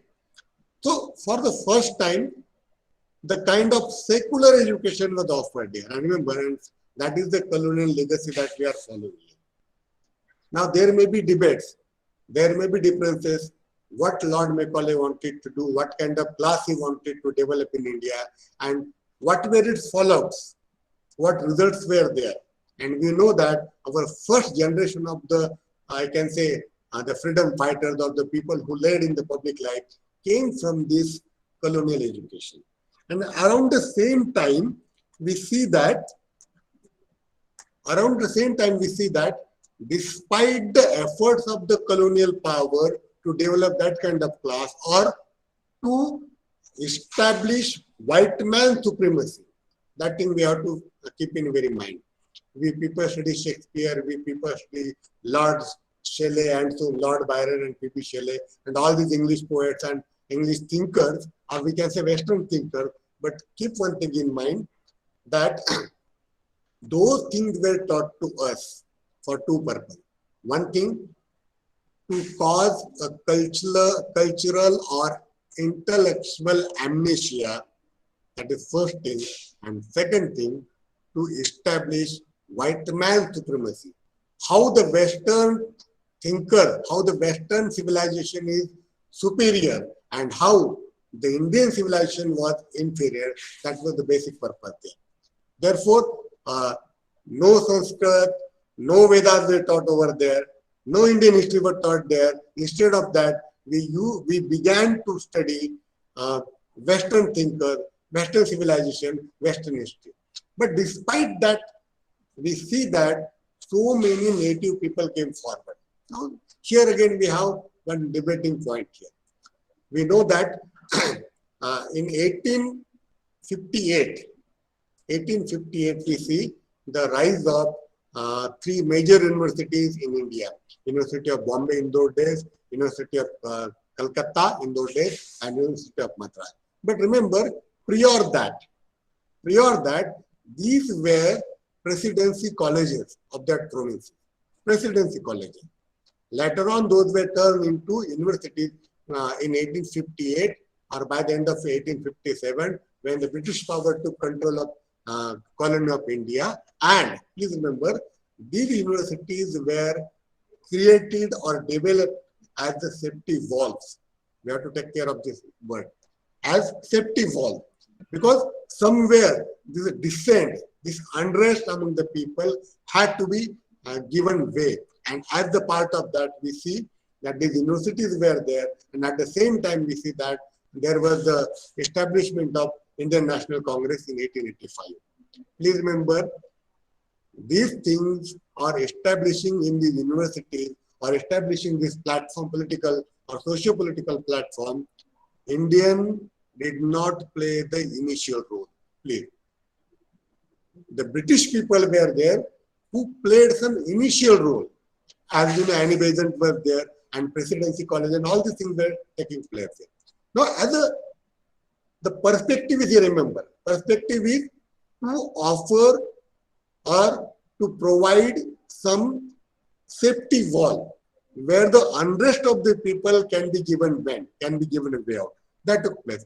Around the same time, we see that some enlightened Indians, enlightened native Indians, like Agarkar, Gokhale, and we see some people who had some hand, who had some contribution in developing, if we can think of Maharashtra, Deccan Education Society. That is in 1885, Ferguson College and all these people are there. Now that was there. Around the same time, we see that Aligarh Muslim University, of course, it was college in the beginning. It was established by, again, Sir Ahmad Khan, sir there, again, enlightened Muslim. Again, we have, I think, Mercy Dondo Keshav Karve, the SMDT University. It was started in 1910. Then we have BHU, Banaras Hindu University, that was established by Pandit Madan Mohan Malviya. in 1916, and around the same time we have to take note of one university. In 1916, University of Mysore, that was established by the Maharaja Podivar there, and that was the first university started outside the British power. That is the first. These are the perspectives. No, why these colleges, why these things were taking place? These people did not want. We can cite example of Mershi Dhondo Keshwar Karveji, or Sir Ahmed Khan, or Madan Mohan Malviya ji, and even Dr. Gaur, to whom I am associated with. In 1946, this university was established by Sir Dr. Hari Singh Gaur. Now remember, these people wanted to educate the people. Remember, that was the only limited purpose. Perspective is very small there. Very limited perspective is there. Not much things are expected there. But what happened after independence? That we can say of free India here. And we know that after independence, now we people may have some differences of opinions are there. And nowadays, I think the day before yesterday, much uproar is there in media. It was the vision of Nehruji. It was the vision of Pandit Nehruji, the first Prime Minister of India, that the education system in India must be formalized. So far, it was not formal one. And there we see that the first education commission under the presidency or under the chair of Dr. Radhakrishnan ji was there, or it was around 1949 or 48, and we see that is known as the Dr. Radhakrishnan Ayog. And UGC and other things are the part of the recommendation of the same commission. Then in 1964, we have another commission, that is Professor D.S. Kothari Commission. And here D.S. Kothari Commission tried for the first time very seriously to universalize education in India. Remember, so far, perspective is here, universalization of education. So far, education was limited to very few at the cities, at the big cities, not to the small colleges and small towns. After 64, at the recommendations of Professor D.S. Kothari, for the first time, the mission of universalization of education took place. And please remember, if we just see the history of Maharashtra, most of the schools and colleges are started after 1960. Most of, I said so. Not all, but most of the schools and colleges are established after 1960. And that took a full swing in 70s. Particularly, if I remember, KSK College and so many colleges in Marathwada region also, that started in 1970, 71, 72, 73, and then 1990. Then we have D.S. Kothari Ayog. After that, we have Acharya Ramamurthy Ayog. That was established in 1970s. And Rajiv Gandhi, when he became Prime Minister, he again came with the action of program, that is 1991. And afterwards, we people say that NEP 2020 appeared after some 30 years or 40 years, but that is not the truth. Before that, we must remember NKC was there, National Knowledge Commission, under the chairmanship of Sam Pitrodaji. And then we have, and as the fallout of that NKC, we have had so many central universities established after 2009, because the report of Sam Pitroda Commission or National Knowledge Commission appeared in 2008, and in 2009 so many central universities are there, so many IITs are there, so many IIMs are and there. RUSA, that Rashtriya Uchita Shiksha Abhiyan was also part of the same thing. And remember, whatever recommendation today we see in NEP 2020, I think there was some lecture about that. Most of the things are discussed already in NKC, that is National Knowledge Commission here. And now we have this 2020, we can say 2020, that is NEP 2020.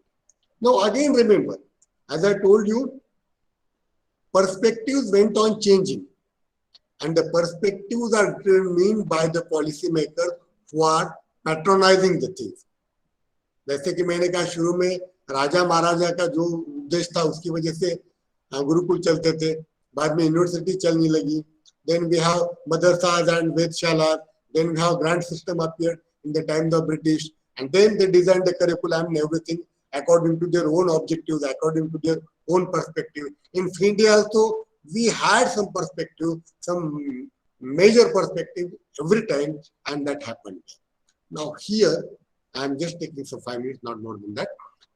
In NEP 2020 also we see that some major perspectives are there, major perspectives. And please remember, as I see, as I have read the document, this policy document, the major perspective, or we can say the major mission, the prominent mission, there are so many, but the prominent mission that I see there, that I read there, that is the decolonization of education.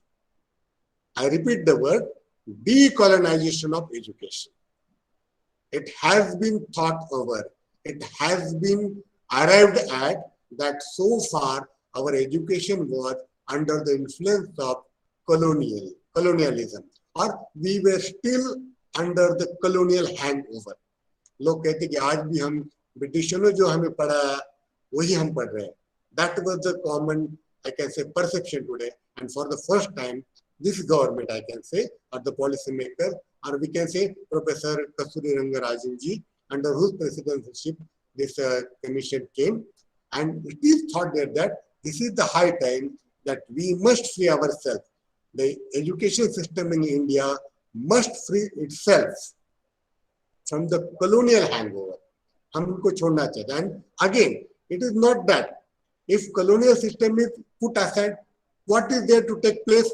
And here is the attempt to go back to our ancient knowledge system. हम आपको घर वापसी करनी है.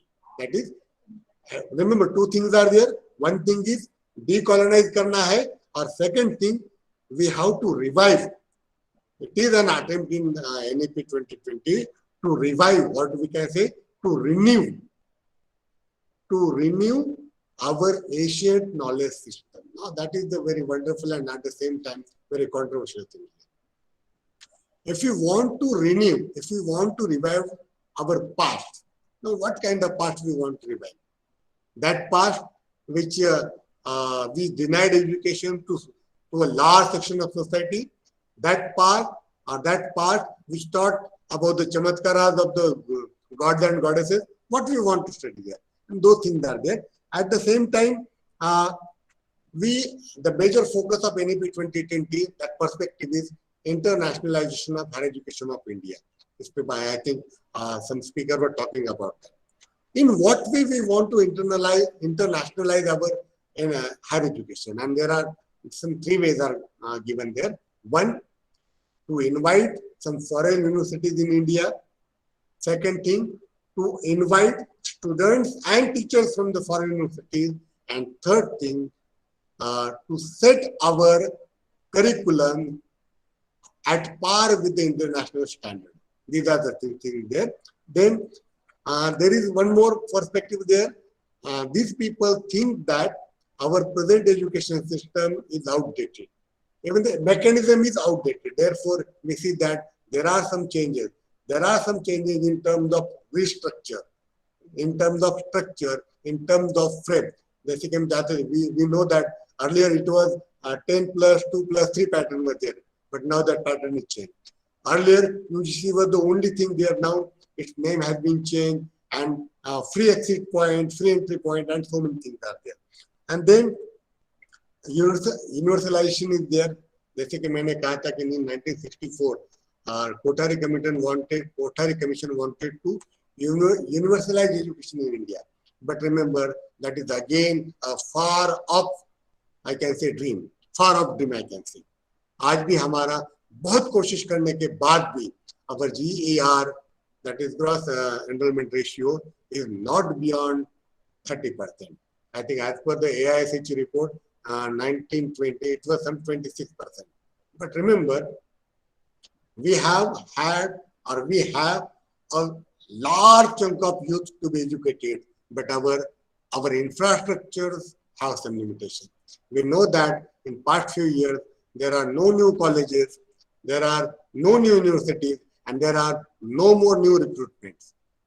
And remember, these are the limitations, and at the same time, we want to increase our ER, and at that, in such situation, only one option remains there, that is of digitalization of education. And we may call by another way, some people call it online education, and that is true. Now, online education has remained only viable option now, viable medium for us to increase our GER. And remember, we know that there are moves to establish, that is ACB, that is Academic Credit Banks, and then there are so many platforms like SWAM, NPTEL, and so many things are taking place there. Now, these are the things. Now, as I told you, the patron decides the perspectives, and we people at the implementation level, at the execution level, have no option other than following the orders. No option. We know that, I think you might be aware of the letter, that 60-40 pattern will be there now. You can cover 40%, the student can cover 40% of their curriculum by online way, and 60% can be taught in offline way. And remember, we people have no other option than accepting it. So final thing is that we have to cope with that, or we have to take the exit. That option is with us, and I'm sure that it is said that either stay or ruin, learn or ruin. या तो बचे रहो या फिर मर जाओ. We know that that is not new. We know something about banking system also. There were many people who were not ready to accept that digitalization of banking. But remember, many people, I can say, they decided to take voluntary retirement, and many people who wanted to survive, they learned so many things. In the same way, we teacher fraternity, we student fraternity, we people working in the education system have to decide whether we want to accept the new things or we want to win ourselves. And I'm sure that, I'm confident that we people have survived so many changes in the past, and we will do that also. And the last thing I would like to say, in the same way as I was talking about perspective and other things, please remember, as I told you, perspective is determined by the patron. Perspective is determined by the key person. And that is what I want to underline at my last point here, that we are organizing such academic events in online way. And we say there is a ample waves are there. Every day some 100 and more than 100 academic events are taking place there. But the question is, what is our perspective there? It is up to us. It is we to decide in what way we want to do that. If we just want to do for the sake of formality, basically it is needed in NAC, therefore we have to organize such thing. हम देखते हैं ना, किसी ने कहा है किसको लेना है, लेना है. We never see who are the audiences there, whether the speakers are selected here as per our broad theme. That is to be taken into consideration. That is most important to remember. Generally what happens, and I'm sure that that happened with me also, Dr. Koda and other people invited me because they know me. Or I know them, or they're a good friend of mine. But I think it is very essential that we should invite only those people who are suitable or who can contribute in some way to the broad theme of our event. है ना? हम बात कर रहे हैं online education की और कोई आ रहा है और हमें शेक्सपियर पढ़ा रहा है, so that is not going to help us. So that will not serve the purpose of the event. So that perspective will change there. अगर हमें करना है, चलो कौन आता है, कौन जाता है, कौन कितना सुनता है, हमें कॉन्फ्रेंस लेनी है, पार्टिसिपेंट को सर्टिफिकेट लेना है और हमें इसको रिकॉर्ड करना है. अगर यही हमारा पर्सपेक्टिव रहा तो we are not going to serve our perspective, our noble purpose. And I'm sure that this thing did not take place. The present example is always exception to that. मुझे पूरी उम्मीद है कि जितने भी आपने रिसोर्स पर्सन इनवाइट किए थे, including me, that they served some way to your broad theme. आपकी broad theme क्या थी? कि changing perspectives of education in India. So how we started, what went on changing in the course of the time, and what we have at our disposal today. मुझे पूरी उम्मीद है कि आपने ये किया होगा. और finally, I congratulate all the members of the board of trustees, the principal, and Dr. Shivananji there, and those who were there in the organizing committee. And finally, I must thank you participants, because you listened to me. Generally, people are not ready to listen to anybody in the valedictory session. Thank you, one and all. Over to you. Thank you, sir. Thank you very much for sharing your profound knowledge with us. Your session was full of zeal and valuable information. It's our pleasure to have you for our valedictory session. And now, without any delay, for presidential address, I would like to request Dr. Shivanand Shirsagar, Vice Principal and IQAC Coordinator of Keshar Kaku Sonajirao Shirsagar College, Bid, to give his presidential address. Shivanand, sir, please.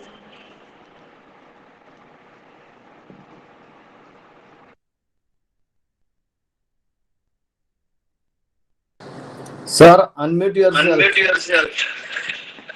Unmute Sorry. yourself, sir. Sorry. Okay. Good afternoon, all of you. I think it's too late now, so I will conclude my presidential talk in brief. Today's chief guest, management representative of our college, Dr. Yogesh Bhaiya Kshirsagar, member of Bid Municipal Council. Today's keynote speaker, Dr. Mahasa Mosafia, Salahuddin University, Iran. Resource persons of plenary session, Professor Dr. Uttam Ambore, BOS Chairman Dr. Babasaheb Ambedkar, Marathwada University, Aurangabad. Another resource person, Professor Dr. Pushpanjali Samantre, University of Behrampur, Odisha. Dr. Uttam Patil, Rajashree Shahu College, Kolhapur. Professor Dr. Jaya Bangale, Marathwada Krishi Vidyapit, Parbhani. Chief guest of valedictory function, Professor Dr. R.T. Bedre, Director, HRDC, Dr. Hari Singh Gaur, Vishwavidyalaya, Sagar, Madhya Pradesh, and Dr. S.K. Tupe, In-charge Principal, Kalika Devi College, Shirur. It is our pleasure to have such all dignitaries on this platform of one-day multidisciplinary international e-conference on changing perspectives of education, jointly organized by Mrs. Kesharbai Sonaji of Shirsagar alias Kaku College and Kalika Devi Arts, Commerce and Science College, Shirur. It is indeed a glad moment for me to share with you some of the achievements and outcomes of our college. Our college, established in 1971 by the auspicious hands of late Saho Kesharbai Sonaji of Shirsagar alias Kaku, former member of parliament, with an intention to provide quality education to downtrodden rural and needy students. Our college has been accredited 3 times by NAC, and in 2018 our college undergone for third cycle under the able guidance of our principal, Dr. Mrs. Deepata Kshirsagar, and awarded with A grade with 3.18 CGPA as per revised accreditation framework. It's my pleasure that in this process I have been worked as a coordinator of IQAC. Our college is ISO 9001-2015 certified and having green audited campus. As per theme of today's conference, our college is on the right path so as to meet the recent opportunities to grab and to cope with forthcoming challenges in education. In the keynote address, Dr. Mahasa Moskia discussed regarding right to education in current scenario.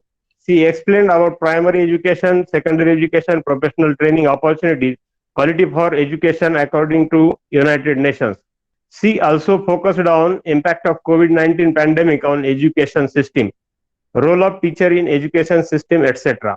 Dr. Uttam Ambore, BOS Chairman, Dr. Babasaheb Ambedkar, Marathwada University, Aurangabad, expressed the importance of language in education. He explained how the language is important for communication in the process of teaching and learning.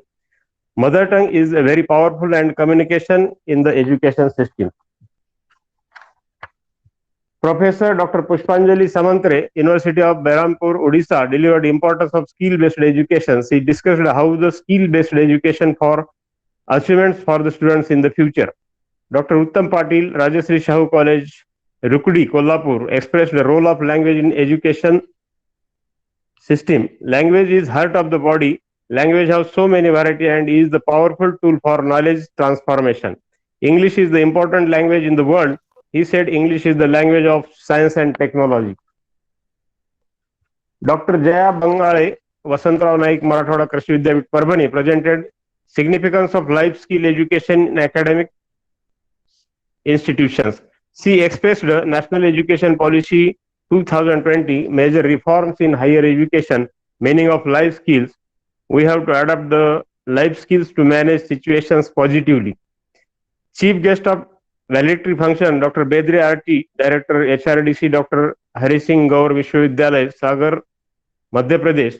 He expressed what are the changing perspectives in India, how the system of education with respective time. He explained the history of ancient education in India. He expressed the limitations of systems of education in India, and we teacher community have to accept the new modern technology which is ICT based for teaching learning process.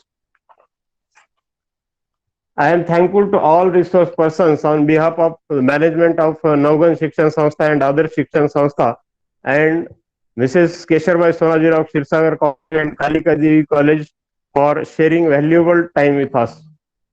I hope this e-conference has benefited many participants to upskill ourselves to be in the stream of changing education trends.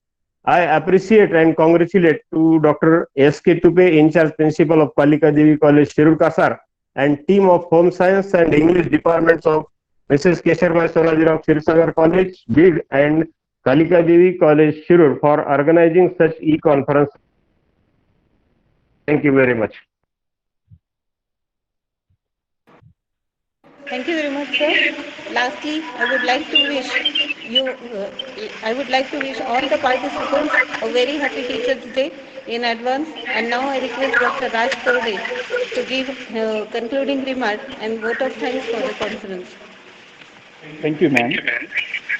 Good afternoon, all of you. On behalf of KSK College and Kalika Devi College, Shirur Kasar, it has been our pleasure to host all the participants of the conference for the one-day international multidisciplinary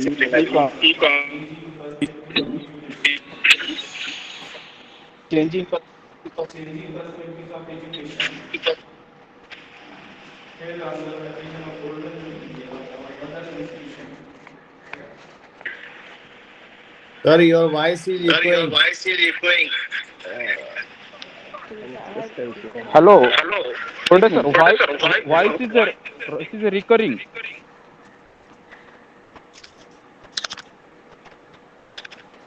Just ask other Mute people the to sound mute themselves. of another mobile, those who are inside you.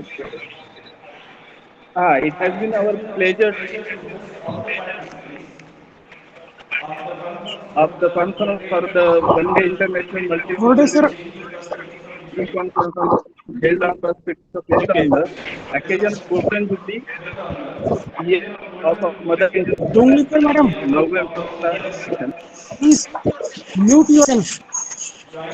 Don't listen, madam. jointly organized Mute. by Kesharbai College, Sunajarav Sagar Arts, Commerce and Science College, Navgandari, and Kalikari Art, Commerce and Science College, Suruda. The participants were very enthusiastic. I am thankful to all the participants for attending the conference. We have been fortunate to have some of the eminent persons from academia and utility working in different education streams. I am sure that the participants must have been benefited by attending this conference. I am very thankful to our chief patron, Honorable Jaidat Sonajirao Shirsagar, former PWD Minister of Maharashtra State Assembly and Secretary of Other Shikshan Sanstha Bid, and also Bharat Ratna Sonajirao Shirsagar, Civic Chief of Bid Municipal Council and Secretary of Naugan Shikshan Sanstha Rajuri, Naugan, for their continuous kind support and inspiration. I am sincerely thankful to our chief guest and keynote speaker, Dr.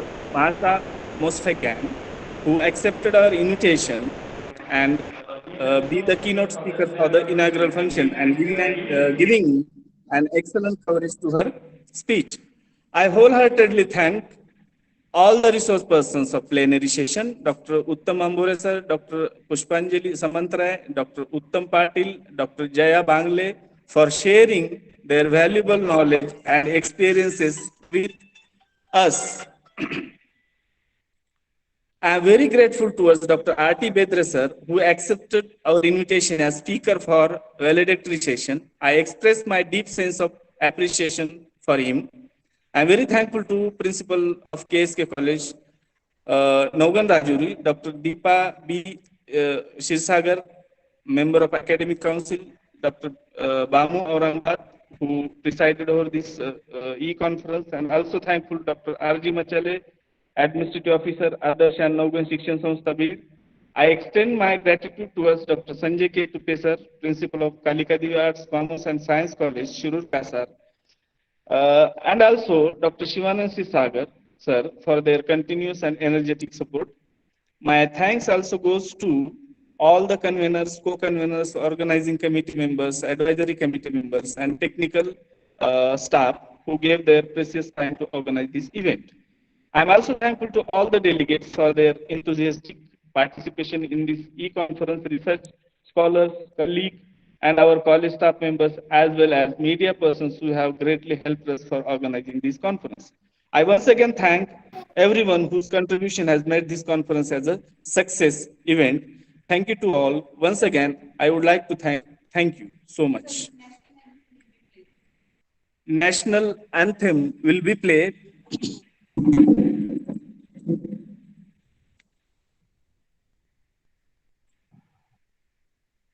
जनगण मन अधिनायक जय हे भारत भाग्य विधाता पंजाब सिंध गुजरात मराठा द्राविड उत्कल बंगा विंध्य हिमाचल यमुना गंगा उच्चल जलधि तरंगा तव शुभ नामे जागे तव शुभ आशीष मांगे गाहे तव जय गाथा जन गण मंगलदायक जय हे भारत भाग्य विधाता जय हे जय हे जय हे जय जय जय जय हे